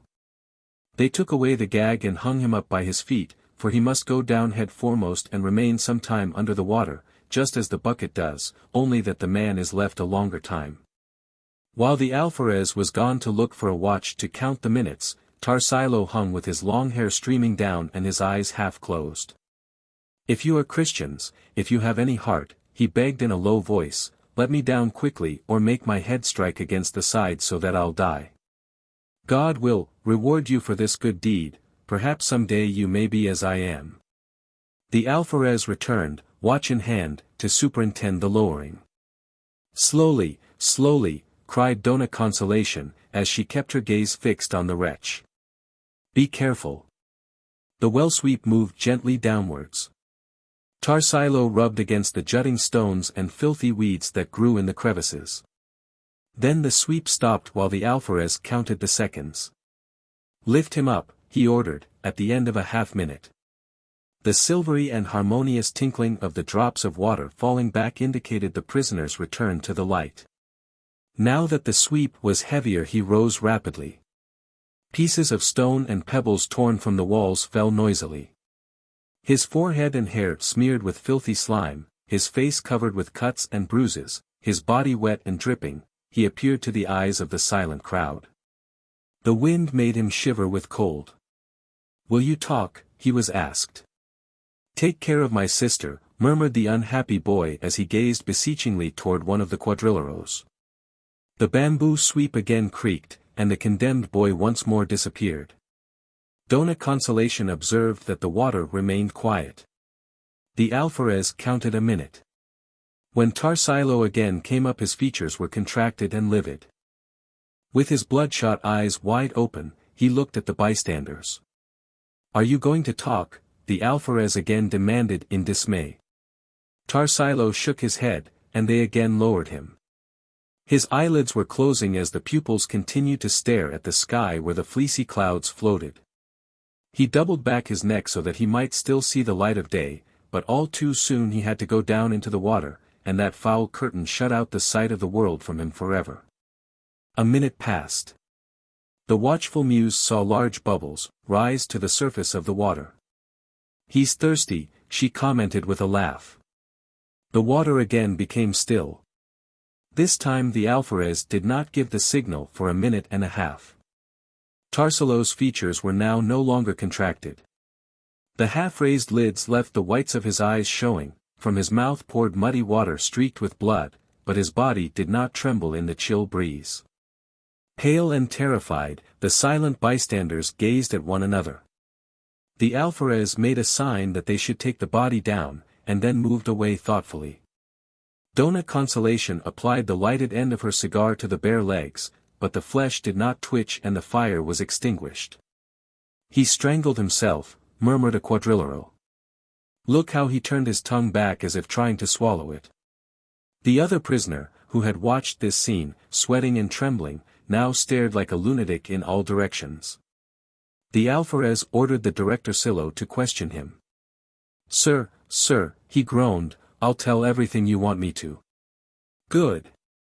Let's see, what's your name?" "Enong, sir." "Bernardo, Leonardo, Ricardo, Eduardo, Gerardo, or what?" "Enong, sir," repeated the imbecile. "Put it down Bernardo, or whatever it may be," dictated the alferez. "Surname?" The man gazed at him in terror. "What name have you that is added to the name Enong?" "Ah, sir. Enong the Witless, sir." The bystanders could not restrain a smile. Even the alferez paused in his pacing about. "Occupation?" "Pruner of coconut trees, sir, and servant of my mother-in-law." "Who ordered you to attack the barracks?" "No one, sir." "What, no one? Don't lie about it or into the well you go." "Who ordered you? Say truly." "Truly, sir." "Who? Who, sir?" "I'm asking you who ordered you to start the revolution." "What revolution, sir?" "This one, for you were in the yard by the barracks last night." "Ah, sir," exclaimed Enong, blushing. "Who's guilty of that?" "My mother-in-law, sir." Surprise and laughter followed these words. The alferez stopped and stared not unkindly at the wretch, who, thinking that his words had produced a good effect, went on with more spirit, "Yes, sir, my mother-in-law doesn't give me anything to eat but what is rotten and unfit. So last night when I came by here with my belly aching I saw the yard of the barracks near and I said to myself, it's night time, no one will see me. I went in, and then many shots sounded." A blow from the rattan cut his speech short. "To the jail," ordered the alferez. "This afternoon, to the capital." A common nickname. See the glossary, under nicknames. Tr. Chapter 58. The Accursed. Soon the news spread through the town that the prisoners were about to set out. At first it was heard with terror, afterward came the weeping and wailing. The families of the prisoners ran about in distraction, going from the convento to the barracks, from the barracks to the town hall, and finding no consolation anywhere, filled the air with cries and groans. The curate had shut himself up on a plea of illness, the alferez had increased the guards, who received the supplicating women with the butts of their rifles. The gobernadorcillo, at best a useless creature, seemed to be more foolish and more useless than ever. In front of the jail the women who still had strength enough ran to and fro, while those who had not sat down on the ground and called upon the names of their beloved. Although the sun beat down fiercely, not one of these unfortunates thought of going away. Dore, the erstwhile merry and happy wife of Don Filippo, wandered about dejectedly, carrying in her arms their infant son, both weeping.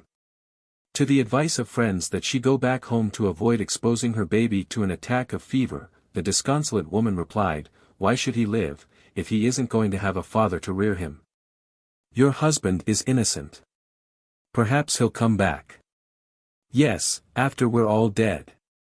Capitana Tinei wept and called upon her son Antonio. The courageous Capitana Maria gazed silently toward the small grating behind which were her twin boys, her only sons.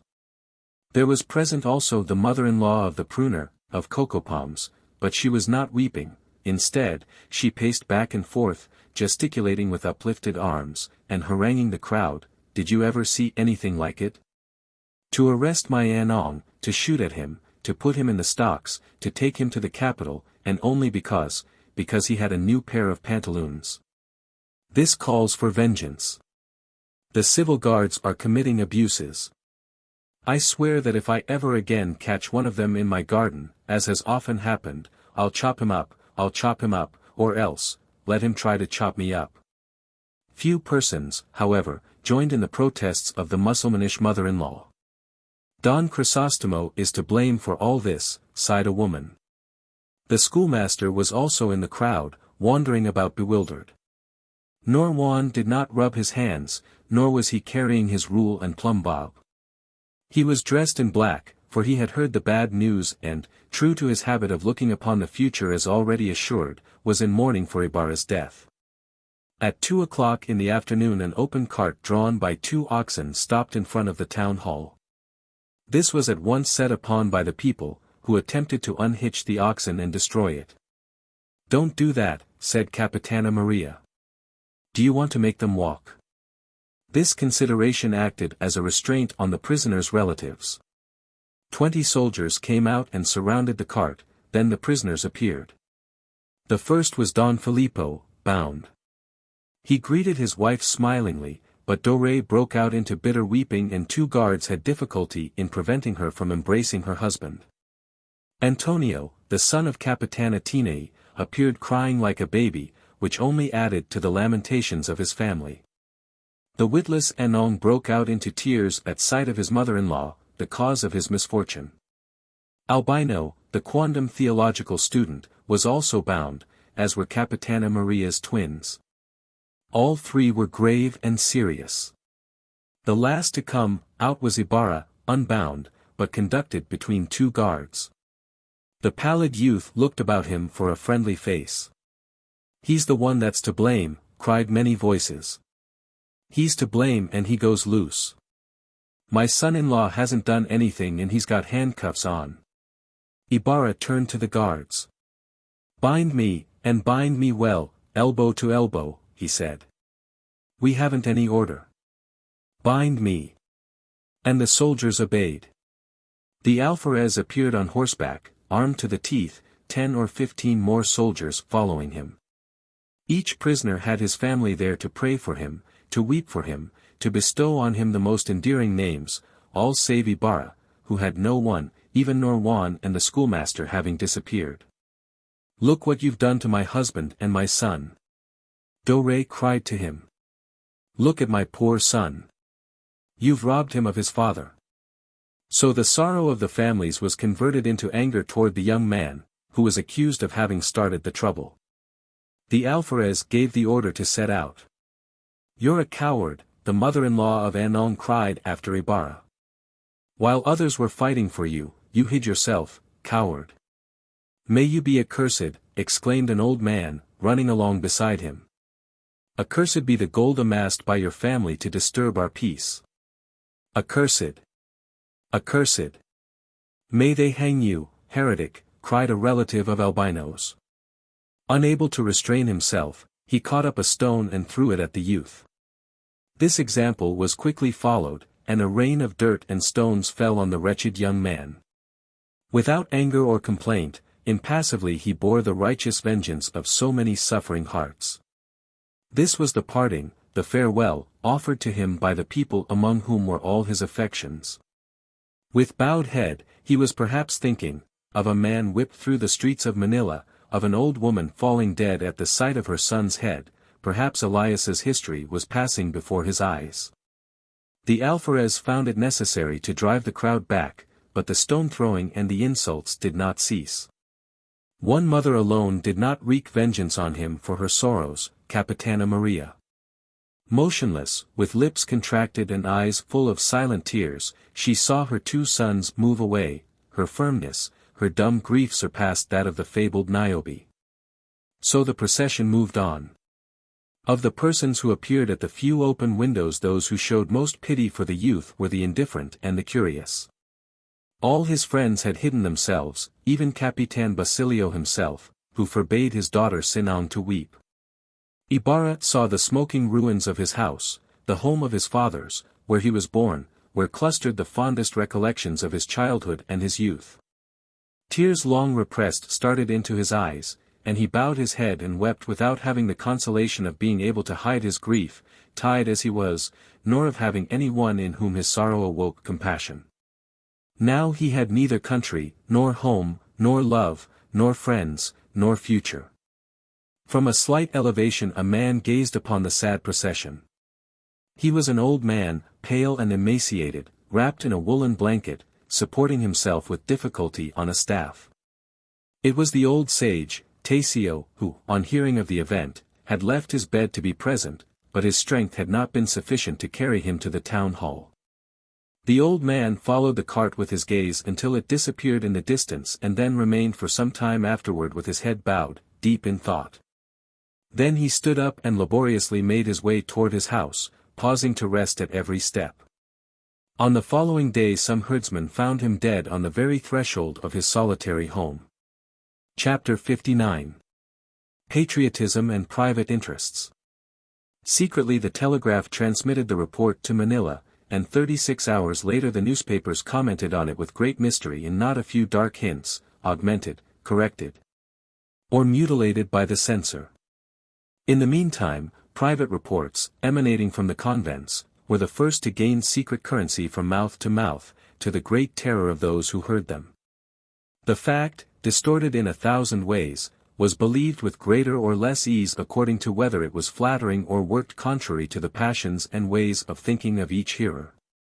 Without public tranquility seeming disturbed, at least outwardly, yet the peace of mind of each home was whirled about like the water in a pond, while the surface appears smooth and clear, in the depths the silent fishes swarm, dive about, and chase one another. For one part of the population crosses, decorations, epaulets, offices, prestige, power, importance, dignities began to whirl about like butterflies in a golden atmosphere. For the other part a dark cloud arose on the horizon, projecting from its grey depths, like black silhouettes, bars, chains, and even the fateful gibbet. In the air there seemed to be heard investigations, condemnations, and the cries from the torture chamber. Marianas and Bagumbayan presented themselves wrapped in a torn and bloody veil, fishers and fished confused. Fate pictured the event to the imaginations of the Manilans like certain Chinese fans, one side painted, black, the other gilded with bright-colored birds and flowers. In the convents the greatest excitement prevailed. Carriages were harnessed, the provincials exchanged visits and held secret conferences. They presented themselves in the palaces to offer their aid to the government in its perilous crisis. Again there was talk of comets and omens. A Te Deum! A Te Deum, cried a friar in one convent. This time let no one be absent from the chorus. It's no small mercy from God to make it clear just now, especially in these hopeless times, how much we are worth. The little General Malaguero can gnaw his lips over this lesson, responded another. What would have become of him if not for the religious corporations? And to celebrate the fiesta better, serve notice on the cook and the refectioner. Gaudimus for 3 days. Amen. Viva Salvi. Amen. In another convent they talked differently. You see, now, that fellow is a pupil of the Jesuits. The filibusters come from the Ateneo. And the anti-friars. I told you so. The Jesuits are ruining the country, they're corrupting the youth, but they are tolerated because they trace a few scrawls on a piece of paper when there is an earthquake. And God knows how they are made. Yes, but don't contradict them. When everything is shaking and moving about, who draws diagrams? Nothing, Padre Secchi. And they smiled with sovereign disdain. But what about the weather forecasts and the typhoons? Asked another ironically. Aren't they divine? Any fisherman foretells them. When he who governs is a fool, tell me how your head is and I'll tell you how your foot is. But you'll see if the friends favor one another. The newspapers very nearly ask a mitre for Padre Salvi. He's going to get it. He'll lick it right up. Do you think so? Why not?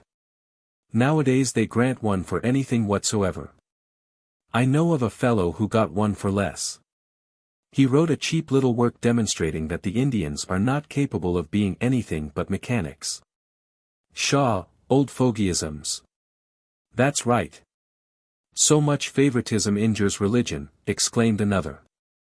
If the miters only had eyes and could see what heads they were upon. If the miters were natural objects, added another in a nasal tone, natura abhorre vacuum. That's why they grab for them, their emptiness attracts, responded another. These and many more things were said in the convents, but we will spare our reader other comments of a political, metaphysical, or piquant nature and conduct him to a private house. As we have few acquaintances in Manila, let us enter the home of Capitan Tinong, the polite individual whom we saw so profusely inviting Ibarra to honor him with a visit. In the rich and spacious sala of his Tanda house, Capitan Tinong was seated in a wide armchair, rubbing his hands in a gesture of despair over his face and the nape of his neck, while his wife, Capitana Tinchang, was weeping and preaching to him. From the corner their two daughters listened silently and stupidly, yet greatly affected. "I, Virgin of Antipolo," cried the woman. "I, Virgin of the Rosary and of the Girdle." "I, Our Lady of Novelishes." "Mother," responded the elder of the daughters. "I told you so," continued the wife in an accusing tone. "I told you so. I, Virgin of Carmen, I." "But you didn't tell me anything," Capitan Tinong dared to answer tearfully. "On the contrary, you told me that I was doing well to frequent Capitan Tiago's house and cultivate friendship with him, because he's rich, and you told me." "What? What did I tell you?" "I didn't tell you that, I didn't tell you anything." If you had only listened to me." "Now you're throwing the blame on me," he replied bitterly, slapping the arm of his chair. "Didn't you tell me that I had done well to invite him to dine with us, because he was wealthy? Didn't you say that we ought to have friends only among the wealthy? ABA. It's true that I told you so, because there wasn't anything else for me to do. You did nothing but sing his praises, Don Ibarra here, Don Ibarra there, Don Ibarra everywhere. Abba. But I didn't advise you to hunt him up and talk to him at that reception. You can't deny that. Did I know that he was to be there, perhaps? But you ought to have known it." "How so, if I didn't even know him?" "But you ought to have known him." "But, Tin Chang, it was the first time that I ever saw him, that I ever heard him spoken of."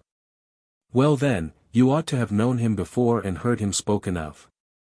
That's what you're a man for and wear trousers and read El Diario de Manila," answered his unterrified spouse, casting on him a terrible look. To this Capitan Tinong did not know what to reply. Capitana Tinchang, however, was not satisfied with this victory, but wished to silence him completely. So she approached him with clenched fists. "Is this what I've worked for, year after year, toiling and saving, that you by your stupidity may throw away the fruits of my labor?" she scolded. "Now they'll come to deport you, they'll take away all our property, just as they did from the wife of, oh, if I were a man, if I were a man."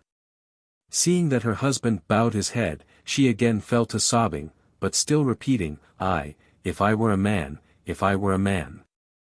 "Well, if you were a man," the provoked husband at length asked, "what would you do?" "What would I do? Well, this very minute I'd go to the Captain General and offer to fight against the rebels, this very minute." "But haven't you seen what the Diario says? Read it. The vile and infamous treason has been suppressed with energy, strength, and vigor, and soon the rebellious enemies of the fatherland and their accomplices will feel all the weight and severity of the law. Don't you see it? There isn't any more rebellion. That doesn't matter. You ought to offer yourself as they did in '72, they saved themselves. Yes, that's what was done by Padre Berg. But he was unable to finish this name, for his wife ran to him and slapped her hand over his mouth. "Shut up. Are you saying that name so that they may garrote you tomorrow on Bagumbayan? Don't you know that to pronounce it is enough to get yourself condemned without trial? Keep quiet." However Capitan Tinong may have felt about obeying her, he could hardly have done otherwise, for she had his mouth covered with both her hands, pressing his little head against the back of the chair.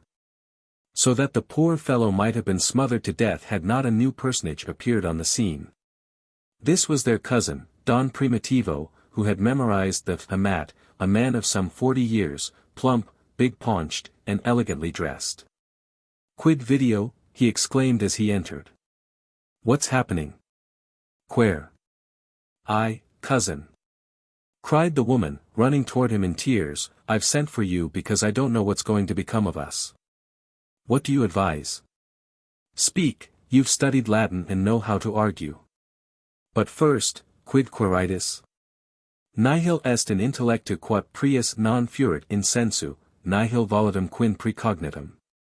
He sat down gravely and, just as if the Latin phrases had possessed a soothing virtue, the couple ceased weeping and drew nearer to him to hang upon the advice from his lips. As at one time the Greeks did before the words of salvation from the oracle that was to free them from the Persian invaders. "Why do you weep? Jubenum gentium summus.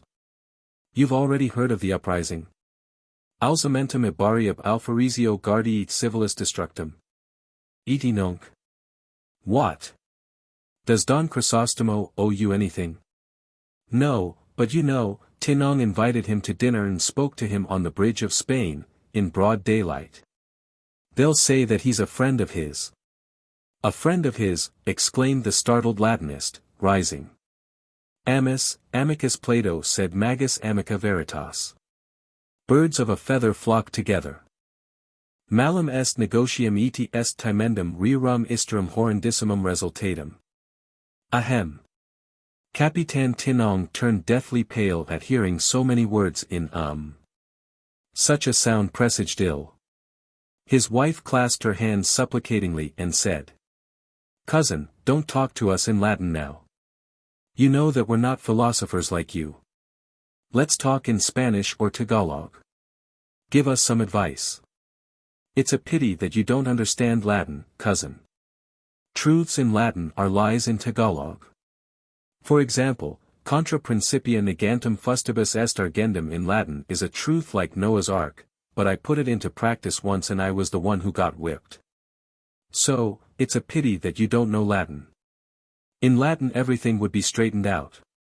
We, too, know many oremus, parsinobes, and agnes de caedolis, but now we shouldn't understand one another. Provide Tinong with an argument so that they won't hang him. You're done wrong, very wrong, cousin, in cultivating friendship with that young man," replied the Latinist. "The righteous suffer for the sinners. I was almost going to advise you to make your will. Vi illis. Ubi est fumus ibi est ignis. Similis simili audet, atqui Ibarra a horcator, ergo a horcaberis." With this he shook his head from side to side disgustedly. "Saturnino, what's the matter?" cried Capitana Tinchang in dismay. He's dead. A doctor. Tinong, Tinongoy." The two daughters ran to her, and all three fell to weeping. "It's nothing more than a swoon, cousin. I would have been more pleased that, but unfortunately it's only a swoon. Non timeo mortem in cater sed super espaldinum bagumbianis. Get some water. Don't die," sobbed the wife.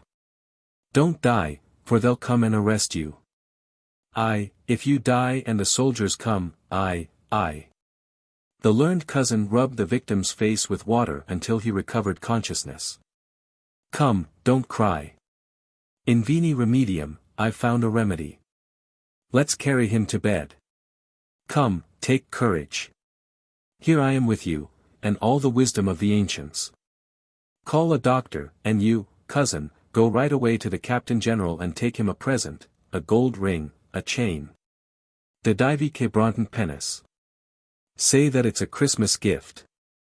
Close the windows, the doors, and if anyone asks for my cousin, say that he is seriously ill." Meanwhile, I'll burn all his letters, papers, and books, so that they can't find anything, just as Don Crisostomo did. Scripti testes sunt. Quat medicamenta non sanant, ferrum sanat, quat ferrum non sanat, ignis sanat. Yes, do so, cousin, burn everything, said Capitana, Tin Chang. Here are the keys, here are the letters from Capitan Tiago. Burn them. Don't leave a single European newspaper, for they're very dangerous. Here are the copies of the Times that I've kept for wrapping up soap and old clothes. Here are the books. Go to the Captain General, cousin, said Don Primitivo, and leave us alone. In extremis extrema. Give me the authority of a Roman dictator, and you'll see how soon I'll save the Count, my cousin. He began to give orders and more orders, to upset bookcases, to tear up papers, books, and letters. Soon a big fire was burning in the kitchen. Old shotguns were smashed with axes, rusty revolvers were thrown away. The maidservant who wanted to keep the barrel of one for a blowpipe received a reprimand. Conservare etiam sperasti, perfida. Into the fire. So he continued his auto da fe. Seeing an old volume in vellum, he read the title, Revolutions of the Celestial Globes, by Copernicus. Phew! Ite, maledicti, in ignem colonis, he exclaimed, hurling it into the flames. Revolutions and Copernicus. Crimes on crimes. If I hadn't come in time. Liberty in the Philippines. Ta, ta, ta. What books? Into the fire. Harmless books, written by simple authors, were burned, not even the most innocent work escaped. Cousin Primitivo was right, the righteous suffer for the sinners. 4 or 5 hours later, at a pretentious reception in the walled city, current events were being commented upon. There were present a lot of old women and maidens of marriageable age, the wives and daughters of government employees, dressed in loose gowns, fanning themselves and yawning. Among the men, who, like the women, showed in their faces their education and origin, was an elderly gentleman, small and one-armed, whom the others treated, with great respect. He himself maintained a disdainful silence. To tell the truth, formerly I couldn't endure the friars and the civil guards, they're so rude, said a corpulent dame, but now that I see their usefulness and their services, I would almost marry any one of them gladly. I'm a patriot. That's what I say, added a thin lady. What a pity that we haven't our former governor. He would leave the country as clean as a platter. And the whole race of filibusters would be exterminated. Don't they say that there are still a lot of islands to be populated? Why don't they deport all these crazy Indians to them? If I were the Captain General. Señoras, interrupted the one-armed individual, the Captain General knows his duty. As I've heard, he's very much irritated, for he had heaped favors on that Ibarra. Heaped favors on him, echoed the thin lady, fanning herself furiously. Look how ungrateful these Indians are. Is it possible to treat them as if they were human beings? Jesus! Do you know what I've heard? Asked a military official. What's that? Let's hear it. What do they say? Reputable persons, replied the officer in the midst of a profound silence, state that this agitation for building a schoolhouse was a pure fairy tale. Jesus! Just see that, the señoras exclaimed, already believing in the trick. The school was a pretext. What he wanted to build was a fort from which he could safely defend himself when we should come to attack him. What infamy! Only an Indian is capable of such cowardly thoughts, exclaimed the fat lady. If I were the Captain General they would soon see. That's what I say, exclaimed the thin lady, turning to the one-armed man. Arrest all the little lawyers, priestlings, merchants, and without trial banish or deport them. Tear out the evil by the roots. But it's said that this filibuster is the descendant of Spaniards, observed the one-armed man, without looking at any one in particular. Oh, yes, exclaimed the fat lady, unterrified. It's always the Creoles. No Indian knows anything about revolution. Rear crows, rear crows. Do you know what I've heard? Asked a Creole lady, to change the topic of conversation. The wife of Capitan Tinong, you remember her, the woman in whose house we danced and dined during the fiesta of Tonda. The one who has 2 daughters. What about her? Well, that woman just this afternoon presented the Captain General with a ring worth 1,000 pesos. The one-armed man turned around. Is that so? Why? He asked with shining eyes. She said that it was a Christmas gift. But Christmas doesn't come for a month yet. Perhaps she's afraid the storm is blowing her way, observed the fat lady. And is getting under cover, added the thin senora. When no return is asked, it's a confession of guilt.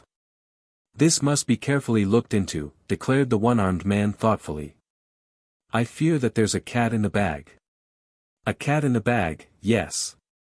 That's just what I was going to say, echoed the thin lady. And so was I, said the other, taking the words out of her mouth. The wife of Capitan Tinong is so stingy, she hasn't yet sent us any present, and that after we've been in her house. So, when such a grasping and covetous woman lets go of a little present worth 1,000 pesos. But, is it a fact? Inquired the one-armed man. Certainly. Most certainly. My cousin's sweetheart, His Excellency's adjutant, told her so. And I'm of the opinion that it's the very same ring that the older daughter wore on the day of the fiesta. She's always covered with diamonds. A walking showcase. A way of attracting attention, like any other. Instead of buying a fashion plate or paying a dressmaker. Giving some pretext, the one-armed man left the gathering. 2 hours later, when the world slept, various residents of Tonda received an invitation through some soldiers.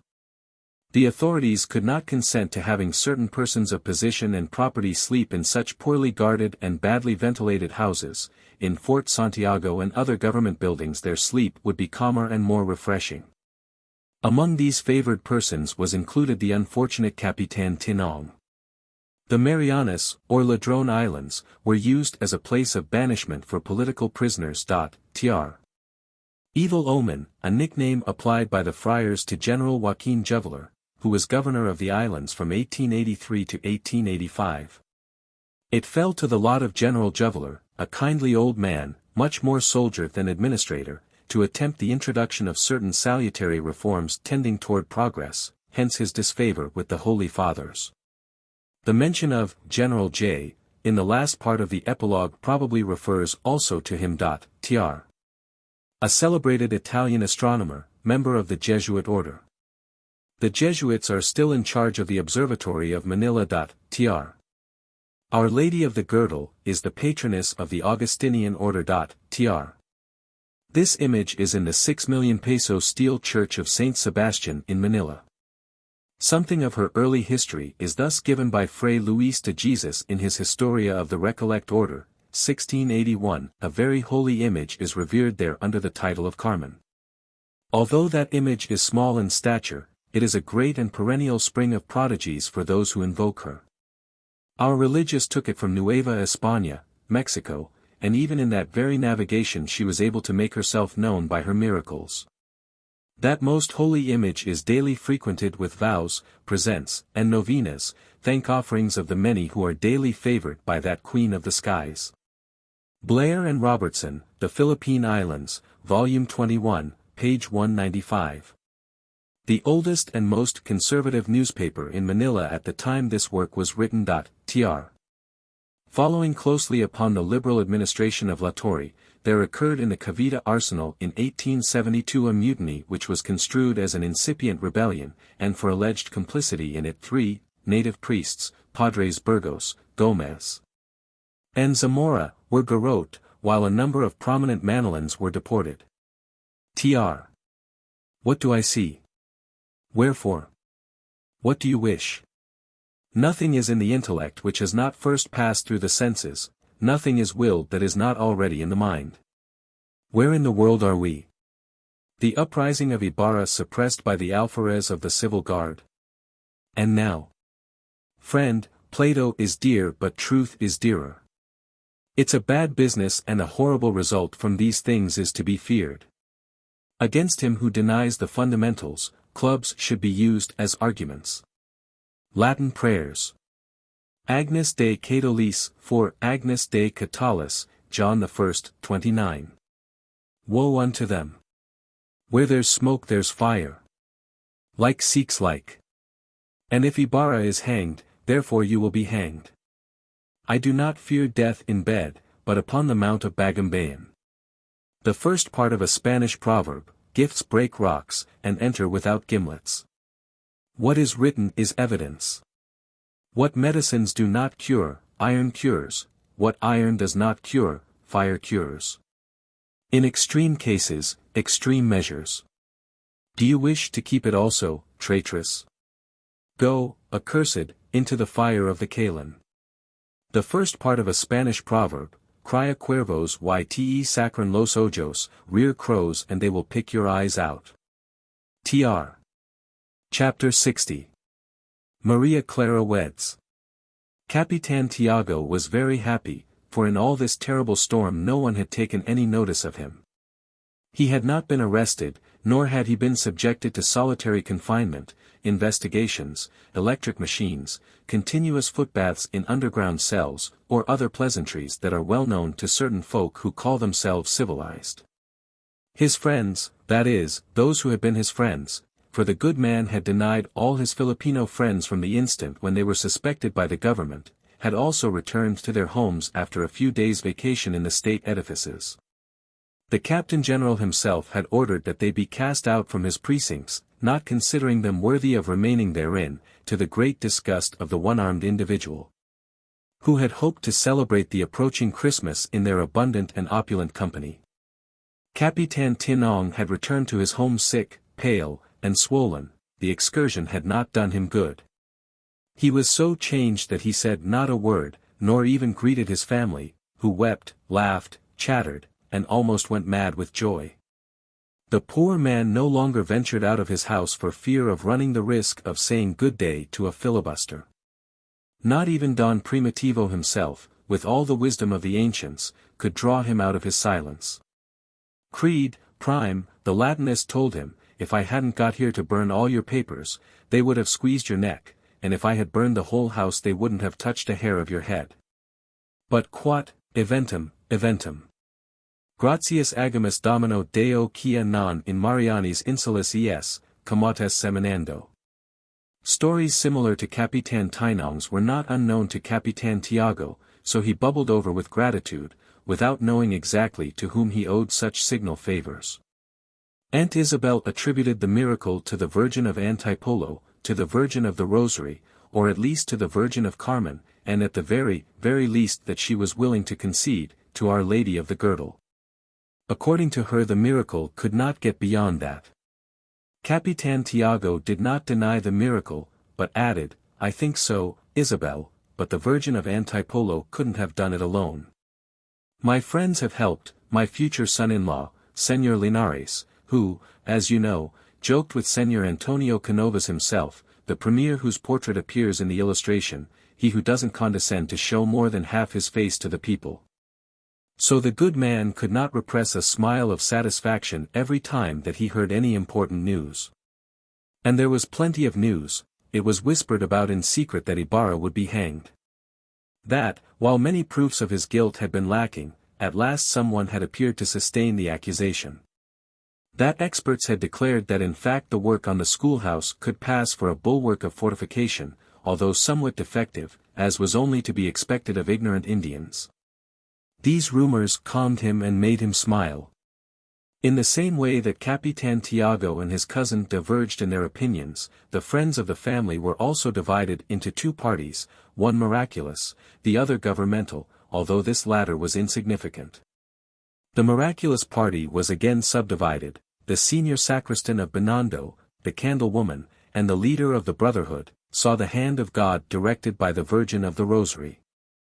While the Chinese wax chandler, his caterer on his visits to Antipolo, said, as he fanned himself and shook his leg, "Don't fool yourself, it's the Virgin of Antipolo. She can do more than all the rest, don't fool yourself."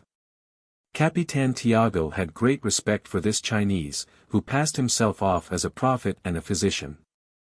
Examining the palm of the deceased lady just before her daughter was born, he had prognosticated, if it's not a boy and doesn't die, it'll be a fine girl, and Maria Clara had come into the world to fulfill the infidel's prophecy. Capitan Tiago, then, as a prudent and cautious man, could not decide so easily as Trojan Paris. He could not so lightly give the preference to one virgin for fear of offending another, a situation that might be fraught with grave consequences. Prudence, he said to himself. Let's not go and spoil it all now. He was still in the midst of these doubts when the governmental party arrived, Dona Victorina, Don Tiburcio, and Linares. Dona Victorina did the talking for the three men as well as for herself. She mentioned Linares' visits to the Captain General and repeatedly insinuated the advantages of a relative of quality. Now, she concluded, as we was saying, he who shelters himself well, builds a good roof. The other woman, corrected the doctor.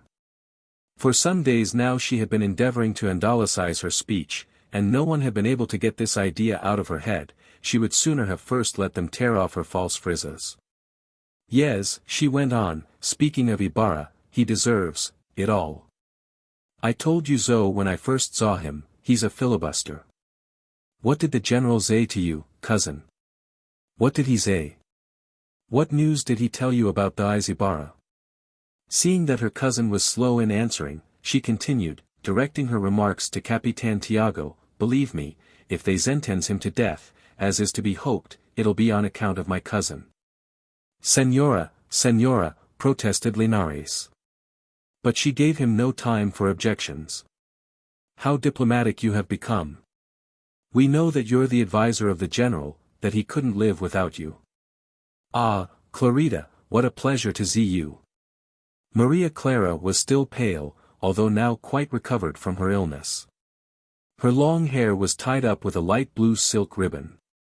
With a timid bow and a sad smile she went up to Dona Victorina for the ceremonial kiss. After the usual conventional remarks, the pseudo-Andalusian continued, we've come to visit you. You've been saved, thanks to your relations. This was said with a significant glance toward Linares. God has protected my father, replied the girl in a low voice. Yes, Clarita, but the time of the miracles is past. We Spaniards say, trust in the Virgin and take to your heels.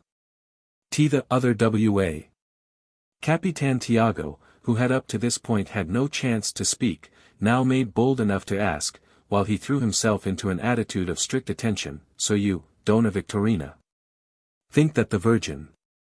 We've come as peasily to talk with you about the Virgin, she answered mysteriously, making a sign toward Maria Clara. We've come to talk business. The maiden understood that she was expected to retire, so with an excuse she went away, supporting herself on the furniture. What was said and what was agreed upon in this conference was so sordid and mean that we prefer not to recount it. It is enough to record that as they took their leave they were all merry, and that afterwards Capitan Tiago said to Aunt Isabel, notify the restaurant that we'll have a fiesta tomorrow. Get Maria ready, for we're going to marry her off before long. Aunt Isabel stared at him in consternation. You'll see. When Señor Linares is our son-in-law we'll get into all the palaces. Every one will envy us, every one will die of envy. Thus it happened that at 8 o'clock on the following evening the house of Capitan Tiago was once again filled, but this time his guests were only Spaniards and Chinese. The fair sex was represented by Peninsular and Philippine Spanish ladies. There were present the greater part of our acquaintances, Padre Cibola and Padre Salvi among various Franciscans and Dominicans, the old lieutenant of the civil guard, Señor Guevara, gloomier than ever. The alferez, who was for the 1000th time describing his battle and gazing over his shoulders at every one, believing himself to be a Don John of Austria, for he was now a major. De Espadana, who looked at the alferez with respect and fear, and avoided his gaze, and Dona Victorina, swelling with indignation. Linares had not yet come, as a personage of importance, he had to arrive later than the others. There are creatures so simple that by being an hour behind time they transform themselves into great men. In the group of women Maria Clara was the subject of a murmured conversation. The maiden had welcomed them all ceremoniously, without losing her air of sadness. "Pish," remarked one young woman. "The proud little thing." "Pretty little thing," responded another. But he might have picked out some other girl with a less foolish face. "The gold, child. The good youth is selling himself." In another part the comments ran thus. "To get married when her first fiancé is about to be hanged. That's what's called prudence, having a substitute ready. Well, when she gets to be a widow." Maria Clara was seated in a chair arranging a salver of flowers and doubtless heard all these remarks, for her hand trembled, she turned pale, and several times bit her lips. In the circle of men the conversation was carried on in loud tones and, naturally, turned upon recent events. All were talking, even Don Tiburcio, with the exception of Padre Sibylla, who maintained his usual disdainful silence. "I've heard it said that your reverence is leaving the town, Padre Salvi," inquired the new major, whose fresh star had made him more amiable. "I have nothing more to do there. I'm going to stay permanently in Manila." "And you?" "I'm also leaving the town," answered the ex-alferez, swelling up. "The government needs me to command a flying column to clean the provinces of filibusters." Fray Sibylla looked him over rapidly from head to foot and then turned his back completely. "Is it known for certain what will become of the ringleader, the filibuster?" inquired a government employee. "Do you mean Crisóstomo Ibarra?" asked another. "The most likely and most just thing is that he will be hanged, like those of '72. "He's going to be deported," remarked the old lieutenant, dryly. "Deported? Nothing more than deported." "But it will be a perpetual deportation," exclaimed several voices at the same time. "If that young man," continued the lieutenant, Guevara, in a loud and severe tone, "had been more cautious, if he had confided less in certain persons with whom he corresponded. If our prosecutors did not know how to interpret so subtly what is written, that young man would surely have been acquitted." This declaration on the part of the old lieutenant and the tone of his voice produced great surprise among his hearers, who were apparently at a loss to know what to say. Padre Salvi stared in another direction, perhaps to avoid the gloomy look that the old soldier turned on him. Maria Clara let her flowers fall and remained motionless. Padre Sibylla, who knew so well how to be silent, seemed also to be the only one who knew how to ask a question. "You're speaking of letters, Señor Guevara?" "I'm speaking of what was told me by his lawyer, who looked after the case with interest and zeal. Outside of some ambiguous lines which this youth wrote to a woman before he left for Europe, lines in which the government's attorney saw a plot and a threat against the government, and which he acknowledged to be his. There wasn't anything found to accuse him of. But the declaration of the outlaw before he died? His lawyer had that thrown out because, according to the outlaw himself, they had never communicated with the young man, but with a certain Lucas, who was an enemy of his, as could be proved, and who committed suicide, perhaps from remorse. It was proved that the papers found on the corpse were forged, since the handwriting was like that of Señor Ibarra's 7 years ago, but not like his now, which leads to the belief that the model for them may have been that incriminating letter. Besides, the lawyer says that if Señor Ibarra had refused to acknowledge the letter, he might have been able to do a great deal for him, but at sight of the letter he turned pale, lost his courage, and confirmed everything written in it. "Did you say that the letter was directed to a woman?" asked a Franciscan. "How did it get into the hands of the prosecutor?" The lieutenant did not answer. He stared for a moment at Padre Salvi and then moved away, nervously twisting the sharp point of his grey beard. The others made their comments. "There is seen the hand of God," remarked one. "Even the women hate him. He had his house burned down, thinking in that way to save himself, but he didn't count on the guest, on his querida, his babai," added another, laughing. "It's the work of God. Santiago y Sierra España." Meanwhile the old soldier paused in his pacing about and approached Maria Clara, who was listening to the conversation, motionless in her chair, with the flowers scattered at her feet. "You are a very prudent girl," the old officer whispered to her. "You did well to give up the letter. You have thus assured yourself an untroubled future." With startled eyes she watched him move away from her, and bit her lip. Fortunately, Aunt Isabel came along, and she had sufficient strength left to catch hold of the old lady's skirt. "Aunt," she murmured. "What's the matter?" asked the old lady, frightened by the look on the girl's face. "Take me to my room," she pleaded, grasping her aunt's arm in order to rise. "Are you sick, daughter? You look as if you'd lost your bones. What's the matter?" "A fainting spell, the people in the room, so many lights, I need to rest. Tell father that I'm going to sleep. You're cold. Do you want some tea?" Maria Clara shook her head, entered and locked the door of her chamber, and then, her strength failing her, she fell sobbing to the floor at the feet of an image. "Mother, mother, mother mine," she sobbed. Through the window and a door that opened on the azzati the moonlight entered.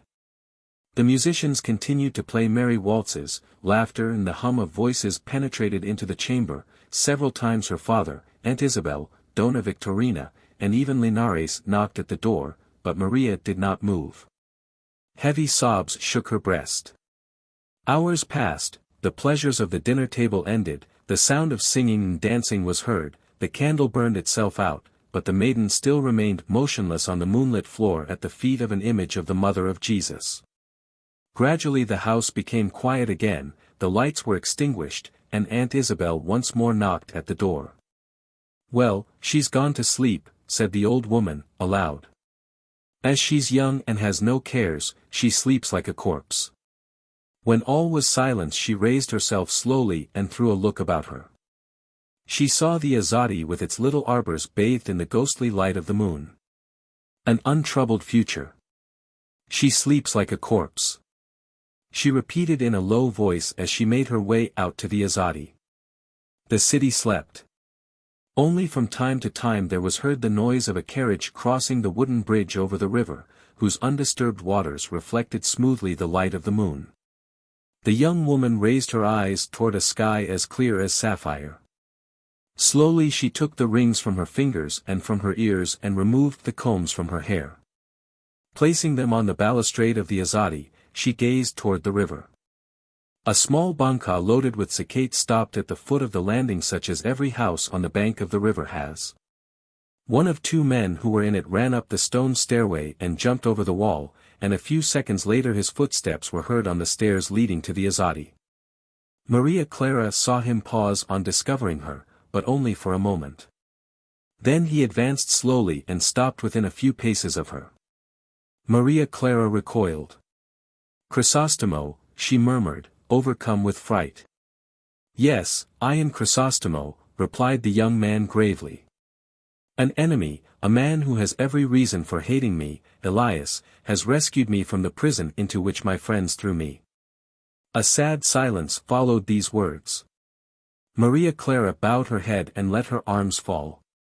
Ibarra went on, "Beside my mother's corpse I swore that I would make you happy, whatever might be my destiny.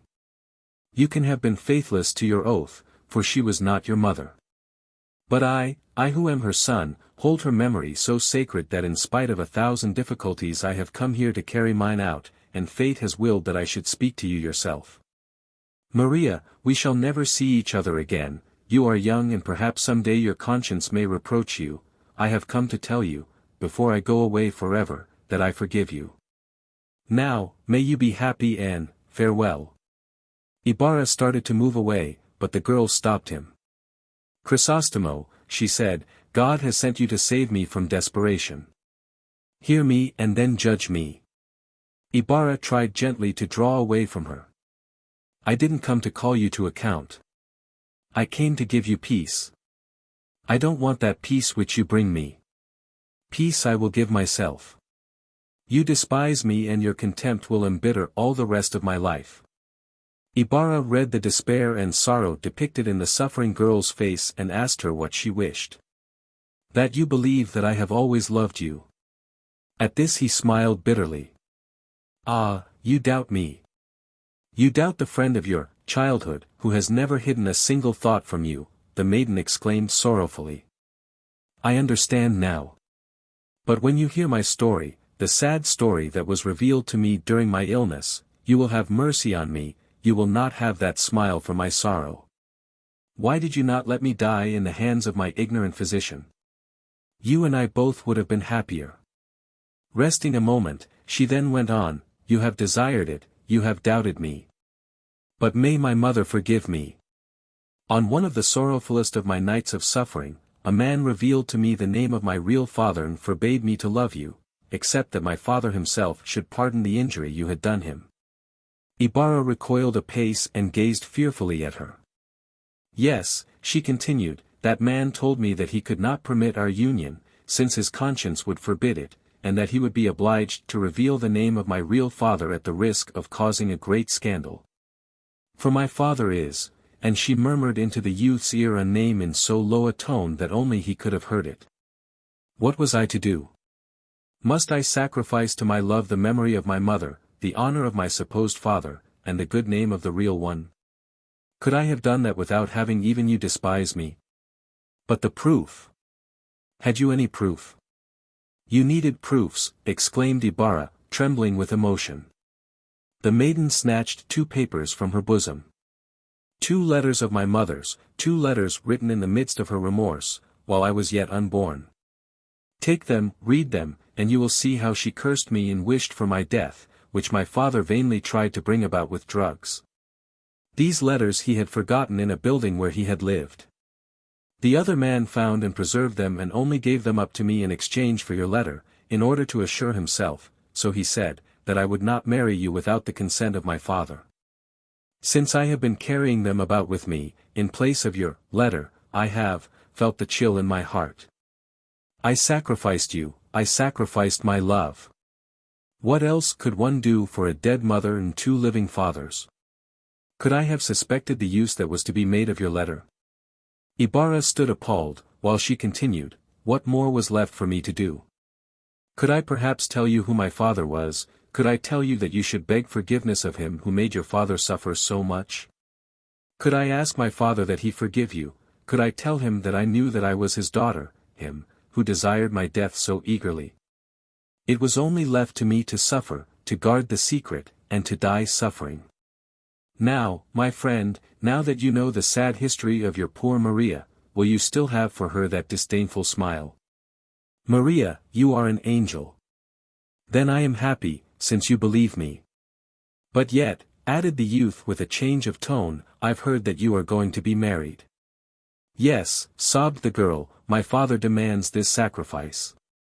He has loved me and cared for me when it was not his duty to do so, and I will pay this debt of gratitude to assure his peace, by means of this new relationship, but what?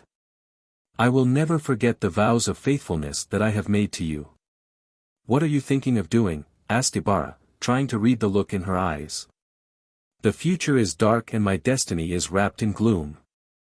I don't know what I should do. But know, that I have loved but once and that without love I will never belong to any man. And you, what is going to become of you? I am only a fugitive, I am fleeing. In a little while my flight will have been discovered. Maria. Maria Clara caught the youth's head in her hands and kissed him repeatedly on the lips, embraced him, and drew abruptly away. Go, go, she cried. Go, and farewell. Ibarra gazed at her with shining eyes, but at a gesture from her moved away, intoxicated, wavering. Once again he leaped over the wall and stepped into the banca. Maria Clara, leaning over the balustrade, watched him depart. Elias took off his hat and bowed to her profoundly. Believe me, cousin, what has happened, let us give thanks to God that you are not in the Marianas Islands, planting camotes. It may be observed that here, as in some of his other speeches, Don Primitivo's Latin is rather Filipinized. Tr. The original is in the lingua franca of the Philippine Chinese, a medium of expression sui generis, being, like Ulysses, a part of all that he has met and defying characteristic translation, no sia ostigangan, miligen li antipolo esi. ESI pueli mas con tolo, no sia ostigonglong. Tr. Si ESI no homo y no patelo, much jueta. The Spanish battle cry, St. James, and charge, Spain. Tr. Chapter 61. The Chase on the Lake. Listen, sir, to the plan that I have worked out, said Elias thoughtfully, as they moved in the direction of San Gabriel. I'll hide you now in the house of a friend of mine in Mandaluyong. I'll bring you all your money, which I saved and buried at the foot of the Balit in the mysterious tomb of your grandfather. Then you will leave the country. To go abroad? Inquired Ibarra. To live out in peace the days of life that remain to you. You have friends in Spain, you are rich, you can get yourself pardoned. In every way a foreign country is for us a better fatherland than our own. Crisóstomo did not answer, but meditated in silence. At that moment they reached the Pasig and the banca began to ascend the current. Over the bridge of Spain a horseman galloped rapidly, while a shrill, prolonged whistle was heard.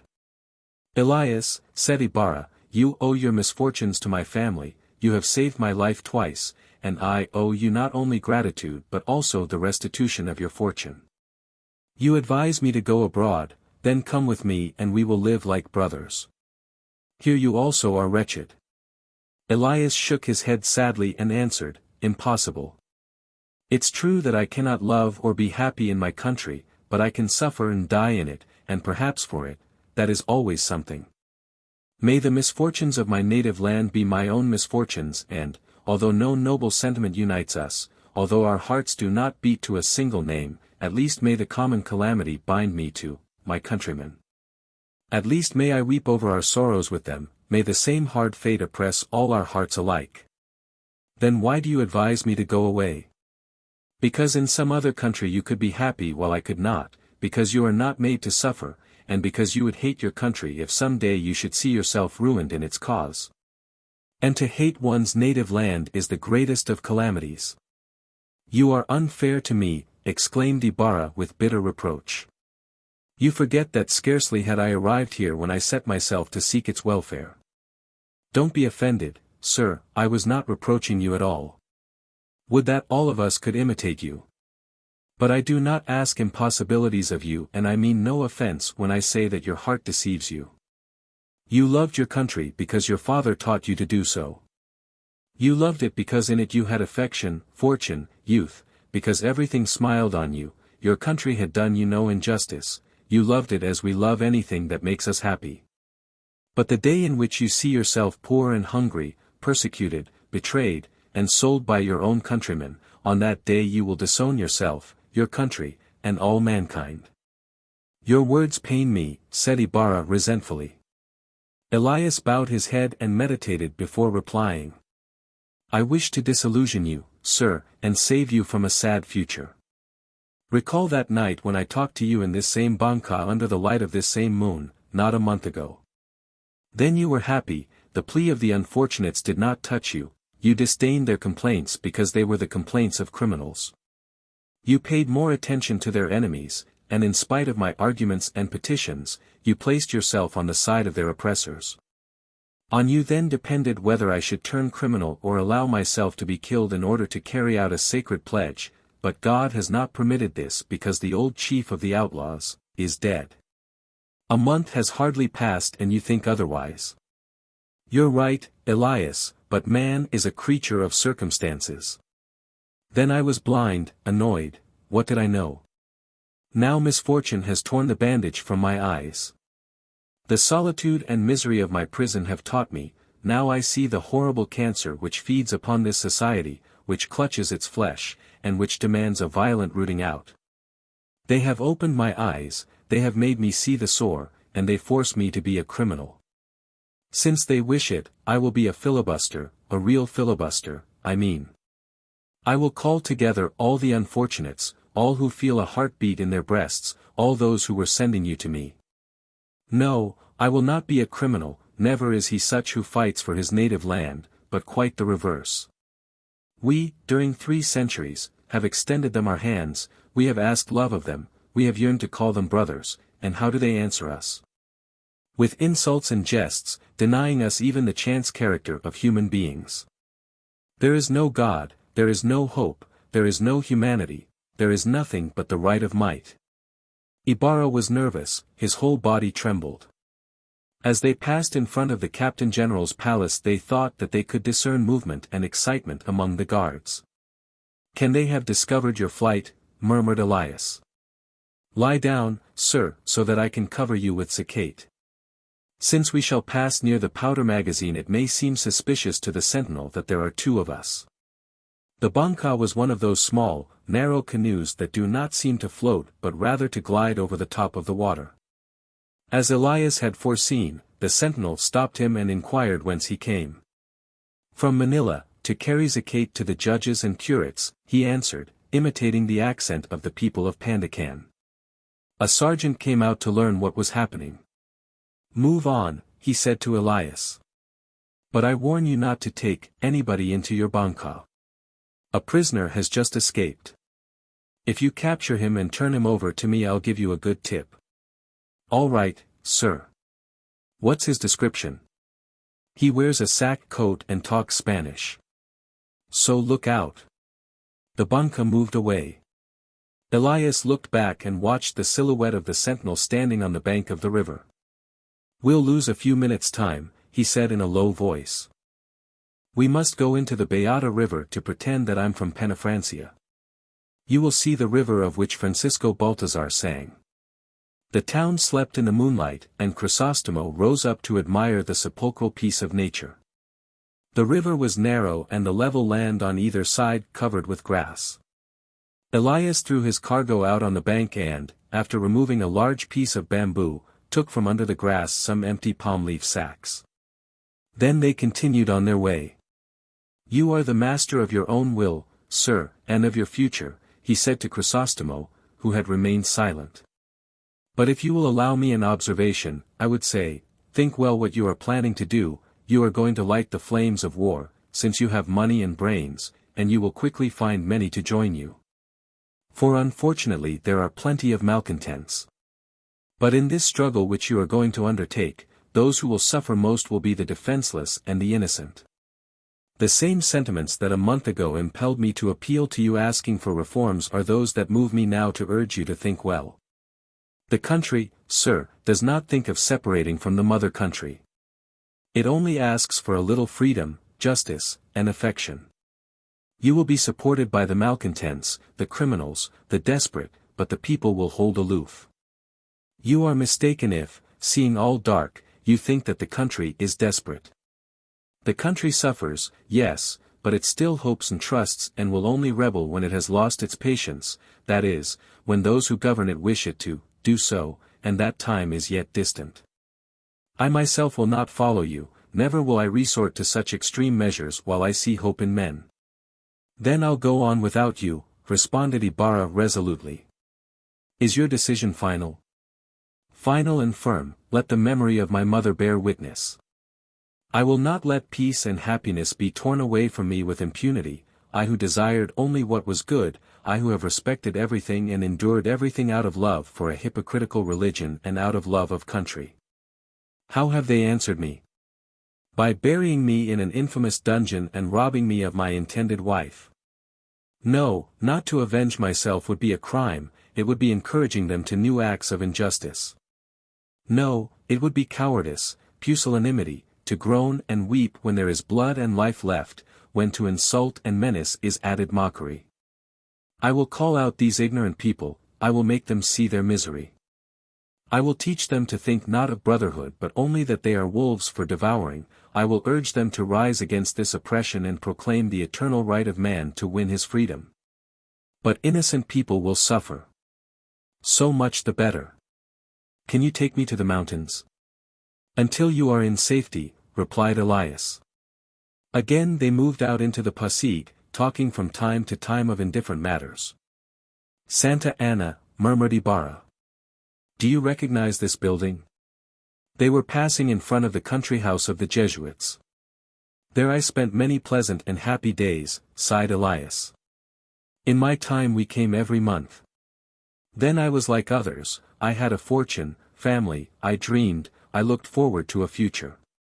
In those days I saw my sister in the nearby college. She presented me with a piece of her own embroidery work. A friend used to accompany her, a beautiful girl. All that has passed like a dream. They remained silent until they reached Malapadnabato. Those who have ever made their way by night up the Pasig, on one of those magical nights that the Philippines offers, when the moon pours out from the limpid blue her melancholy light. When the shadows hide the miseries of man and the silence is unbroken by the sordid accents of his voice, when only nature speaks, they will understand the thoughts of both these youths. At Malapadnabato the carbineer was sleepy and, seeing that the banca was empty and offered no booty which he might seize, according to the traditional usage of his corps and the custom of that post, he easily let them pass on. Nor did the civil guard at Pasig suspect anything, so they were not molested. Day was beginning to break when they reached the lake, still and calm like a gigantic mirror. The moon paled and the east was dyed in rosy tints. Some distance away they perceived a grey mass advancing slowly toward them. "The police boat is coming," murmured Elias. "Lie down and I'll cover you with these sacks." The outlines of the boat became clearer and plainer. "It's getting between us and the shore," observed Elias uneasily. Gradually he changed the course of his banca, rowing toward Binangonan. To his great surprise he noticed that the boat also changed its course, while a voice called to him. Elias stopped rowing and reflected.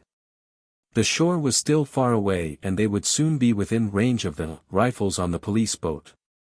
He thought of returning to Pasig, for his banca was the swifter of the two boats, but unluckily he saw another boat coming from the river and made out the gleam of caps and bayonets of the civil guard. "We're caught," he muttered, turning pale. He gazed at his robust arms and, adopting the only course left, began to row with all his might toward Talim Island, just as the sun was rising. The banca slipped rapidly along. Elias saw standing on the boat, which had veered about, some men making signals to him. "Do you know how to manage a banca?" he asked Ibarra. "Yes, why?" "Because we are lost if I don't jump into the water and throw them off the track. They will pursue me, but I swim and dive well. I'll draw them away from you and then you can save yourself." "No, stay here, and we'll sell our lives dearly." "That would be useless. We have no arms and with their rifles they would shoot us down like birds."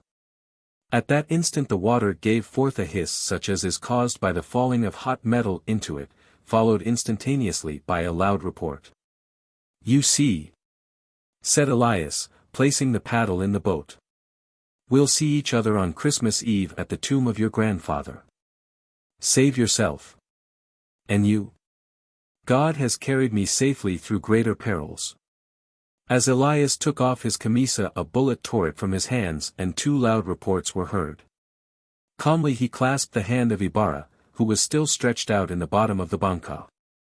Then he arose and leaped into the water, at the same time pushing the little craft away from him with his foot. Cries resounded, and soon some distance away the youth's head appeared, as if for breathing, then instantly disappeared. There he is," cried several voices, and again the bullets whistled. The police boat and the boat from the Pasig now started in pursuit of him. A light track indicated his passage through the water as he drew farther and farther away from Ibarra's banca, which floated about as if abandoned. Every time the swimmer lifted his head above the water to breathe, the guards in both boats shot at him. So the chase continued. Ibarra's little banca was now far away and the swimmer was approaching the shore, distant some 30 yards. The rowers were tired, but Elias was in the same condition, for he showed his head oftener, and each time in a different direction, as if to disconcert his pursuers. No longer did the treacherous track indicate the position of the diver. They saw him for the last time when he was some 10 yards from the shore, and fired. Then minute after minute passed, but nothing again appeared above the still and solitary surface of the lake. Half an hour afterwards one of the rowers claimed that he could distinguish in the water near the shore traces of blood, but his companions shook their heads dubiously. The wide rock that formerly jutted out into the river just below the place where the streams from the Lake of Bay join the Marikina to form the Pasig proper. This spot was celebrated in the demonology of the primitive Tagalogs and later, after the tutelar devils had been duly exorcised by the Spanish padres, converted into a revenue station. The name is preserved in that of the little barrio on the river bank near Fort McKinley. Tr. Chapter 62. Padre Damaso explains. Vainly were the rich wedding presents heaped upon a table. Neither the diamonds in their cases of blue velvet, nor the piña embroideries, nor the rolls of silk, drew the gaze of Maria Clara. Without reading or even seeing it, the maiden sat staring at the newspaper which gave an account of the death of Ibarra, drowned in the lake. Suddenly she felt two hands placed over her eyes to hold her fast and heard Padre Damaso's voice ask merrily, "Who am I? Who am I?" Maria Clara sprang from her seat and gazed at him in terror. "Foolish little girl, you're not afraid, are you? You weren't expecting me, eh? Well, I've come in from the provinces to attend your wedding." He smiled with satisfaction as he drew nearer to her and held out his hand for her to kiss. Maria Clara approached him tremblingly and touched his hand respectfully to her lips. "What's the matter with you, Maria?" asked the Franciscan, losing his merry smile and becoming uneasy. "Your hand is cold, you're pale. Are you ill, little girl?" Padre Damaso drew her toward himself with a tenderness that one would hardly have thought him capable of, and catching both her hands in his questioned her with his gaze. "Don't you have confidence in your godfather any more?" he asked reproachfully. "Come, sit down and tell me your little troubles as you used to do when you were a child, when you wanted tapers to make wax dolls. You know that I've always loved you, I've never been cross with you." His voice was now no longer brusque, and even became tenderly modulated. Maria Clara began to weep. "You're crying, little girl. Why do you cry? Have you quarreled with Linares?" Maria Clara covered her ears. "Don't speak of him, not now," she cried. Padre Damaso gazed at her in startled wonder. "Won't you trust me with your secrets? Haven't I always tried to satisfy your lightest whim?" The maiden raised eyes filled with tears and stared at him for a long time, then again fell to weeping bitterly. "Don't cry so, little girl. Your tears hurt me. Tell me your troubles, and you'll see how your godfather loves you." Maria Clara approached him slowly, fell upon her knees, and raising her tear-stained face toward his asked in a low, scarcely audible tone, "Do you still love me, child? Then, protect my father and break off my marriage." Here the maiden told of her last interview with Ibarra, concealing only her knowledge of the secret of her birth. Padre Damaso could scarcely credit his ears. While he lived, the girl continued, "I thought of struggling, I was hoping, trusting. I wanted to live so that I might hear of him, but now that they have killed him, now there is no reason why I should live and suffer." She spoke in low, measured tones, calmly, tearlessly. "But, foolish girl, isn't Linares 1,000 times better than? While he lived, I could have married, I thought of running away afterwards, my father wants only the relationship. But now that he is dead, no other man shall call me wife. While he was alive I could debase myself, for there would have remained the consolation that he lived, and perhaps thought of me, but now that he is dead, the nunnery or the tomb." The girl's voice had a ring of firmness in it such that Padre Damaso lost his merry air and became very thoughtful. "Did you love him as much as that?" he stammered. Maria Clara did not answer. Padre Damaso dropped his head on his chest and remained silent for a long time. "Daughter in God," he exclaimed at length in a broken voice, "forgive me for having made you unhappy without knowing it. I was thinking of your future, I desired your happiness. How could I permit you to marry a native of the country, to see you an unhappy wife and a wretched mother? I couldn't get that love out of your head even though I opposed it with all my might. I committed wrongs, for you, solely for you. If you had become his wife you would have mourned afterwards over the condition of your husband, exposed to all kinds of vexations without means of defense. As a mother you would have mourned the fate of your sons, if you had educated them, you would have prepared for them a sad future, for they would have become enemies of religion and you would have seen them garroted or exiled. If you had kept them ignorant, you would have seen them tyrannized over and degraded. I could not consent to it. For this reason I sought for you a husband that could make you the happy mother of sons who would command and not obey, who would punish and not suffer. I knew that the friend of your childhood was good, I liked him as well as his father, but I have hated them both since I saw that they were going to bring about your unhappiness, because I love you, I adore you. I love you as one loves his own daughter. Yours is my only affection, I have seen you grow, not an hour has passed that I have not thought of you, I dreamed of you, you have been my only joy. Here Padre Damaso himself broke out into tears like a child. Then, as you love me, don't make me eternally wretched. He no longer lives, so I want to be a nun. The old priest rested his forehead on his hand. To be a nun, he repeated. You don't know, child, what the life is, the mystery that is hidden behind the walls of the nunnery, you don't know. 1,000 times would I prefer to see you unhappy in the world rather than in the cloister. Here your complaints can be heard, there you will have only the walls. You are beautiful, very beautiful, and you were not born for that, to be a bride of Christ.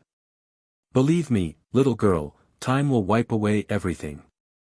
Later on you will forget, you will love your husband, Linares.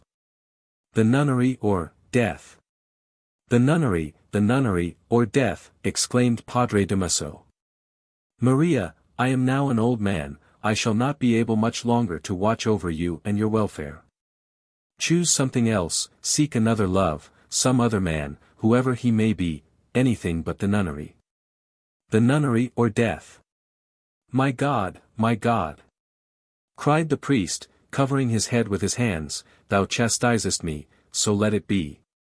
But watch over my daughter.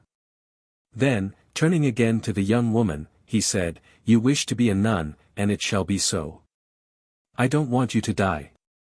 Maria Clara caught both his hands in hers, clasping and kissing them as she fell upon her knees, repeating over and over, my godfather, I thank you, my godfather. With bowed head Fray Damaso went away, sad and sighing. God, thou dost exist, since thou chastisest. But let thy vengeance fall on me, harm not the innocent. Save thou my daughter. Chapter 63. Christmas Eve. High up on the slope of the mountain near a roaring stream a hut built on the gnarled logs hides itself among the trees. Over its kogon thatch clambers the branching gourd vine, laden with flowers and fruit. Deer antlers and skulls of wild boar, some with long tusks, adorn this mountain home, where lives a Tagalog family engaged in hunting and cutting firewood. In the shade of a tree the grandsire was making brooms from the fibers of palm leaves, while a young woman was placing eggs, limes, and some vegetables in a wide basket. 2 children, a boy and a girl, were playing by the side of another, who, pale and sad, with large eyes and a deep gaze, was seated on a fallen tree trunk. In his thin features we recognize Sisa's son, Basilio, the brother of Crispin. When your foot gets well, the little girl was saying to him, we'll play hide and seek. I'll be the leader. You'll go up to the top of the mountain with us, added the little boy, and drink deer blood with lime juice and you'll get fat, and then I'll teach you how to jump from rock to rock above the torrent. Basilio smiled sadly, stared at the sore on his foot, and then turned his gaze toward the sun, which shone resplendently. Sell these brooms, said the grandfather to the young woman, and buy something for the children, for tomorrow is Christmas. Firecrackers, I want some firecrackers, exclaimed the boy. I want a head for my doll, cried the little girl, catching hold of her sister's tapis.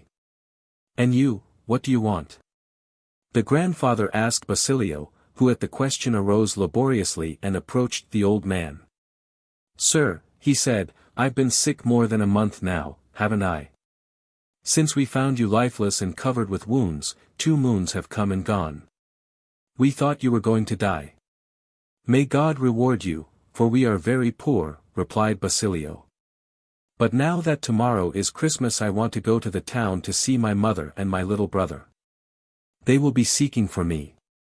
But, my son, you're not yet well, and your town is far away. You won't get there by midnight. That doesn't matter, sir. My mother and my little brother must be very sad. Every year we spend this holiday together. Last year the three of us had a whole fish to eat. My mother will have been mourning and looking for me. You won't get to the town alive, boy. Tonight we're going to have chicken and wild boar's meat. My sons will ask for you when they come from the field. You have many sons while my mother has only us two. Perhaps she already believes that I'm dead. Tonight I want to give her a pleasant surprise, a Christmas gift, a son. The old man felt the tears springing up into his eyes, so, placing his hands on the boy's head, he said with emotion, "You're like an old man. Go, look for your mother, give her the Christmas gift, from God, as you say. If I had known the name of your town I would have gone there when you were sick. Go, my son, and may God and the Lord Jesus go with you. Lucia, my granddaughter, will go with you to the nearest town." "What? You're going away?" the little boy asked him. "Down there are soldiers and many robbers. Don't you want to see my firecrackers? Boom, boom, boom. Don't you want to play hide-and-seek?" asked the little girl. "Have you ever played it? Surely there's nothing any more fun than to be chased and hide yourself." Basilio smiled, but with tears in his eyes, and caught up his staff. "I'll come back soon," he answered. "I'll bring my little brother, you'll see him and play with him. He's just about as big as you are." "Does he walk lame, too?" asked the little girl. "Then we'll make him it when we play hide-and-seek. Don't forget us," the old man said to him. "Take this dried meat as a present to your mother." The children accompanied him to the bamboo bridge swung over the noisy course of the stream. Lucia made him support himself on her arm, and thus they disappeared from the children's sight, Basilio walking along nimbly in spite of his bandaged leg. The north wind whistled by, making the inhabitants of San Diego shiver with cold. It was Christmas Eve and yet the town was wrapped in gloom. Not a paper lantern hung from the windows nor did a single sound in the houses indicate the rejoicing of other years. In the house of Capitan Basilio, he and Don Filippo, for the misfortunes of the latter had made them friendly, were standing by a window grating and talking, while at another were Sinang, her cousin Victoria, and the beautiful Idie. Looking toward the street. The waning moon began to shine over the horizon, illumining the clouds and making the trees and houses east long, fantastic shadows. "Yours is not a little good fortune, to get off free in these times," said Capitan Basilio to Don Filippo. "They've burned your books, yes, but others have lost more." A woman approached the grating and gazed into the interior. Her eyes glittered, her features were emaciated, her hair loose and disheveled. The moonlight gave her a weird aspect. "Cecil," exclaimed Don Filippo in surprise. Then turning to Capitan Basilio, as the madwoman ran away, he asked, "Wasn't she in the house of a physician? Has she been cured?" Capitan Basilio smiled bitterly. The physician was afraid they would accuse him of being a friend of Don Crisóstomo's, so he drove her from his house. Now she wanders about again as crazy as ever, singing, harming no one, and living in the woods. What else has happened in the town since we left it? I know that we have a new curate and another alferez. These are terrible times, humanity is retrograding, murmured Capitan Basilio, thinking of the past.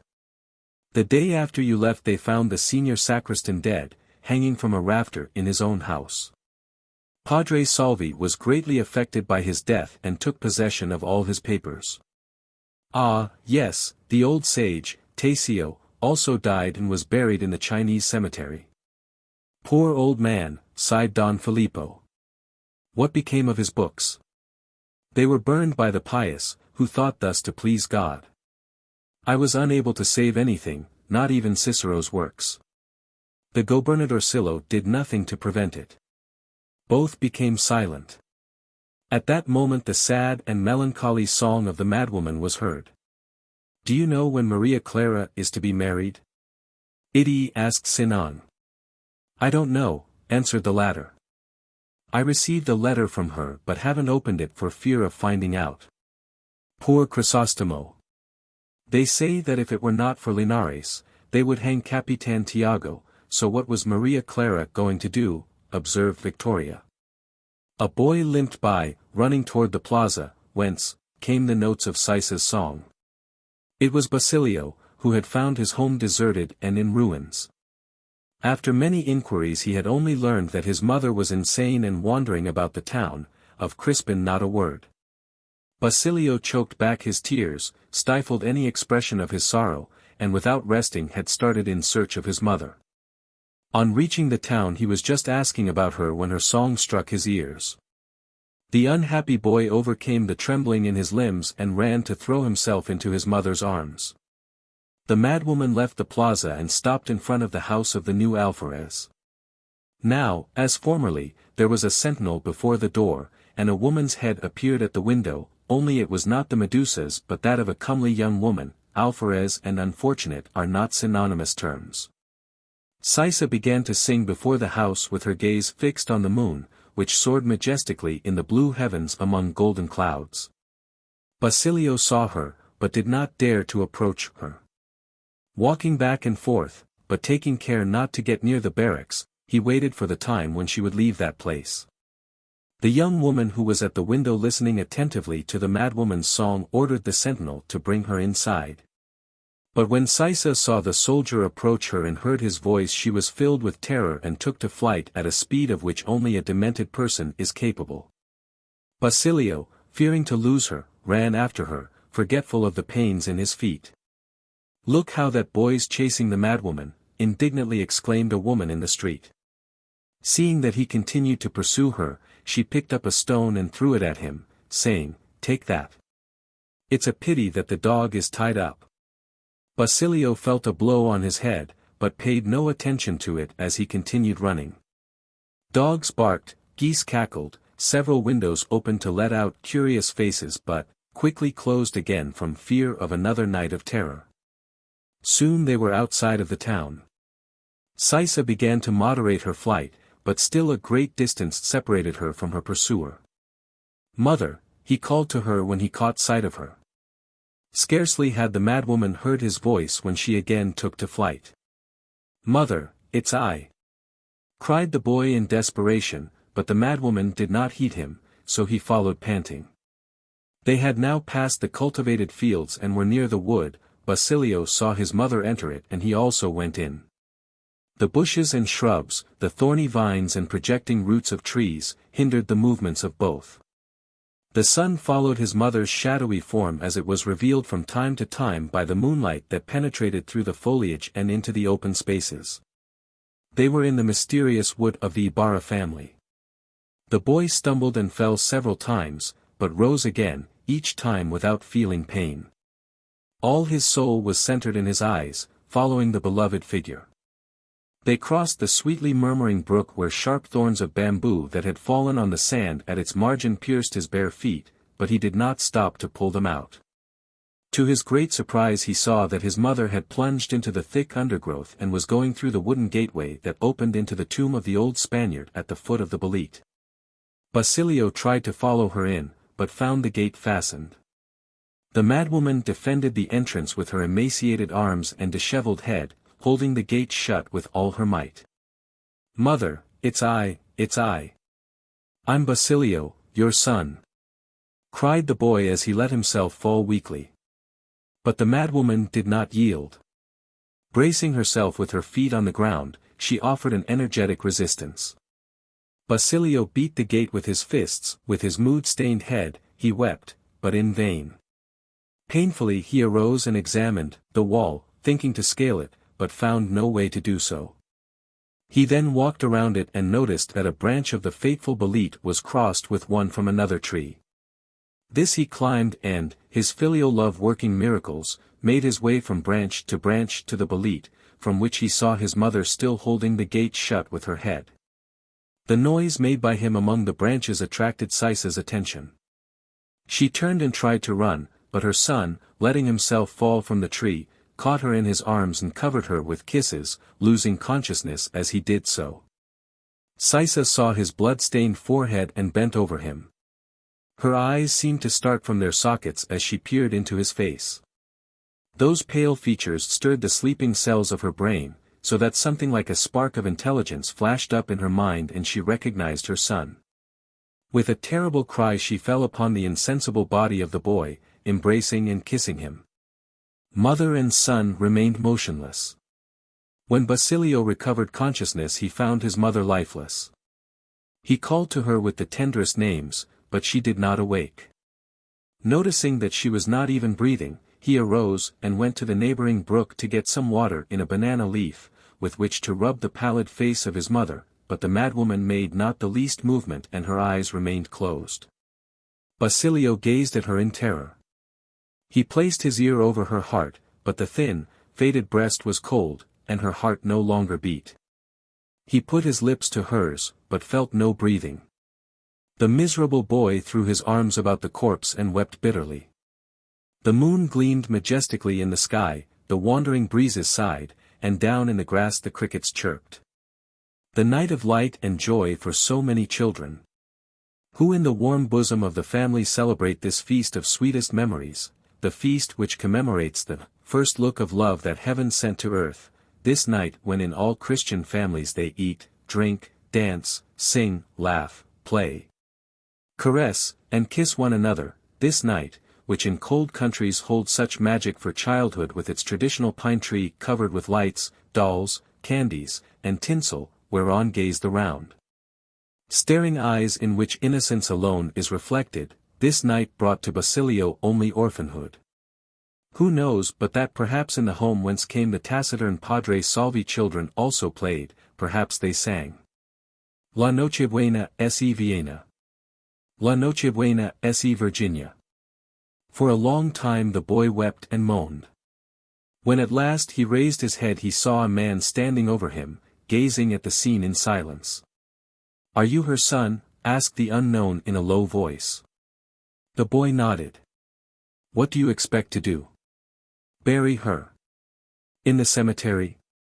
I haven't any money and, besides, the curate wouldn't allow it." "Then? If you would help me." "I'm very weak," answered the unknown as he sank slowly to the ground, supporting himself with both hands. "I'm wounded. For 2 days I haven't eaten or slept. Has no one come here tonight?" The man thoughtfully contemplated the attractive features of the boy, then went on in a still weaker voice, "Listen. I, too, shall be dead before the day comes. 20 paces from here, on the other side of the brook, there is a big pile of firewood. Bring it here, make a pyre, put our bodies upon it, cover them over, and set fire to the whole, fire, until we are reduced to ashes." Basilio listened attentively. "Afterwards, if no one comes, dig here. You will find a lot of gold and it will all be yours. Take it and go to school." The voice of the unknown was becoming every moment more unintelligible. "Go, get the firewood. I want to help you."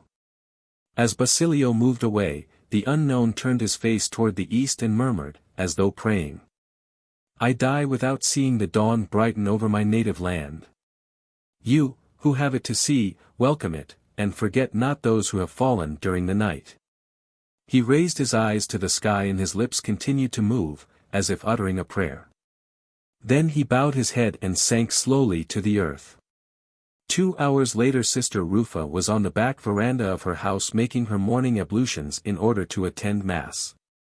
The pious woman gazed at the adjacent wood and saw a thick column of smoke rising from it.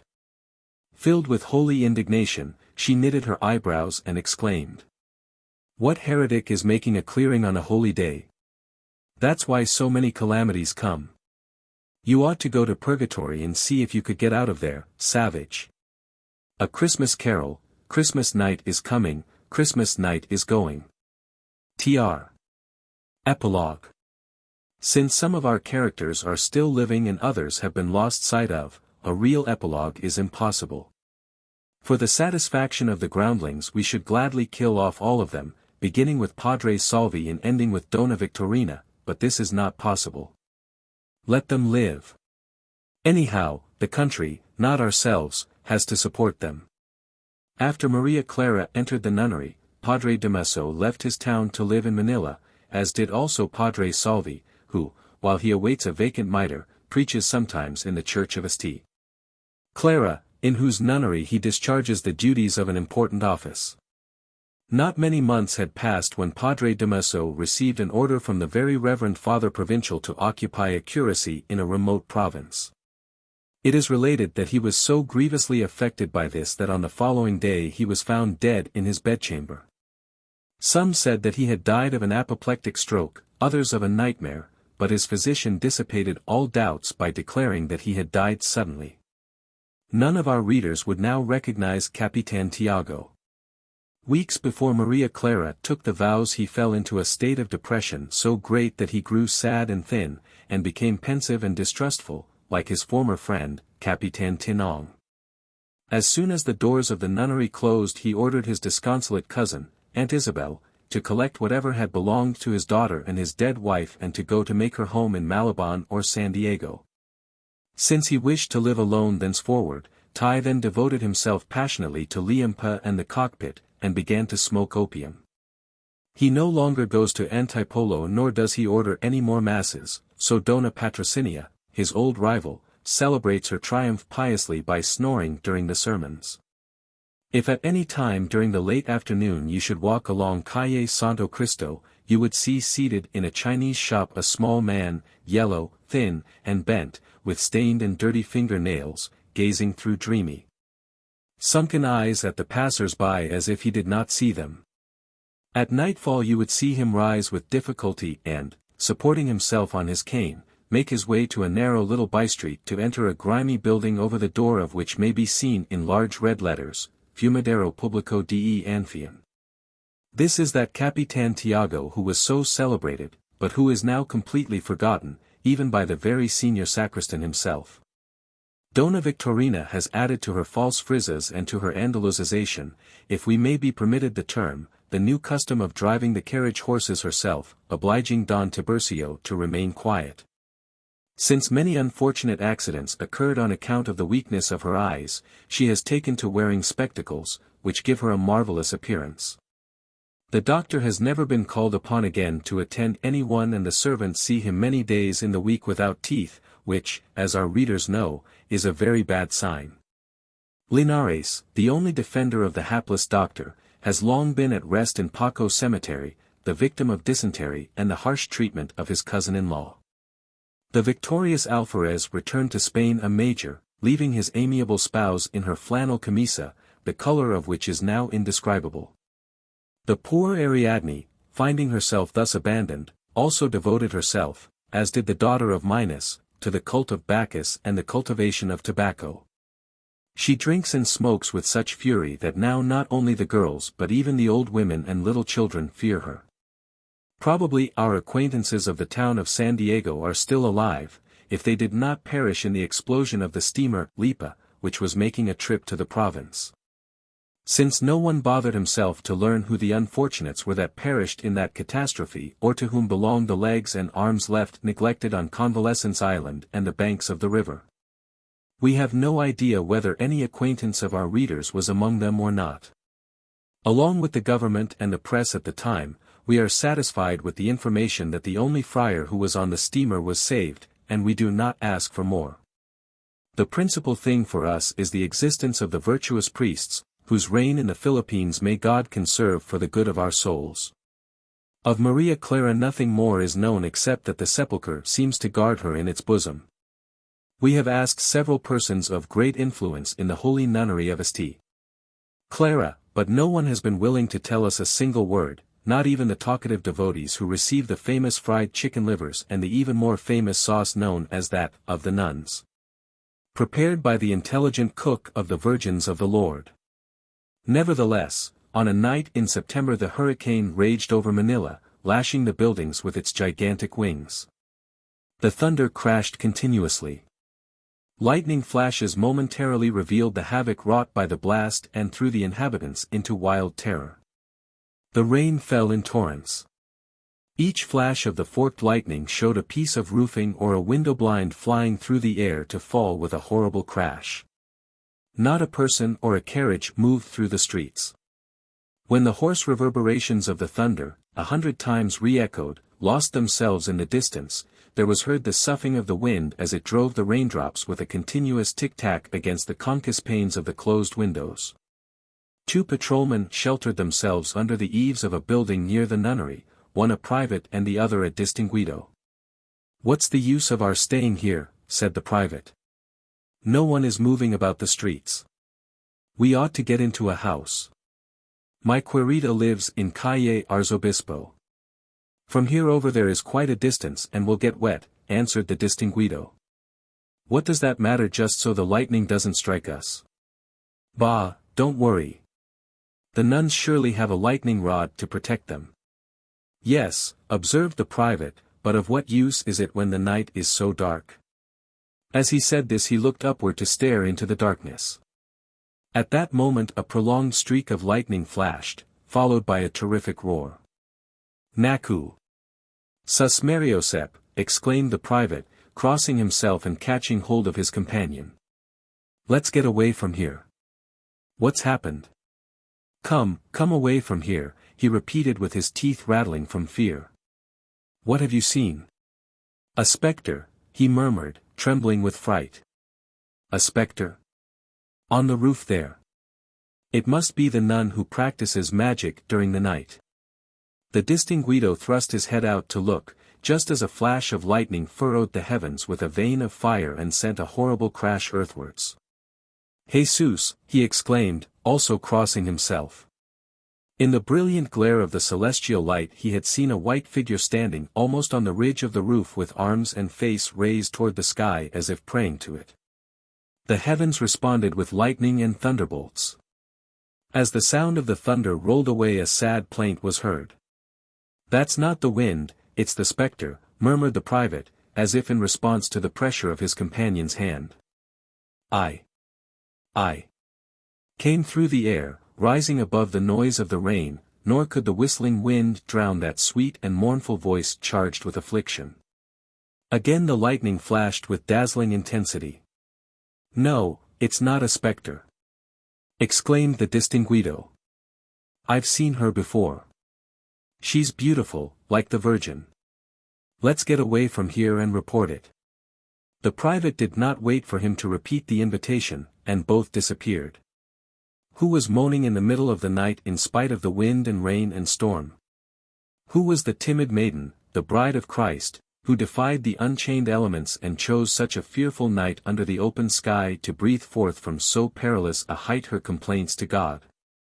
Had the Lord abandoned his altar in the nunnery so that he no longer heard her supplications? Did its arches perhaps prevent the longings of the soul from rising up to the throne of the Most Merciful? The tempest raged furiously nearly the whole night, nor did a single star shine through the darkness. The despairing plaints continued to mingle with the soughing of the wind, but they found nature and man alike deaf. God had hidden himself and heard not. On the following day, after the dark clouds had cleared away and the sun shone again brightly in the limpid sky, there stopped at the door of the nunnery of XLIII. Clara a carriage, from which alighted a man who made himself known as a representative of the authorities. He asked to be allowed to speak immediately with the abbess and to see all the nuns. It is said that one of these, who appeared in a gown all wet and torn, with tears and tales of horror begged the man's protection against the outrages of hypocrisy. It is also said that she was very beautiful and had the most lovely and expressive eyes that were ever seen. The representative of the authorities did not accede to her request, but, after talking with the abbess, left her there in spite of her tears and pleadings. The youthful nun saw the door close behind him as a condemned person might look upon the portals of heaven closing against him, if ever heaven should come to be as cruel and unfeeling as men are. The abbess said that she was a madwoman. The man may not have known that there is in Manila a home for the demented. Or perhaps he looked upon the nunnery itself as an insane asylum, although it is claimed that he was quite ignorant, especially in a matter of deciding whether a person is of sound mind. It is also reported that General J. thought otherwise, when the matter reached his ears. He wished to protect the madwoman and asked for her. But this time no beautiful and unprotected maiden appeared, nor would the abbess permit a visit to the cloister, forbidding it in the name of religion and the holy statutes. Nothing more was said of the affair, nor of the ill-starred Maria Clara. Public opium smoking room. January 2, 1883. Author's note. Glossary. ABA, a Tagalog exclamation of wonder, surprise, etc., often used to introduce or emphasize a contradictory statement. Abaca, Manila hemp, the fiber of a plant of the banana family.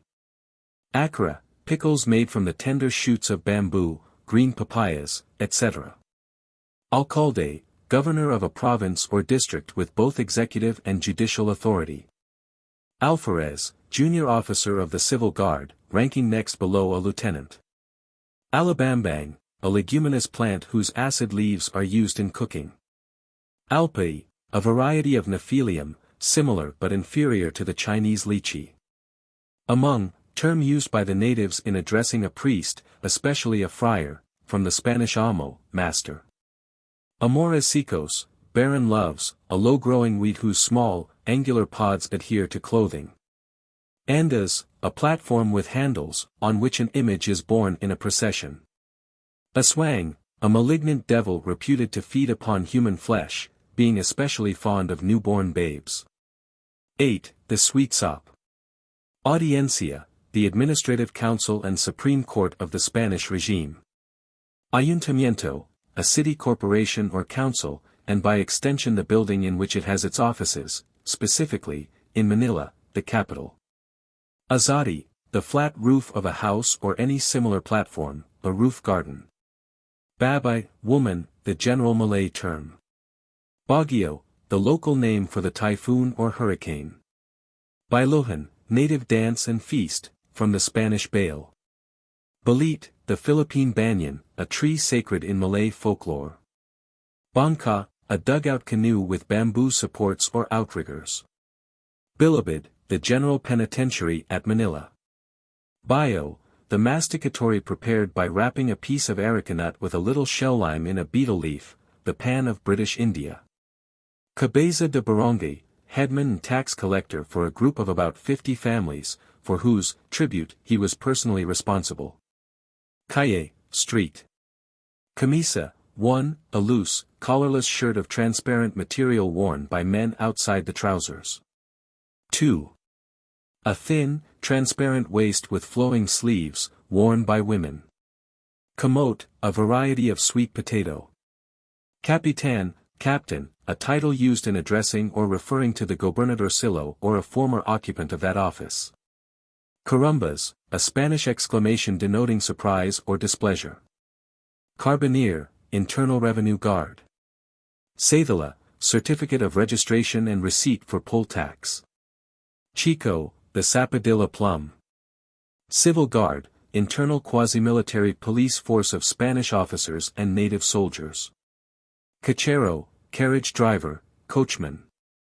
Consul, a wealthy merchant. Originally, a member of the Consulado, the tribunal, or corporation, controlling the galleon trade. Quadrillero, municipal guard. Cuarto, a copper coin, 160 of which were equal in value to a silver peso. Cuidado, take care. Look out. A common exclamation, from the Spanish cuidado. Dalag, the Philippine Ophiocephalus, the curious walking mudfish that abounds in the paddy fields during the rainy season. Dalaga, maiden, woman of marriageable age. Dinding, house wall or partition of plaited bamboo wattle. Director, Directorcillo, the town secretary and clerk of the gobernadorcillo. Distinguido, a person of rank serving as a private soldier but exempted from menial duties and in promotions preferred to others of equal merit. Escribano, clerk of court and official notary. Filibuster, a native of the Philippines who was accused of advocating their separation from Spain. Gobernadorcillo, petty governor, the principal municipal official. Gogo, a climbing, woody vine whose macerated stems are used as soap, soap vine. Gingan, dungaree, a coarse blue cotton cloth. Hermano mayor, the manager of a fiesta. Husi, a fine cloth made of silk interwoven with cotton, abaca, or pineapple leaf fibers. Ilang ilang, the Malay, flower of flowers, from which the well-known essence is obtained. Indian, the Spanish designation for the Christianized Malay of the Philippines was Indio, Indian, a term used rather contemptuously, the name Filipino being generally applied in a restricted sense to the children of Spaniards born in the islands. Canyon, a woodland clearing made by burning off the trees and underbrush, for planting upland rice or kamatas. Kalan, the small, portable, open, clay fireplace commonly used in cooking. Kaleo, the Philippine hornbill. As in all Malay countries, this bird is the object of curious superstitions. Its raucous cry, which may be faintly characterized as hideous, is said to mark the hours and, in the nighttime, to presage death or other disaster. Calicut, a short section of bamboo in which the bio is mixed, a primitive beetle box. Camagon, a tree of the ebony family, from which fine cabinet wood is obtained. Its fruit is the mabulo, or date plum.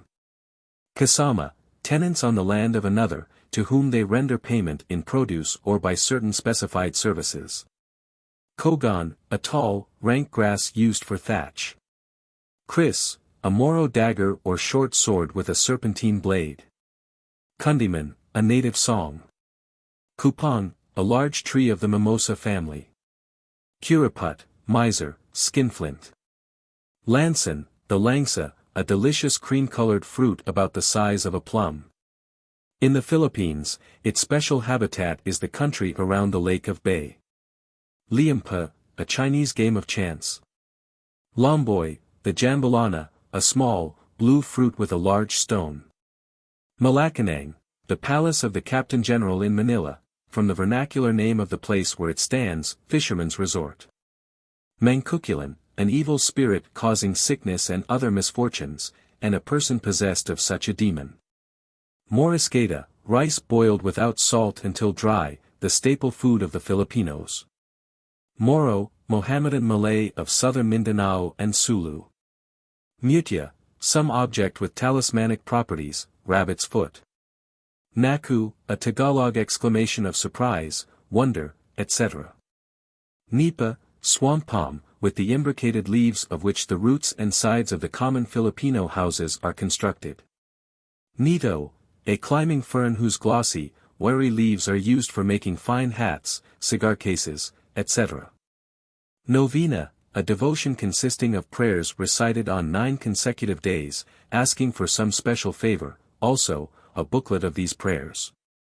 Oi, an exclamation to attract attention, used toward inferiors and in familiar intercourse, probably a contraction of the Spanish imperative, oi, listen. Peco, an edible fern. Palisan, a thick, stout variety of rattan, used for walking sticks. Pandakaki, a low tree or shrub with small, star-like flowers. Pañuelo, a starched neckerchief folded stiffly over the shoulders, fastened in front and falling in a point behind, the most distinctive portion of the customary dress of the Filipino women. Papaya, the tropical pawpaw, fruit of the melon tree. Parakmason, Freemason, the bête noire of the Philippine friar. Peseta, a silver coin, in value 1/5 of a peso or 32 cuartos. Peso, a silver coin, either the Spanish peso or the Mexican dollar, about the size of an American dollar and of approximately half its value. Piña, fine cloth made from pineapple leaf fibers. Proper names. The author has given a simple and sympathetic touch to his story throughout by using the familiar names commonly employed among the Filipinos in their home life. Some of these are nicknames or pet names, such as Anong, Andoy, Choi, Ninang, Baby, Pute, Tinchang, and Yang. Others are abbreviations or corruptions of the Christian names, often with the particle ing or I added, which is a common practice, Anang, Andrea, Dore, Teodora, Idi, Brigida, Bridget, Sinang, Lucinda, Lucy, Sipa, Josefa, Sisa, Narcissa. Teo, Teodoro, Theodore, Tiago, Santiago, James, Tasio, Anastasio, Taika, Escolastica, Tine, Quintina, Tinong, Saturnino. Provincial, head of a religious order in the Philippines. Querida, paramour, mistress, from the Spanish, beloved. Real, 1/8 of a peso, 20 cuartos. Sala, the principal room in the more pretentious Philippine houses. Salabat, an infusion of ginger. Salicot, wide hat of palm or bamboo and rattan, distinctively Filipino.